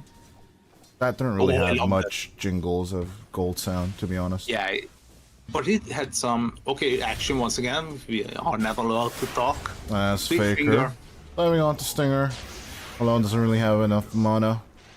For Look any at the field. So many replays, sparks. as the regen rune is gonna help Faker out, so he should be fine. Don't look now, but I like the fighting back of Las Motis. You know, they're just holding on to this mid lane tower as their coordinate has one objective to take it down as fast as possible, but Yeah, they're 'cause- mitigating it a lot. Yeah, you're actually right, because that's the tower that's enabling your Sven to farm the jungle. Once the tower falls, or you need the initiation to slide in, it's gonna be a kill. Mega kill. Bye. By Sladen. Bye, Simba. As Winter's Curse on Stinger. Okay, interesting. As Axel trying to escape the double Wraith. Spark as Faker rotating out. my God, Get what a the fake. back hole off on top of Faker. Oh, this ain't the other MOBA game player for sure. Nah, no trades here. As That was insane. I think that was more attributed to Stinger being an absolute Chad rather than Yeah. Faker, you know, being an opportunist. That was more like a chat hole. Oh, It was horrible. So back to Prince of Persia. The drinking sound, do you remember? all Glug, right. glug, Yeah. Glug, glug, glug, glug. glug, glug. And the sound afterwards. But when that you doesn't drink the give you rum like serotonin and like, you know, like you want that Pavlovian endorphin and serotonin reaction, right? You just want to feel good about playing the game. And you know, when I hear gold in Dota, it's like, oh yes, please, please, more, more, more. That's why like I used to love playing carry because of that gold sound. And now I don't need it anymore as Sladen, and he's just gonna hear his death sound. Yep. Lone is unstoppable. That's really something that he would have loved to avoid. As he has the Maelstrom warming my heart as he's doing my build, then I guess travel is the next one. Oh no, someone is Empire? gonna be disrupted in his farming. Dyer's middle tower is taking one hell of a beating. Bit of mana suck available on Michael, but look, he has anyone to use it on just yet. The Invaders, the solid 5k not worth lead right now, but they gotta start counting the BKB Sven slowly approaching. Impart moves back to the Mask of Madness.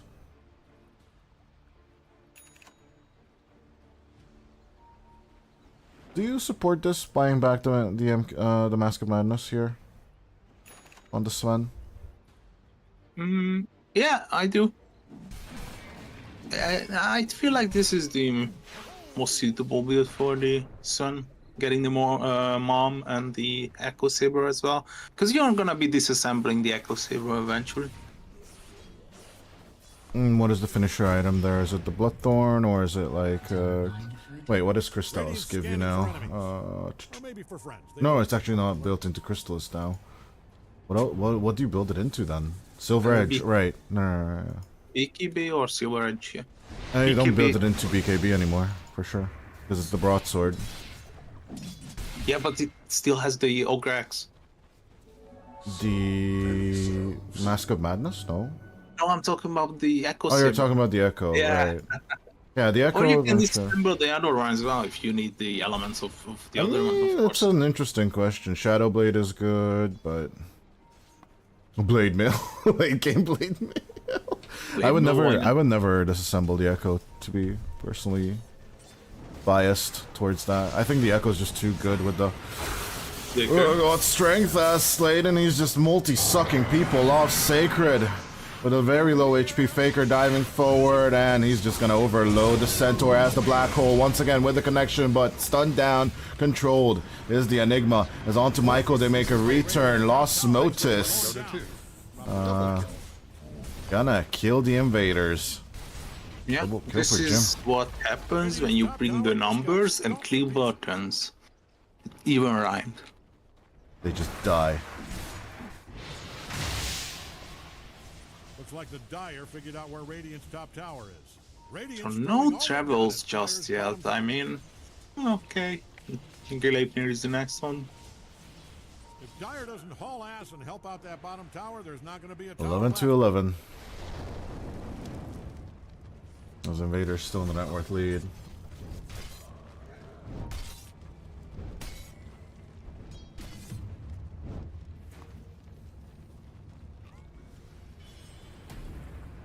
Slating getting closer and closer to that 8th Remnant. I don't understand the Wraith back by. He really wants to go for it, but I do understand Faker going in with the Vortex, hexing down the Rubik, and they're just going to take Michael for granted. As the Eidolons and everything else falls, Faker is just cleaning house on this triangle.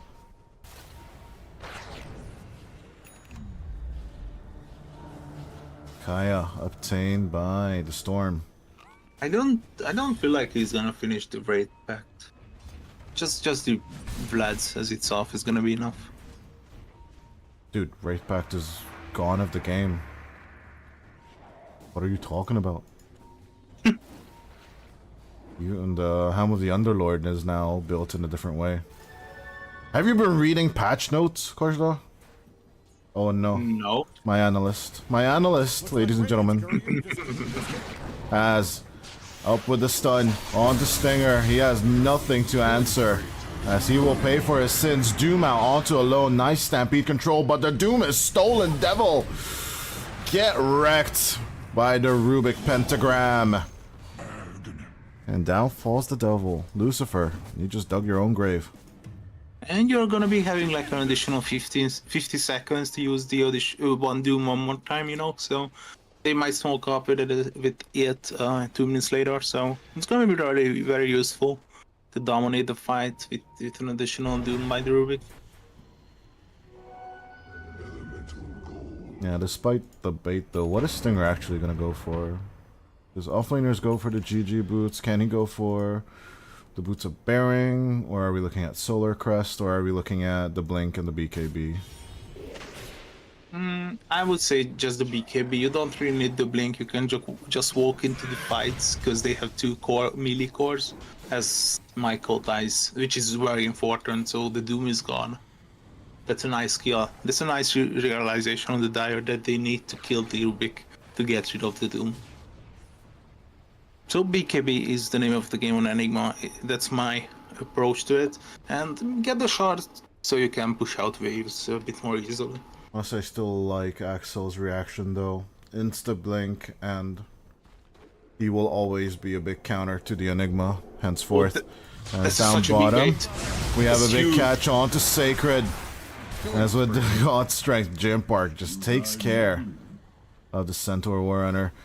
There is, on the other hand, Faker. Oh no, he's not gonna go in for the bounty, knowing full well that there's a black hole waiting just for him with his name on it.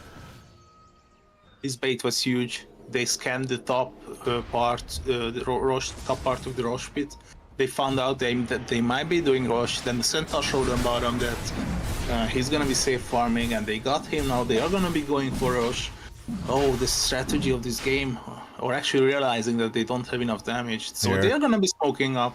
Oh my god! Here comes the smoke lay though from Invaders. They're coming in with the reaction axles, very front and center, which I'm not really a fan of. As Jim Park stealing of the Warcry alone, going forward with the Tempest double, but here comes Devil with the Shiva's Guard. He's trying to find some information. They find the loot on the back line. Kudaro is just gone. MNZ is dead. But yes, they do find the counter onto the Winter of Iron. That is a crucial part of the Los Motis plan. Stinger, on the other hand, and he just, he wanted the black hole, but the Stormhammer shoved in his face. Goodbye, Stinger. That was the black hole interrupted. He even casted it. Oh no. It was like at the exact same time. Yeah. Black hole was on the ground, and I saw the Stormhammer just leaving Jim Park's body. And it's like, I could imagine like a comic book as you know, the Enigma's face is just elongated. It was like, oh fuck. And now they're gonna be having obviously the Gust Strength if they need it for Rush, but I don't really feel like it's necessary to throw your Gust Strength. Yeah, it's fine. You got your, you know, Agna cosplayer slayed in.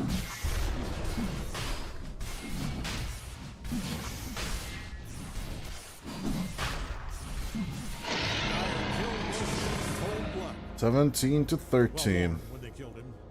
Dyer's top tower is really taking a beating. With Aegis at hand, it's looking like Lost If you're in the Motis vicinity of now in Dyer's top control. tower, I'd put on a hard hat. That baby is coming down. Radiant's middle tower is hanging on by a brick. Yeah, it's all about how much they Dyer's can top tower dump, is really taking how a much they beating. can do with this Aegis. It's still looking a little bit scary to fight into this ranged course. With the aid of the Centaur, they can easily disengage.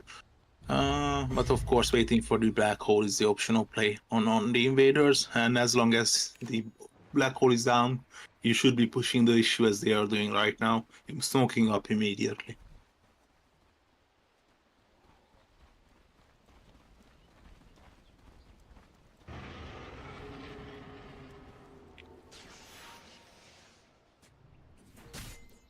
Let's see if they get anything, I think, alone. He's just tempting them with a bit of a taunt, but out, ball lightning backwards. Michael jumping with Sacred. There goes the Doom as the stolen Doom going back onto Devil. Stinger trying to make an approach, then goes with the Harpoon. Jim Park, he's just cleaving through the Tempest double. Along with Stinger taking out the Enigma there. I hear an Eclipse going out, but the Hex play slayed, and he's just sitting with his suction. As he stuns up the Luna Faker, he cannot slide long enough, but the Harpoon will pull in the Rubik nice and close. The Arctic Burn stolen will not do any help for the Rubik. Radiant's middle tower is hanging on by a brick. Yeah, it really feels like you just cannot play this game anymore without the threat of the black hole. They know. I'm sorry. So they know that the black hole is on cooldown, so that's why they played this bravely and fearlessly. If they would have had the black hole, they could have played this, you know, team tag game that they were avoiding the fights by enabling their range difference. Invaders is gonna be tough from now on. Of course, as long as you have the threat of the black hole, you should be fine, but using it is another story. That's Sacred. Slide in onto the Centaur. He He doesn't get the hoof stomp off though. Yule? just wants to force the stampede. Yule stamp up.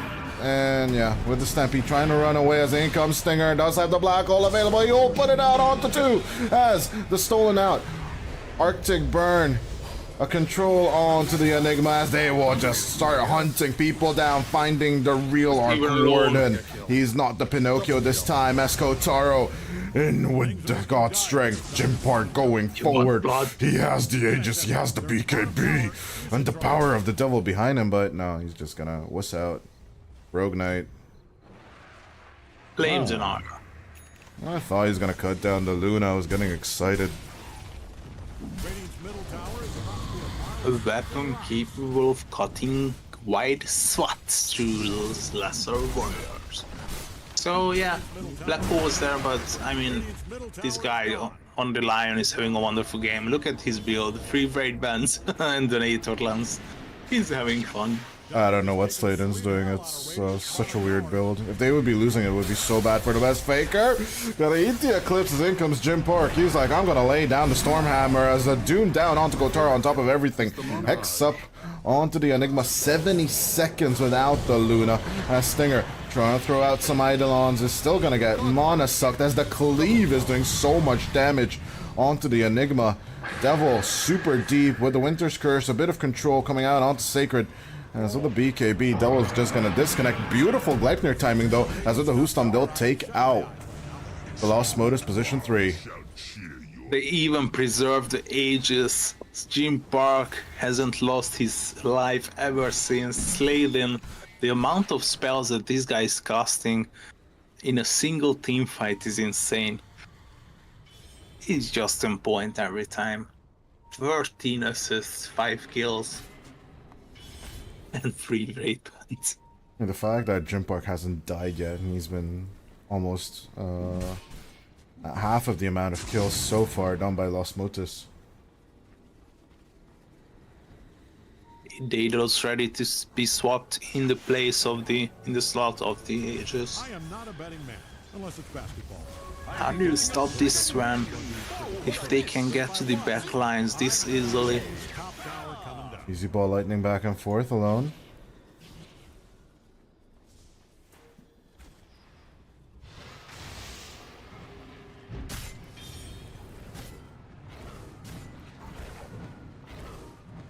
If you're a fan of Radiant's top tower, I'd shut my eyes right now. Okay, that's a lot of Eidolons. The shard is doing his job. You can shove the lane. Get some oh middle. You might be seeing Sacred dying once again. So Stampede, no mana! Oh no. An unholy death on Sacred. Let's go Taro. That's why you build the wall magic one, not just the stick. Lesson learned. Taro gonna get the Tormentor with the help of the Eidolons. Stinger almost dying into the play. As yeah, Alone now has the boots of travel. But as we can see Faker just diving in onto Stinger, trying to bait out the black hole. As Jim Park, he's just wrecking down Kotar. My lungs. It hurt. That fight hurt me more than Kotaro, honestly. Oh god, the humanity. He even has the Nemesis curse for bonus damage and applying the debuff. Oh my god, 1.6 on 1.6k on the crit on a Luna, which has almost 30 armor. I wonder how much damage Kotaro ate there. 3,200. Holy crap. It's not a good day to be Kotaro right now. Yeah, and look at them. They almost Devil. Catch out onto the Rubik. Michael is just gone. Gleipnir onto 2. Alone coming about. But no kills, no dice, no coconuts as Sacred. Gonna get pulled back with the Harpoon. Arctic Burn on the other side. We'll try and double edge onto the enemy as Jim Park. He's just gonna throw out the Stormhammer and Faker. He's just right there with the connection. Sacred will fall like a pile of bricks. They just got a lot of damage with this Swan, getting that stack, getting those stacks, amplifying his farm, amplifying his damage. When you look at the Storm, he just went for the Kaya, so just the spell amplification. He realized that this is a use game, not a Kaya and Sunj game. The Parasma is finished, so additional 20% magic resistance, and of course the Enchanted Quiver, one of my favorite items. Alone after the Shadow Blade, he's gonna go for a Shiva. God damn it, he's gonna go. It's okay. For a sheep stick, but I don't know if the Scythe of Vice is gonna do them any good. He actually goes for the Wind Waker. He switches back? Yeah, he goes for Wind Waker, so no, you know. No, Alone is still going for a sheep stick. Oh, I thought you were talking about Faker. No, Faker absolutely makes sense that he goes for the Wind Waker. Yeah, I love it. More intelligence, more damage. And speaking of Faker, more damage, more control. Kotaro, they just easily control the Luna as a huge stun coming out from Clayton.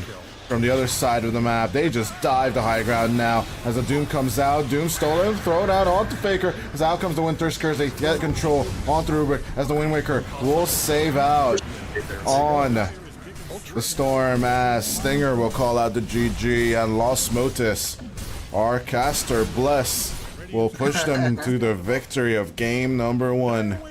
Absolutely dominating as soon as they realize that, guys, we can actually have 5 good players, 5 good heroes. How about we start pressing buttons and start buying items? And yeah, they won the game. Long story short, the LDR version of this game. Nah, I think we read it perfectly. It's just the out-tempo and the lack of Enigma control, in all honesty. But,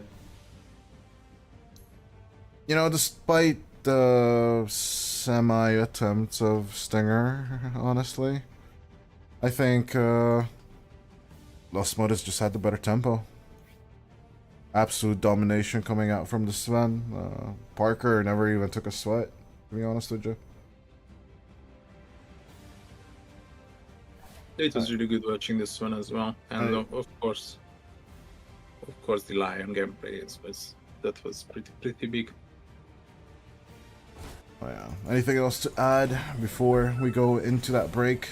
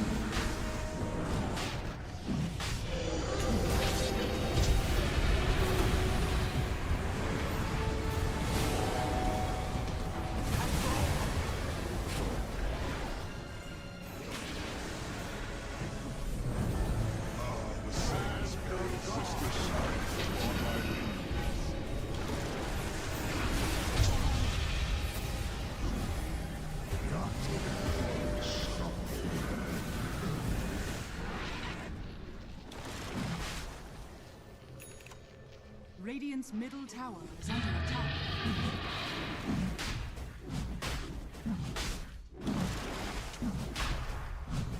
Your shrine has fallen to the dire.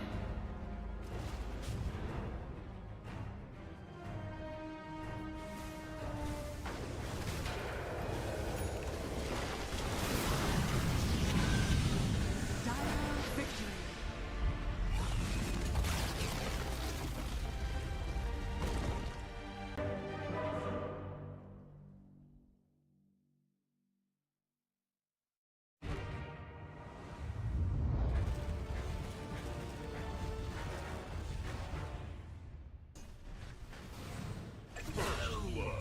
Those who tangle with the Sky Rat risk a fall from starry eye.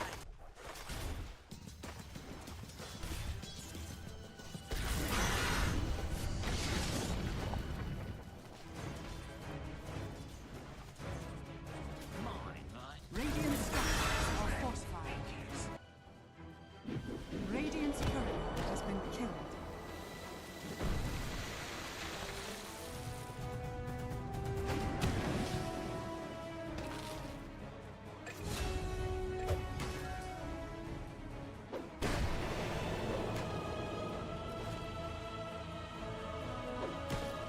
Step lively now. Your admiral is on board.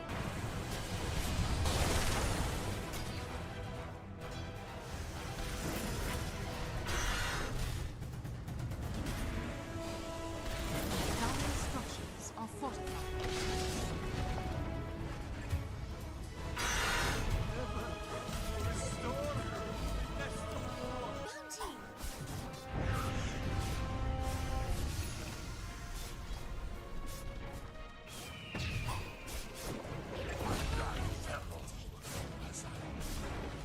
The path to wisdom.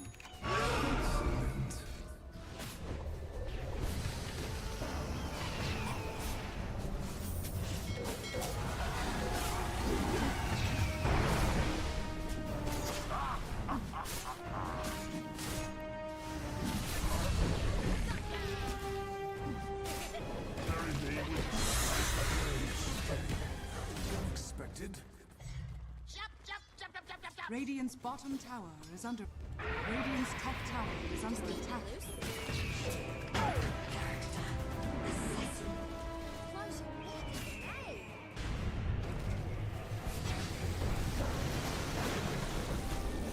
Radiant's courier has been killed. Your admiral is on board.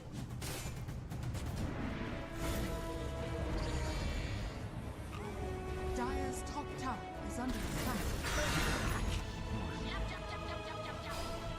Dire's middle tower is under attack. Radiant are falling.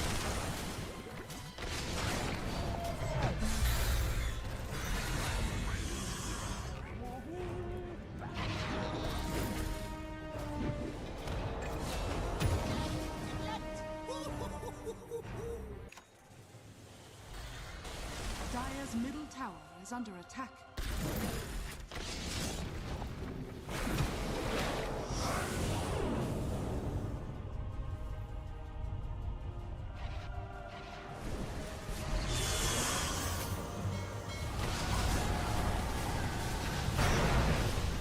Battle isn't over yet.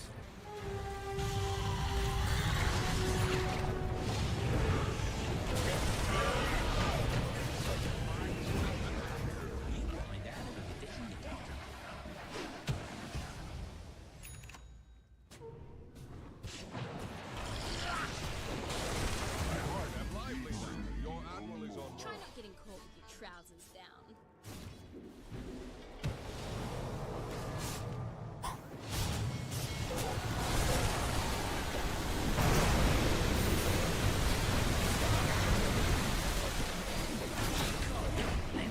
Radiant's middle tower is under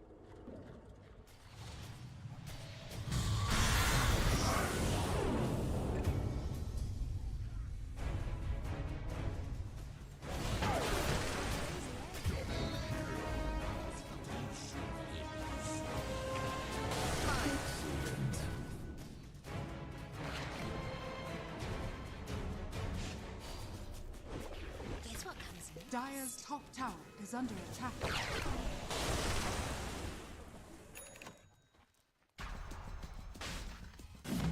Dire's middle tower is under attack.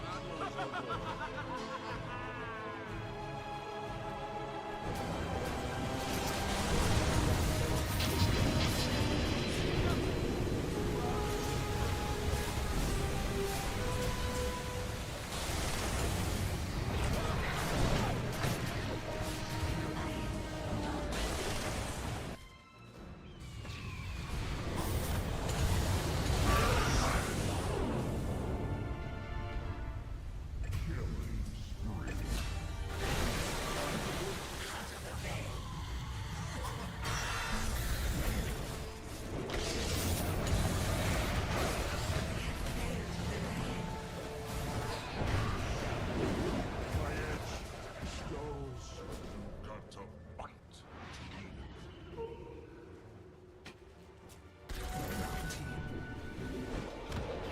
What's significant around here?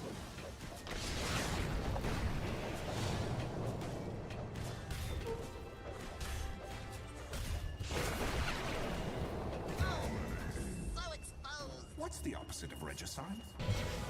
Radiant's top tower is under attack.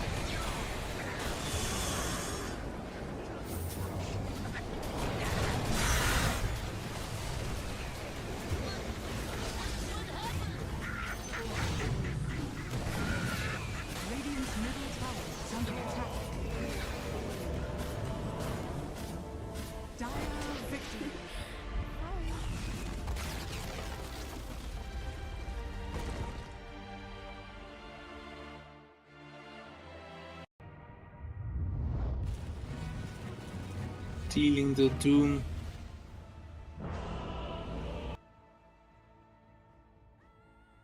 Just go for revenge. Oh, it's bad. Okay. Never mind. Never mind. We're 10 seconds out. Plenty of time to tell an announcer you love them if that's what's in your heart. 5 seconds.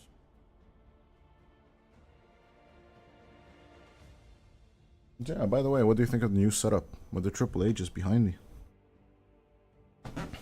Right, let me take a look. Pretty cool. I love it. Oh, finally. Yeah, decoration I was waiting for a long time. Although, and I actually like this Night Stalker on the mic now. Got out the Wishful Kit, of course, for that one. Speak of the devil, and this in this case, she shall appear as yeah. Doom out, guns out, Medusa. Yeah, I in the mean, hands bring of out Los the hero Motis. that doesn't care about getting 10 doomed, seconds. I guess. Doesn't she? Nah, not really. 5 seconds. Really? Radiant's up. I guess you Adding still time. build the Lincolns on it, just to be No, safe. I don't think so, to be honest. You even skip that. Wow. Okay. Interesting. Because you're saying your mana pool is so freaking vast that the Doom doesn't tick through and the damage mitigation. I see your point. Okay. We're 10 seconds Interesting. out. Plenty of time to But tell an announcer invaders you could love just 'em react if in a that's what's way in that your they heart. put the Doom Starting in 5 at a lower seconds, with or position without. now. Instead of position 3, they could keep it to a 4. Might have fun. And yeah, they could solve it with another position 3. What is a good straight up Medusa counter?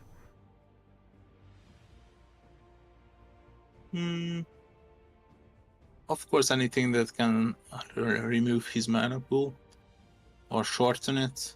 So, Anti-Mage, we Weaver, might see Anti-Mage, Lark, Fuser Blade Builders, Lark, ODs, Invokers. ODs? ODs are still a thing? Yeah. OD Pixel Hero? I don't think so.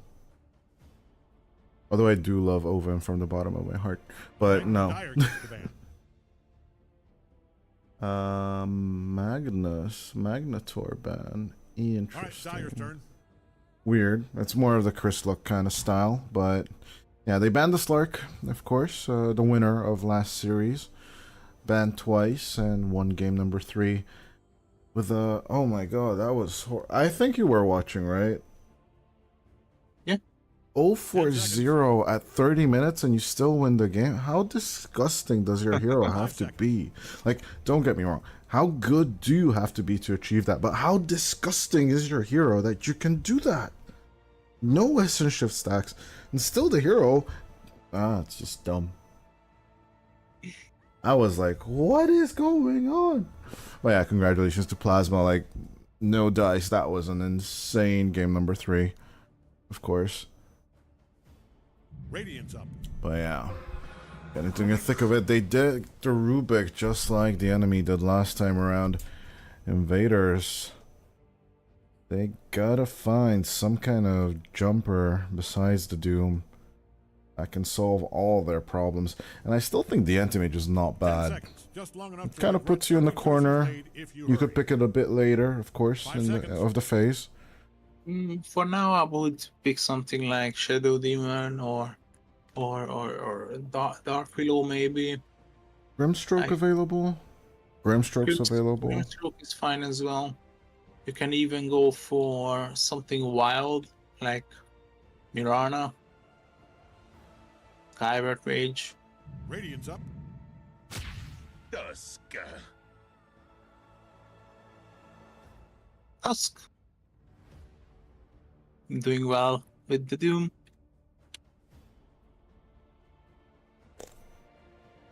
I think Shadow Demon is still a viable option. 10 seconds. 5 seconds. I do Tusk 5, but I still think they need the Grim, honestly.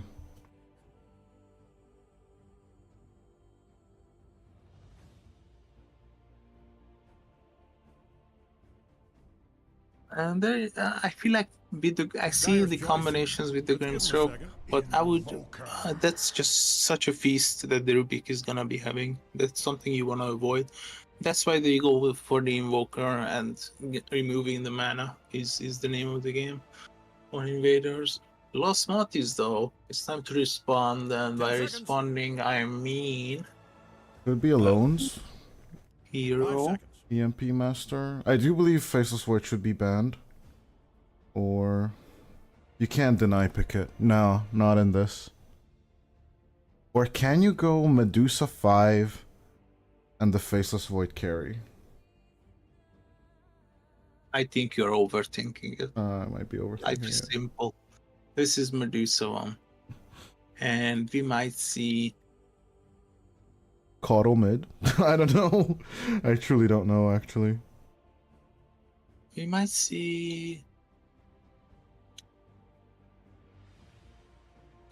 Lion Band. Pugna I don't like.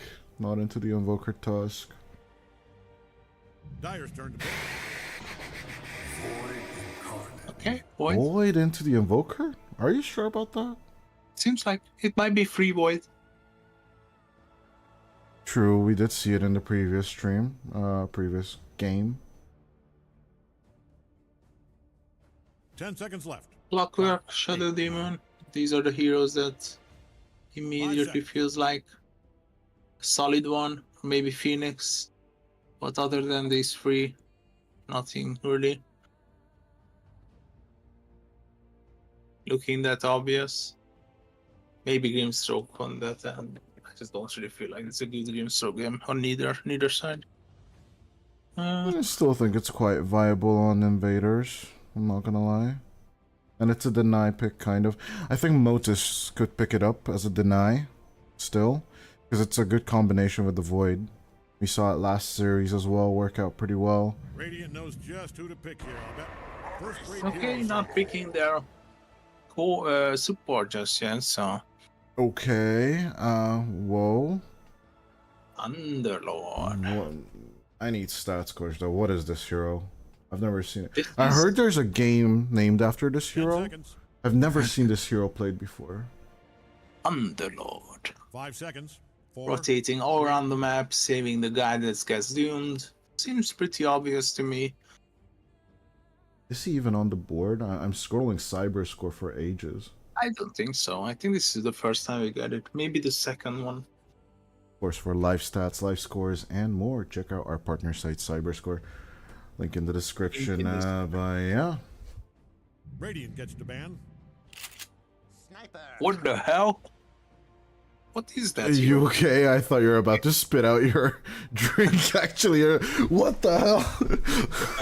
I love that reaction, to be honest. I don't know. I don't know what the F is that. 10 seconds. It's something. I think I've 5 seen seconds. Liquid play it a few times, the mid sniper. Dyer gets to ban. I don't think it's gonna be the mid sniper. I think Jim Park is gonna take the sniper to another level.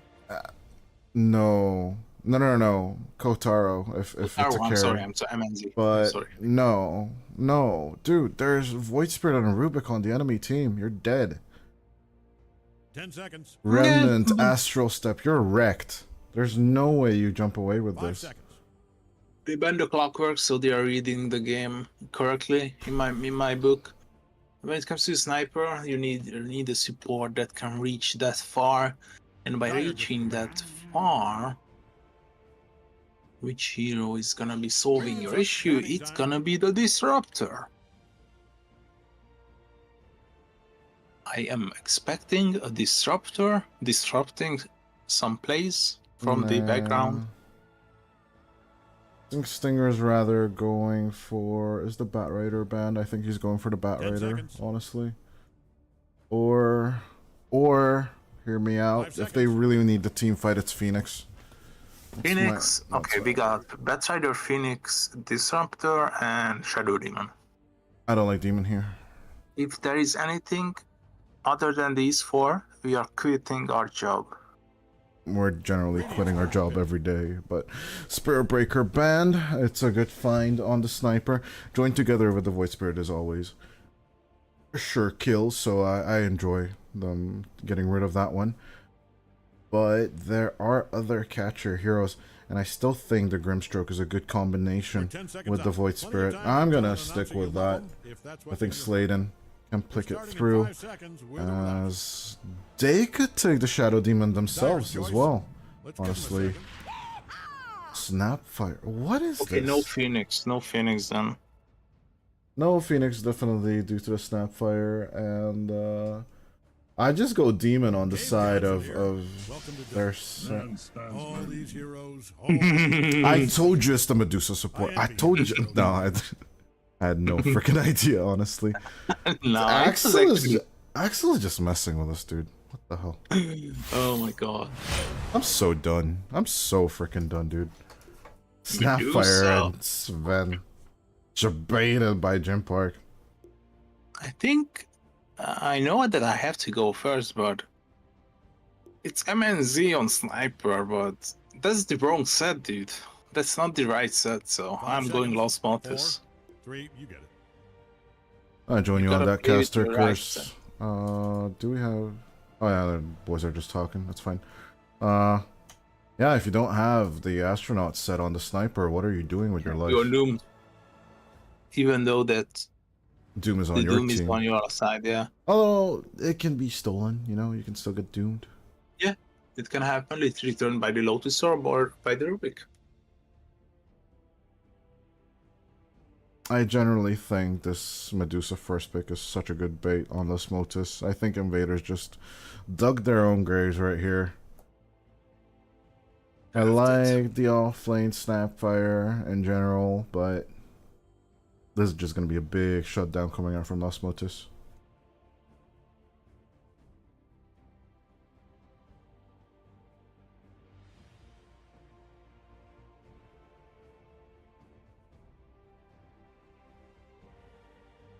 Okay, let's see how this game is gonna be looking. At least Doom got the right set. Poor Stinger doesn't have any sets, you know, because his account got compromised. You know, honestly, like going in naked from time to time. I still remember Matumba Man's little, you know, silent protest against the battle pass and stuff with his naked sets. Some people say it's just a rumor, but all in all, I like that narrative, you know? Oh, you want to speak out against greed and other stuff? Sure, just vote with your money. I think that's how you change games, you know? Because everyone just, let's be honest, video games are for profit. Are made by for-profit companies, obviously, and yeah. Don't buy their battle passes, you don't buy their arcanas, they're not going to do things the way they did. But yeah, I think besides just the panda, like Matumba Man playing with basic sets for 2 days was what the hell? Hi, what's going on? I have no idea.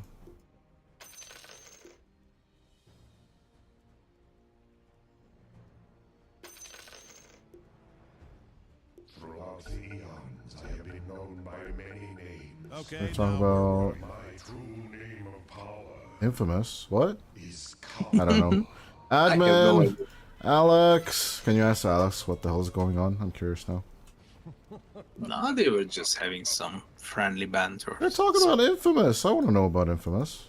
Está esperando la mazera en Barranco Bar. I do not speak Spanish, sir. Me neither. Oh, great.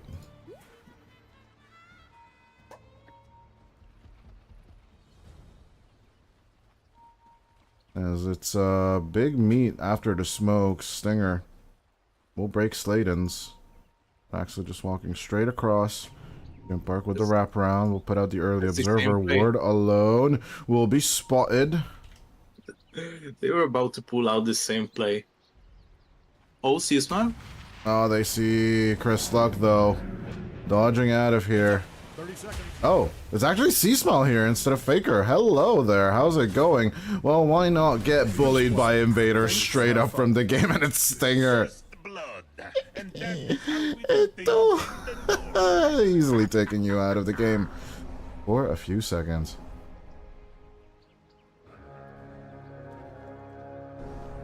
I think this fight is still doable. Yeah, they should go for it. Firestorm is up. Thank God we're starting the main event, the big dance. Moving on to Michael. Axel moving in with the Mystic Snake as the Fade Bolt connects on so many of them. Jim Park with the Stormhammer coming out with a snowball. It's just delaying inevitable as Michael will fall onto Stinger. They make a turn. Stinger trying to hold on. Sladen will eventually die as onto Alone they turn. That is the big kill you can get as the Invoker. Gonna... what? Get the kill, guys. What? What? They're just gonna ignore him and they will cold snap Jim Park. What is going on? Axel at least gets the kill on top of the... what? What? Oh my god. Snake here says Alone. Oh my god, as Jim Park needs to go through the twin gate to eventually make it to the lane. It's just the previous game, the same start.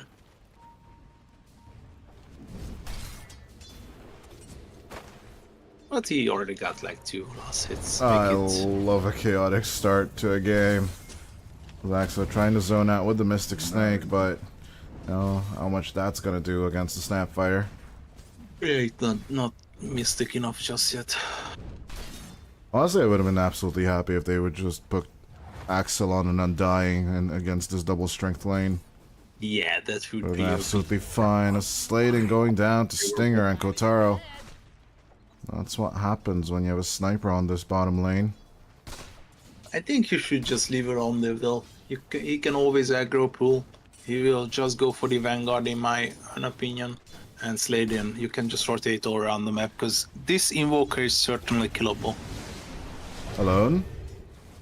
Gonna need a Resonant Pulse. He smells absolutely happy with this.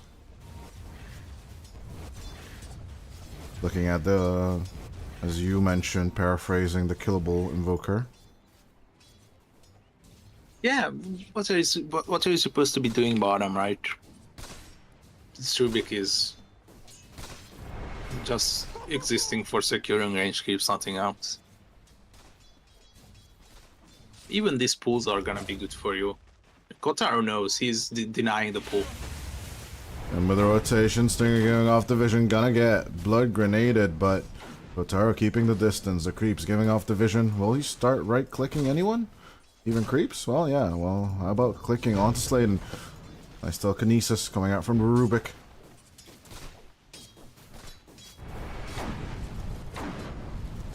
Yes, keeping the distance right now. Devil separating the fight.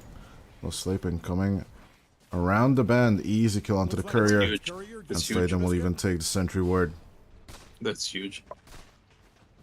Huge. That's... huge plays aside. See Smile again turning back onto Alone. I think that is what the confusion came from. Why did C Smile come back to play today?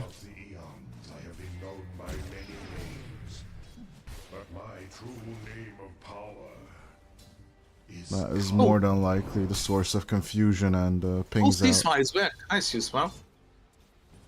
He was the one to die for first blood. I called it. Are you even listening to me? Guys, report by co-caster. He's not even listening to me, man. Though, like, his luck is back. Ugh, I hate you. As with the tornado combo, C-Smile will need to drink up from the bottle. Can't wait for that level 6. You should drink up from your coffee. For sure. But I'm the one who realized that there's actually an Aether Remnant holding on to Alone. Resonant Pulse onto the Invoker. Does not want to mix out the Ghost Walk just yet. Yeah, you know, it would be a lovely scenario to get the Rubik mid finally. But Sladen is still just right-clicking or fade bolting the range creeps. After this pull, I swear he's gonna go mid. He knows, he's a professional player. He's just gonna go mid. Yeah, of course. Come on. Okay, what do I get if he doesn't? If he doesn't go to mid until 5:30, you owe me a bun me. Okay. Cool. Deal. Miles, Ice Shard with the Zone Edge. Coming out alone with a bit of the Simulate sitting onto the Invoker. C-Smile will dodge the EMP. Does have another Aether Remnant. Resonant Pulse available. In goes the Sunstrike. A kill on from the Invoker. What a tip. Just a tip coming out from Invaders. Actually, there's a huge fight on bottom. Axel coming around the bend. They still lose out on Slade, and can they turn out on to Kotaro? Out comes Michael. The position for Doom. He's just zoning them out right now. Axel with 0 mana. He's just gonna get the right clicker, and Kotaro will go down as the 2 supports die to the sniper. Double kill for Kotaro. Yeah, and that is what we thought. The laning stage is definitely going to be going for Invaders as 1 by 1. It's a return kill coming out from the boys. Beautiful blood grenade onto Michael and Kotaro, but I don't think they can kill the sniper, but they might as well try. In with a Pit of Malice. They get the control on to the sniper. Another right click is going to be enough, and Sladen will get the sniper. So yeah, you do owe me a sandwich. But he died. We have the discussion of the terms and conditions. Jim Park. There was no fine print on our transaction, sir. You owe me a sandwich. Period. Too bad. You dug your own grave. Never bet against me. Never bet against it, don't I? But yeah, even so, with the 2 kills in the lead, it's not much to look at, as even Gaben is still saying at the 7-minute mark. A slight advantage for the Dire, despite a weird start to the game. It's Alone and Michael coming out with the gank. Onto Gym Park they go with a cold snap, and they lock him down. The Mortimer's Kiss is coming through. The damage is a lot to deal with. As in comes Stinger as well. They sit on Gym Park with the play. Pit of Malice coming through from Devil. Can he even get Sacred is the question, as Seasmell finishes off the Grandma. Why not you? Devil Can with they the go for turnaround. Stinger? I think Stinger is... Astral Step is available. Nice guess. In with a remnant. No, it's actually gonna Roshan. It's the wrong direction, Seasmell. It's the other way. As on to Stinger he goes with the Resonant Pulse. Out comes the Snowball. A lot of time, but another Astral Step should be enough. Take out the Tusk.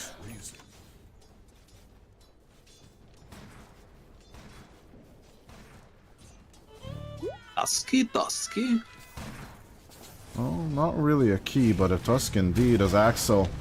Gotta get Scorched Earth, Scatter Blasted as well. The Mana Shield is holding on pretty well. I wouldn't say unkillable. To be honest with you, AZ was stacked back up with the Magic Wand. Michael. Gonna need to run, but in comes Seasmile again. Does not get the render, but a beautiful Telekinesis will save it. Ice Shards coming through with a Snowball save. And here's Devil with a Pit of Malice, sending the Grandma to hell, as Alone with his Invoker will pause the Tusk disconnect. Chompy. What does Chompy mean? Oh, he has played Overthrow, and you know, sometimes the hero icons and the spells are gonna get bugged. You gotta restart the game. Oh, that happens with Tusk, right? Yeah, I think with many heroes, occasionally. Yeah, and then like you can't spam out the spells because, right, arcades do change some of the interfaces of the game. Yeah. Yep. I see. Then loads it into your game memory. You should not play arcades before your pro matches, FYI. Or if you do, just reload the freaking client. Well, that's exactly what's gonna happen, as it might just mean the reload of Stinger dying. Trying to make the play on to the Tusk, but eventually give up as Devil just makes it through the gate. I don't think C-Smile's gonna. See ya. That's a feels bad, man. That would have been a nice rotation on the sniper. I would just TP bottom. Alone with the invisibility room. He's just gonna find C-Smile. They're just gonna go back by each other easily, and yeah, C-Smile is not like, oh, my pathfinding is dumb on this computer. It's fine. Moves on. I might be lagging. Guys, yeah, I think there's a ping issue. It's not that I met a hero or bumped into something, you know. It's just... is scanning for enemies. Probably hoping to catch a glimpse of them nude.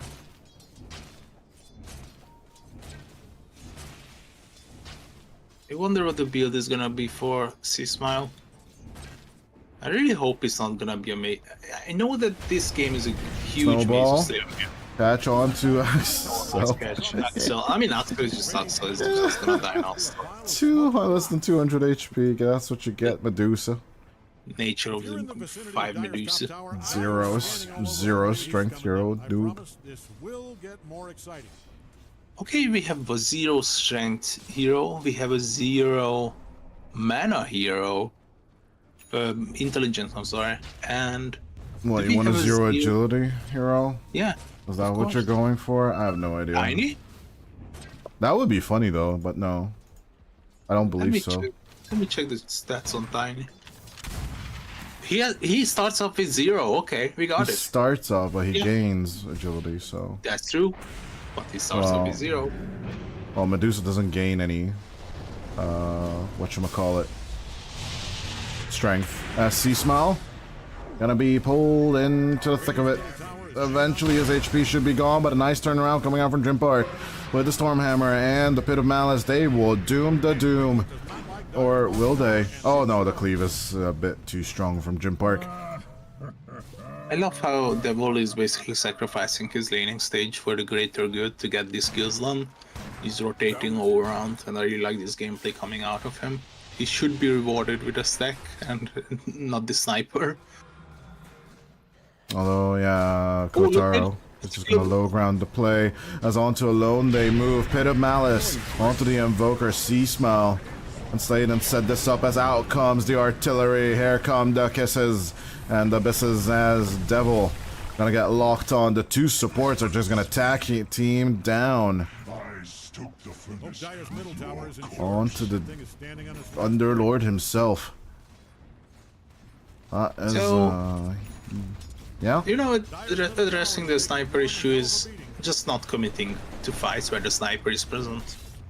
So for this mid, I think that you're just, you know, standing there, prolonging the lifetime of this tower, but they're not gonna be committing on any kills. The defense of the sniper is just too strong. Backflip onto C-Smile. Oh my god, it's a lot of damage. Instantly onto the void.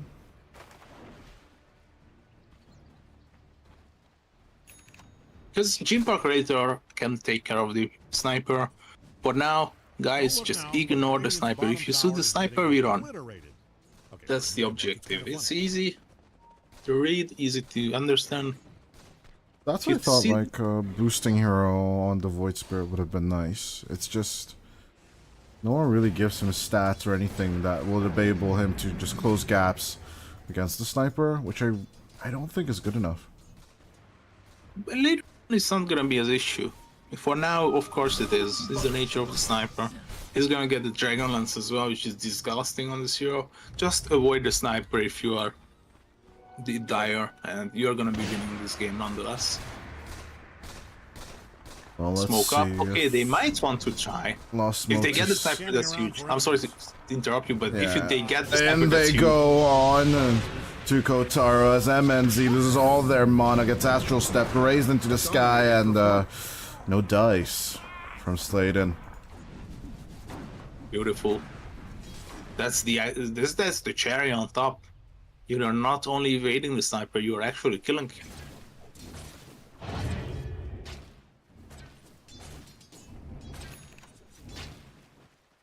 Actually, Set okay up my with on this. bottom.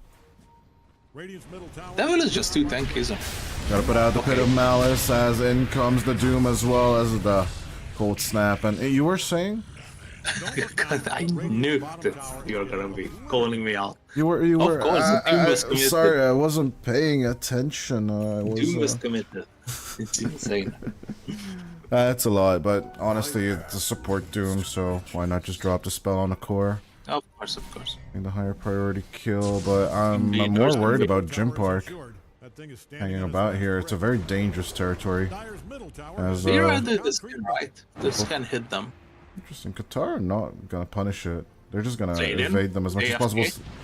Nice break. Onto the smokes, but he's gonna get dumpstered. He throws out the shrapnels. Maybe he was actually bait himself as in they go with Axel. on a Stinger. They just get the Tusk stuck, but they're actually more interested in the cores. As the Invoker dies, Kotaro is all alone. Michael coming around the vent trying to help out in with the cookie, but Axel on the other side slowing down the sniper. Kotaro eventually gonna go down as the Mortimer Skissa does nothing. Stopped by the Stormhammer. They're gonna cut her down as well. It's 3 for the price of the Bait Rubik. I'm gonna be a bit too harsh. That's why you get the 4-star first on sniper, guys. What do you So you mean? can get out of these dicey situations. No, I want range and right click. Why are you telling me to get the Hurricane Pike? No. Don't want the 4-star. 4-star. As a C smell. Michael. He's always missing these remnants. But It doesn't really matter. He hits the dissimulates, although he's gonna get cold snapped in the back. Oh, goodbye, Void Spirit. Well, yeah, definitely. nah, that's a lot of gold though. This is gonna make a long considering the Midas once again, I believe. I think you just need it for the scalability, because the sniper's gonna farm everything. Yeah, money must be funny if you're alone.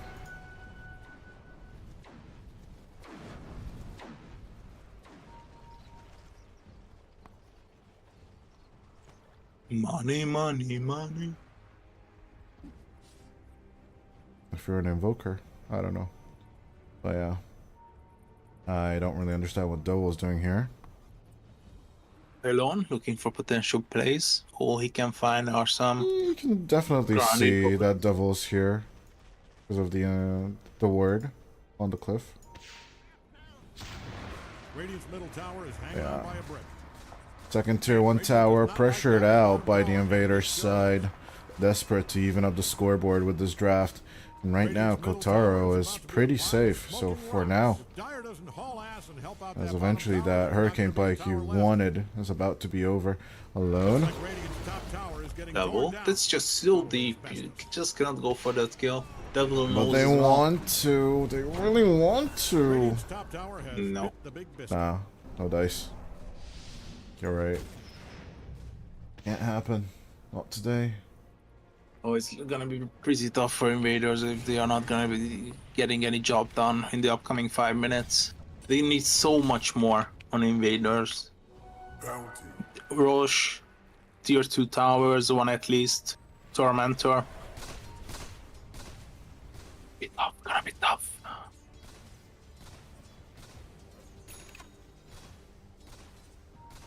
Just look at how much the Dire is controlling of this map. Just vision-wise. Plus Motis is really doing a great job. Especially the supports. It's once again Sladen and Axel. Who got the phylactery already. Don't look now, but Radiant's bottom of course, why not? Why not? Oh, look, I guess, but why not just go on to Michael and there? That phylactery instantly procs with the Mystic Snake Axel. Will gladly take a second kill on this board as I'm looking at Kotaro right now. He was under a bit of vision just for a second right there. Down bottom, Devil gonna get snowballed in, goes the little shredder, look at the sheer damage coming through, along with the Sunstrike and just, guess, Orbital Strike coming out from Malone. Yeah. Nice kill though, but bittersweet one. Oh, Seasmo, don't tell me that you're gonna go for this. Oh, He really wanted to, but that's why you get a 4-star, guys. the Remnant doesn't catch. Yeah, his remnants are really not on point today. Was it the only thing not on point coming. today? Look who is coming, little guy, look who is coming. It's Parker. Is it Parker? Peter He's Parker! angry. Picked a pack of pickle peppers. They got just Roche. I think Alone? Roche will Alone? smoke up. Alone? All alone? Onto the Devil. But He's Devil safe. not alone. The Devil has friends. He's Or- gonna buy the Blade Mail. That's a nice read of the game. X. Stinger. Yes. Find the Stinger. word. They're protecting this cliff for now. As they're looking at Kotaro, but approaching the sniper. is going to be the hard part of this game, as double Astral Step coming out from Chris Luck. In good the snowball save. They bait out the roll as Mortimer's Kisses as well coming out. Axel trying to turn this around with the Stone Gaze. Has no potential kills coming onto the enemy. Doomed up is Jim Park, so they got to back off. The Sunstrike will miss its mark, and everyone else is going to make it out of there. They do lose their Medusa for non-play, actually, if I say so myself. That's a tough one. Doom forced out. Oh, Devil. Into the air. Cold snapped and vesseled. As Alone just insta turns on top of the Underlord. Devil trying to run away as much as he can, but the Astral Step is just too strong. Devil giving away a portal potential, but it's too far from the others. Here comes Robo Z, or actually, sorry, Sea Smell. But we've seen Robo Z play 2 of these voids. Kotaro! As a catch onto Kotaro, they do decide to rather just turn onto the Sniper. The Stolen Doom is helping a little bit, but the Sniper just runs away.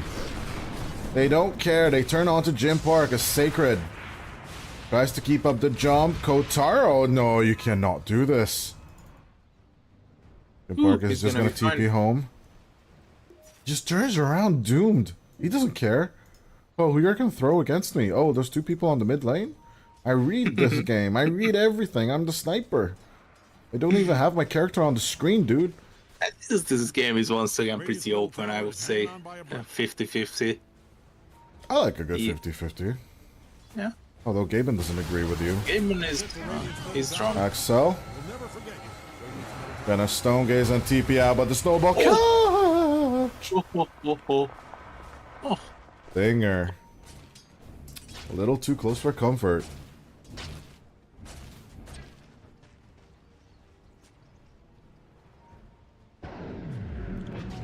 Imagine if it happens in the same tick. You are getting stunned and TP'd home, so you get stunned at home. That might occur, but That happens. not in this lifetime. That happens. Like, you know, most people have TP'd out with stuns and got stunned up right after arriving in the fountain. Yeah, let's go Taro, Michael, and Stinger. They will take Tormentor number 1 on the Invaders side. I'm That's not a good sure shot. Jim Park can take his alone.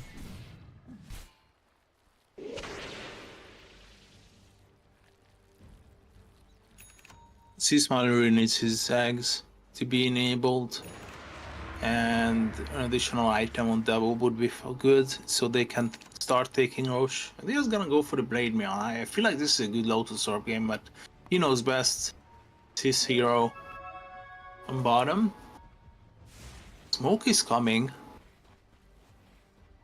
Oh, 80 in the river. Okay, they And find they Axel. go with a Walrus Punch. They find Axel. And Axel God, Axel bad. It doesn't really Oh, he's matter, still alive. as with the Stone Gaze, he's kind of shaking off the enemy in with the rotation. God Strength onto the play as the Sven sets up the kill, and onto Alone they want to go. Kotaro a little too far in this fight. No detection available on the players. They find Sacred as they make a connection. There is an opportunity for Cookie as Seasma jumping on forward. They're looking for Kotaro as out comes the Doom onto Jim Park, as far as I can tell, but Michael will die. One by one they walk in on to the Sven, and the little Shredder and all that damage will proc through as Sea-Smile tried to jump onto Kotaro, but without avail. The Sniper doesn't back out, and Devil almost dying for this. Nicely played from the guys. So Floss Motis getting 4 kills, 2 buybacks. Oh my god, and the dieback as well. This was insane. The only thing I don't understand why are they not leading by much more than it's only 1k. It's a bit confusing to me, but it's economics within Dota. Always a confusing thing. But at least they can steal Roche on the Radiant, you know, tag team, and Lil Shredder and great tools.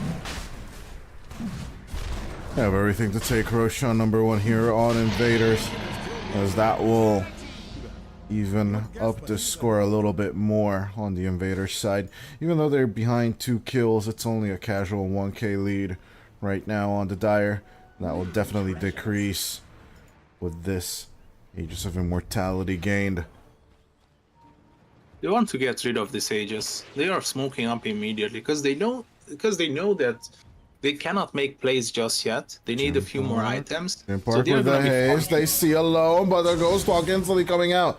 They know that the Invoker's right here somewhere. But no dust, no sentry, no nothing. That's all we get. Bladen. Not even dropping out a deep sentry ward here. Not finding detection. They're not finding anything. Lost Motis. They need the harpoon. They need much more. Blade mills are enough. Did they lose motivation on Lost Motives? Lost motive. Lost Motives? New name for the team? What is Yeah, going really on? 25 minutes in and we're not killing the sniper? What is this? You got the disperser now, so it's a really tough kill. There's just no way you can catch up to this guy. Now, I have to agree. I mean, I thought that the Astral Step double would have been more than enough, but C-Smile, if I'm C-Smile, I'd even go for the sheep stick a little bit. Dissimulate, trying to dodge out, will initiate onto Stinger, eventually not killing off the Tusk just yet, eating a Walrus Punch instead. As the Stone Gaze comes out, the Tornado doesn't really connect. Onto Kotaro they go, that's a Stone Gaze. Onto Kotaro, it hits onto the Sniper, but where the hell is Jim Parker? As people are dying one by one on the side of Lost Motis. The Sun will not join. Instead, he farms. I was about to say you cannot teamfight in the Invaders for the amount of the Aegis is still yeah, cannot speak. So they just cannot fight it to the Aegis, in my opinion, on Lost Motis. It's just not a good team fight. It's not even favoring them. The Doom has blinked now. They got an Orchid as well. The BKBs are gonna be coming out, and this Burster is really scary if they are standing close to each other. See, Smile? Gonna get caught out with the snowball. Gonna do a back salt. Or somersault due to the stun. Stinger gonna get caught out. Tornado onto one of them. As C-Smell makes the connection. Deafening blast, but in with the harpoon play. Jim Park gonna get stuck. He's gonna move forward with the BKB. As jump forward coming out from the cookie. Sladen though, he's a little low. In with a jump onto Kotaro. As the Remnant, this time it will hit and it will break the Aegis. Back, turn onto Sacred. They will get the Grandma as well. No casualties so far on Lost Motis. Can they push a little bit more and they will find Kotaro. Stun him up. Control him, but it's a beautiful tornado from Alone. They will still let the Sniper go, as Alone is absolutely not alone, because Michael is just right there, but why not just get the Doom? But no, it's gonna be 3-0, and Lost Motis for the first time, no casualties in a fight. You remember what I said just like 10 seconds earlier? You cannot team fight, but you can pick off, and this task was completely out of position, and it's not a problem. It happens, even to the best players. But the fact that he pulled all of his teammates into this trouble and made the team wipe almost is something that you should be avoiding. Orchid play onto the Void. As Alone dodges out the tornado, here comes Axel, procking through with that phylactery. The kill is there! C-Smile moves out with the Remnant. It doesn't hit, but it will still get a kill. Did I hear a squeak? Did I hear a squeak? Don't look now, but Radiant's bottom tower. Jim Park, not much of a squeak anymore. Finally taking over the net worth lead over the Sniper. Looking a little better for worse. I mean, at least the Invaders got some decent high ground def. That's one thing going for them. They are still favored in 5-2-5 team fights, in my opinion. But it's gonna get tough, because look at Jim Park. He's about to get the Daedalus. And don't even remind me of the crits of the previous game. Axel going for the Aghanim Scepter. I kind of like the build he's going for. Yeah, get the shot as well. Get a blink and then be the initiator. I'm not even lying. That's actually not doesn't sound super bad. Yeah, someone just is just misclicking a button on him. So by the cold blood, the snake is gonna be returned and it's turning them into stone for the duration of 1 second, and of course it increases by 0.2 for each bounce. Imagine you put out assassin and then the bounced back snake is the thing that kills you.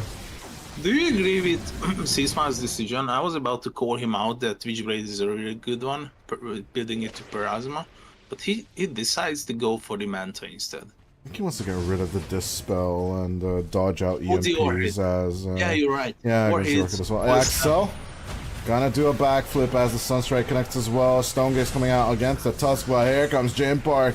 An easy deletion on to the Tusk. Get back over here. As he's gonna do a bit of a Scorpion cosplay.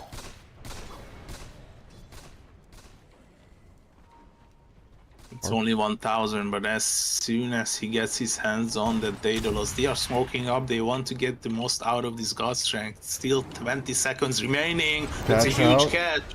Onto the Doom. I don't think it's that big as a harpoon. Whoa, that was a bit of a lag delay if I've ever seen it. That was big though. Kotaro once again separated. Oh, he used no. the Despair Star. Oh no, see smell. No! This time he doesn't cast a Remnant. I guess he's just not having a good time with his Devil will get picked off. On the other hand, on that mid lane. Lone almost dying to it, to the Blade Mail. Yeah, I agree with you. You're absolutely right. You can now easily, without any fear, can push out these lanes, which would put you out of position. See smile? And with the Orchid move, he wanted to push out the wave as he moves on over to Alone and everyone else. Resonant Pulse will silence up the enemies, but with the Walrus Punch, he's just gonna step out as the Sunstrike does not hit due to the slow of all things. As Jim Park trying to bait out a few shrapnels and spells, or just dive inside the river. MSZ would love to right click people, but everyone is just running away. Why are you running? Why are you running? Why are you running?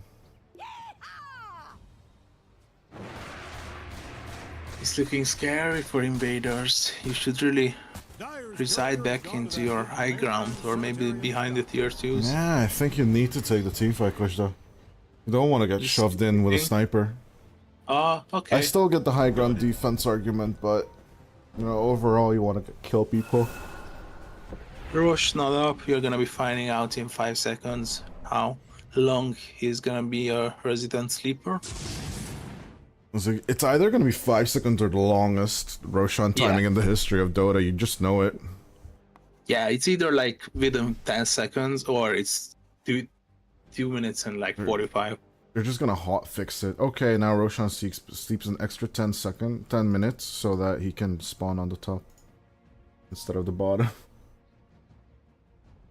They should make an animation how a baby Roshan occurs and he's, growing up. Nah, I like the clock. Dude, that would be so weird. That would be so wrong. Cruel, dude. That would be so wrong. That'd be just no. I mean, in real life you do that, but not in video games. And when you pass by him, of course Roshan is not up because he's a baby. You can pet him and caress him. Yeah, but petting and caressing in terms of spells and right clicks and all that damage. 2 minutes into the game, Lost Motis, they're pushing on the bottom wave. They could find a bit more control on this bottom jungle as well.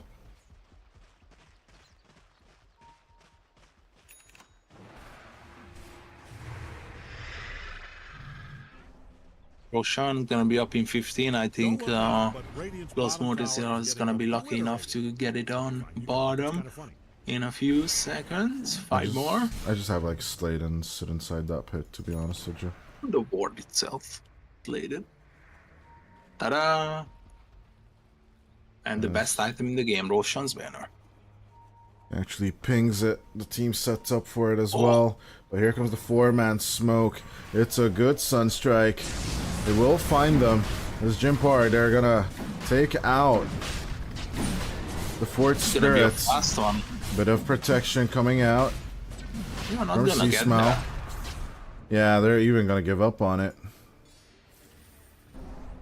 Overall, they're gonna try and nonchalantly not care about it. Banner's left behind. They're gonna want to straggle for pickoffs. But Stinger. Stinger would love to initiate, but it's just so hard. No one is showing. Oh, they see them with the scan from the Dire. Of course, they're not gonna get caught out. They're gonna be immediately getting out of this. Good Devil, information though? from Los Motis as Devil. What is Devil doing? Devil's out of here. Oh no, Devil's stuck now. Oh boy, oh boy, oh boy. Easy catch onto the Underlord. Devil was like, where did my teammates go? What happened? I thought we were fighting. Everybody just left, except him.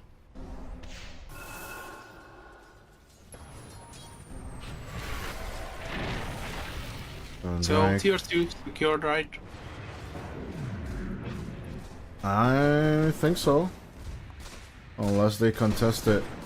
No, they inside don't of need Los the Motis. They need the 5-team fight. Dyer's bottom tower. Wow, that was unintentional. Radiant's middle tower is hanging on by a tower is in trouble. I might go for it still. Axel wants to. Sure. Bottom tower's gone to a tower farm up north. It's thinking about it. No, they disengage. They want to protect their own objectives. Yep, they were under pressure indeed, as you said. Oh, with the shield rune, let's go, Jim Park. He knows that these guys are gonna be lingering. They are greedy. Michael, I get caught out. He'll take the Doom, even commit the God Strength to it. Oh my god. And now with the lane pressure on bottom going through, they want to pressure at top as well. There's a lot of HP on that tower. I know that the item is dead, but hear me out. How about switching out the Mask of Madness for a Satanic, then getting a Silver Edge? So you can be faster, be more mobile, and get these solo kills that he's gonna get now. I mean, I said that the broadsword is just good to get that Shadow Blade, but I don't know if you want Shadow Blade against this whole team, because they're definitely gonna have someone with gems sitting right next to Kotaro. Okay, I see. But I do believe it's still one of the viable options, you know, extra damage, invisibility, it's not to like. Yeah, you're gonna be a lot faster. They are pinging out Axel like a potential huge kill, but it's just a position 5 Medusa. He got the eggs, as you said.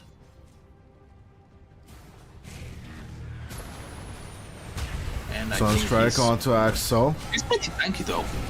He's just trying to tanky. hold on just a little bit. Beautiful Stone Gaze coming through as Devil comes in with the Pit of Malice. We'll try and get the reveal play as the Doom actually landing on Devil. Axel still holding on in this fight as Sladen along with Krista coming through with the play. They did get Michael. They might lose Devil as the Assassinate goes out onto the Underlord. Great play onto Stinger. Gets that kill, but Kotaro, he's just the unreachable goal right now as the snowball coming through. Kotaro needs to run. He will get the hell out of there. A bit of a pull with the shrapnel as Seasmell trying to connect into this fight. But the rest of the team, Jim Park and the boys with the 35-minute little lane, they are going to pressure the tier 2 tower. A nice dodge out TP coming up from Sacred as Alone. Still trying to hold on to their dreams. As disengaged from Invaders, they know that the Ghost Strength has been popped as soon as it expires, and then an additional. Oh, Kotaro! Ooh. He knows. He wants to make the play. Isn't the AD gonna be enough? I don't think so. He does have the vision. It's interesting. And he has the overwhelming blink now as well. The lane is pushing. Sounds like he's not gonna be hitting. Just go for it. Go for it, Barker. You know we want it. Does he have the cojones? He sees the vision. Nah, he's just gonna take the wave and disengage. Feels bad. Feels bad, man. That's exact.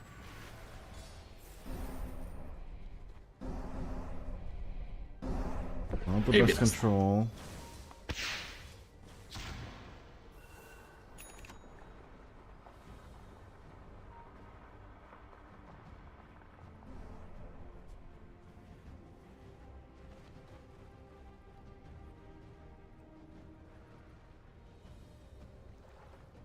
We still have to wait for the next rush, of course. 3 minutes. Did they place the Roshan's banner at least? Yep, they did. It's a tier 2 tower on the middle. It's gonna be expiring soon.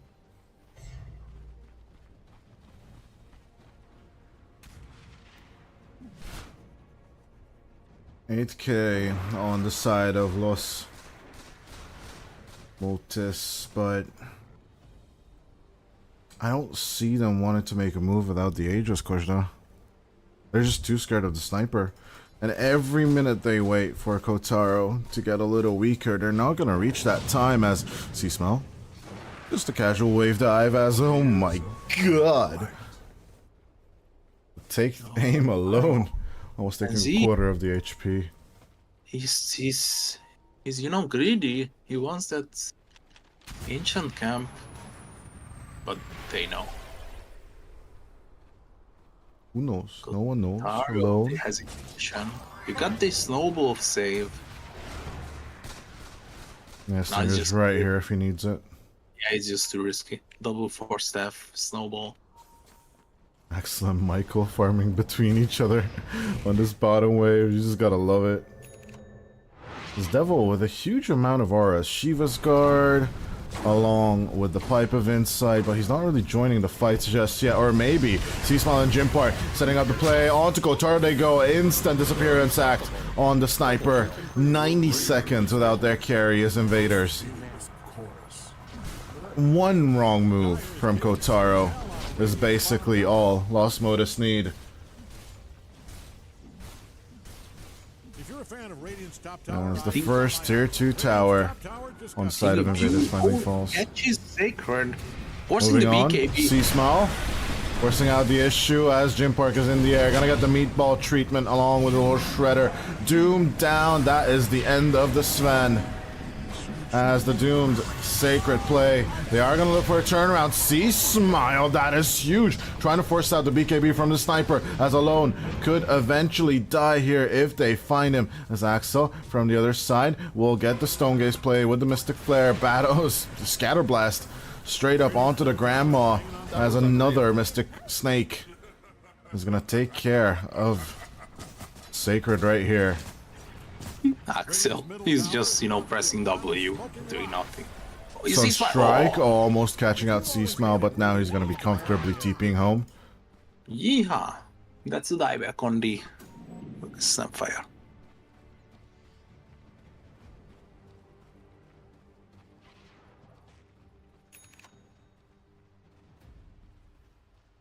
I mean, I still feel like it's possible you got the advantage of the high ground. I have no idea why they are making these mistakes. Of course, they are humans, but I mean, they are not even unavoidable in my opinion. Motis is just playing excellently, reading the map like a book.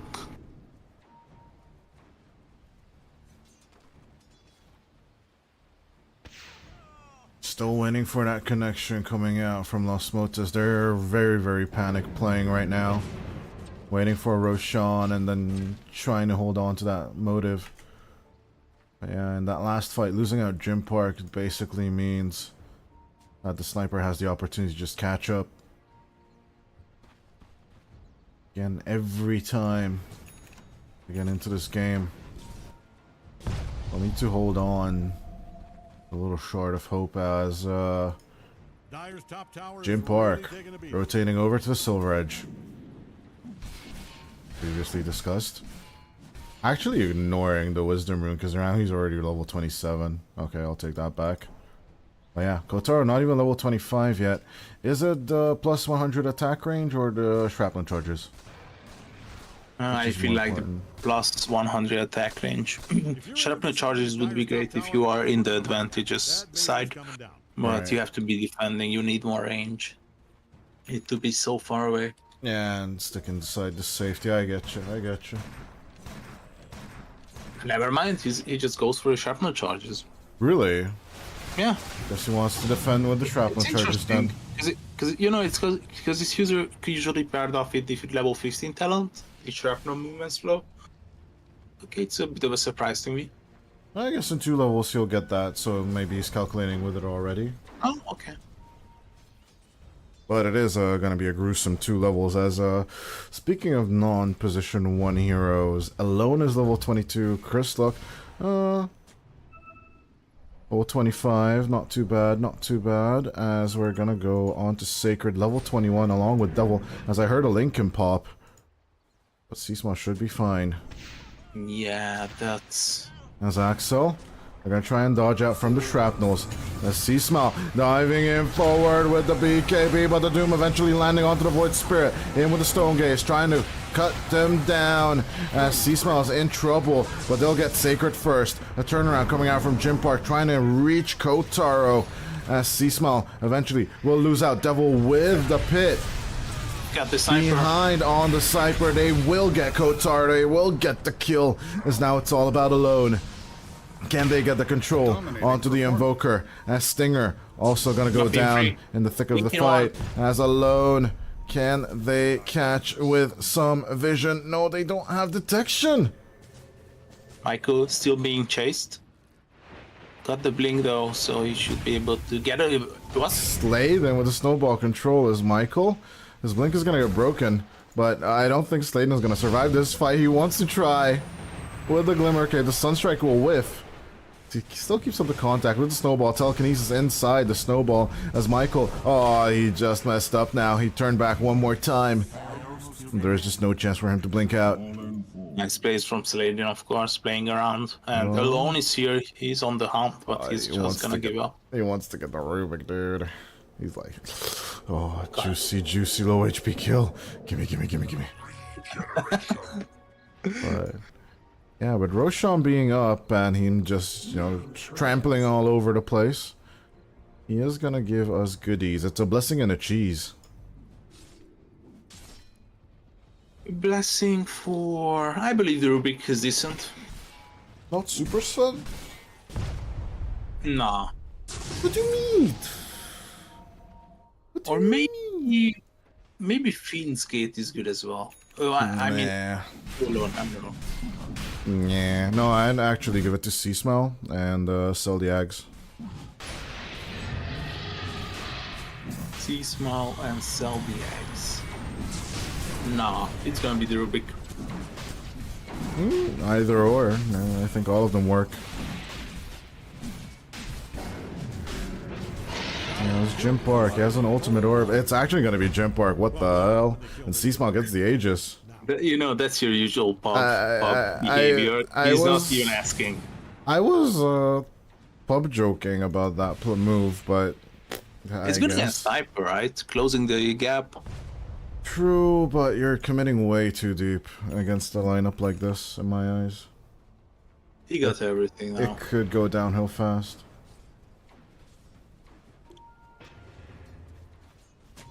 $23K net worth lead now. Solid lead. Coming out from the boys.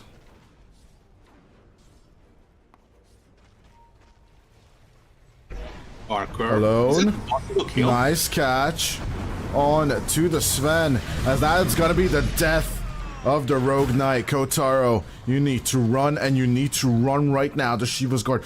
It's just at the very edge of his vision, but no catch onto the Sniper. Devil. It's a huge kill. Both alone. And of course, Kotaro will make it out there. It's a 20K net worth difference right now. Catch onto Stinger. As the very, very tiny kill as compensation for the Sven. But of course, in the last two fights, Kotaro has fallen down. So it's only fair that they get a bit of a swing against Parker. Look at Axel. He's not only having an Axe, a Shard, a Blink, a Phylactery, but an Axe already as well.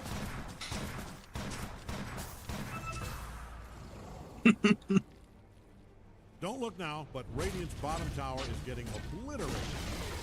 Second tier 2 tower in the hands, actually the third tier 2 tower in the hands of Los Motis.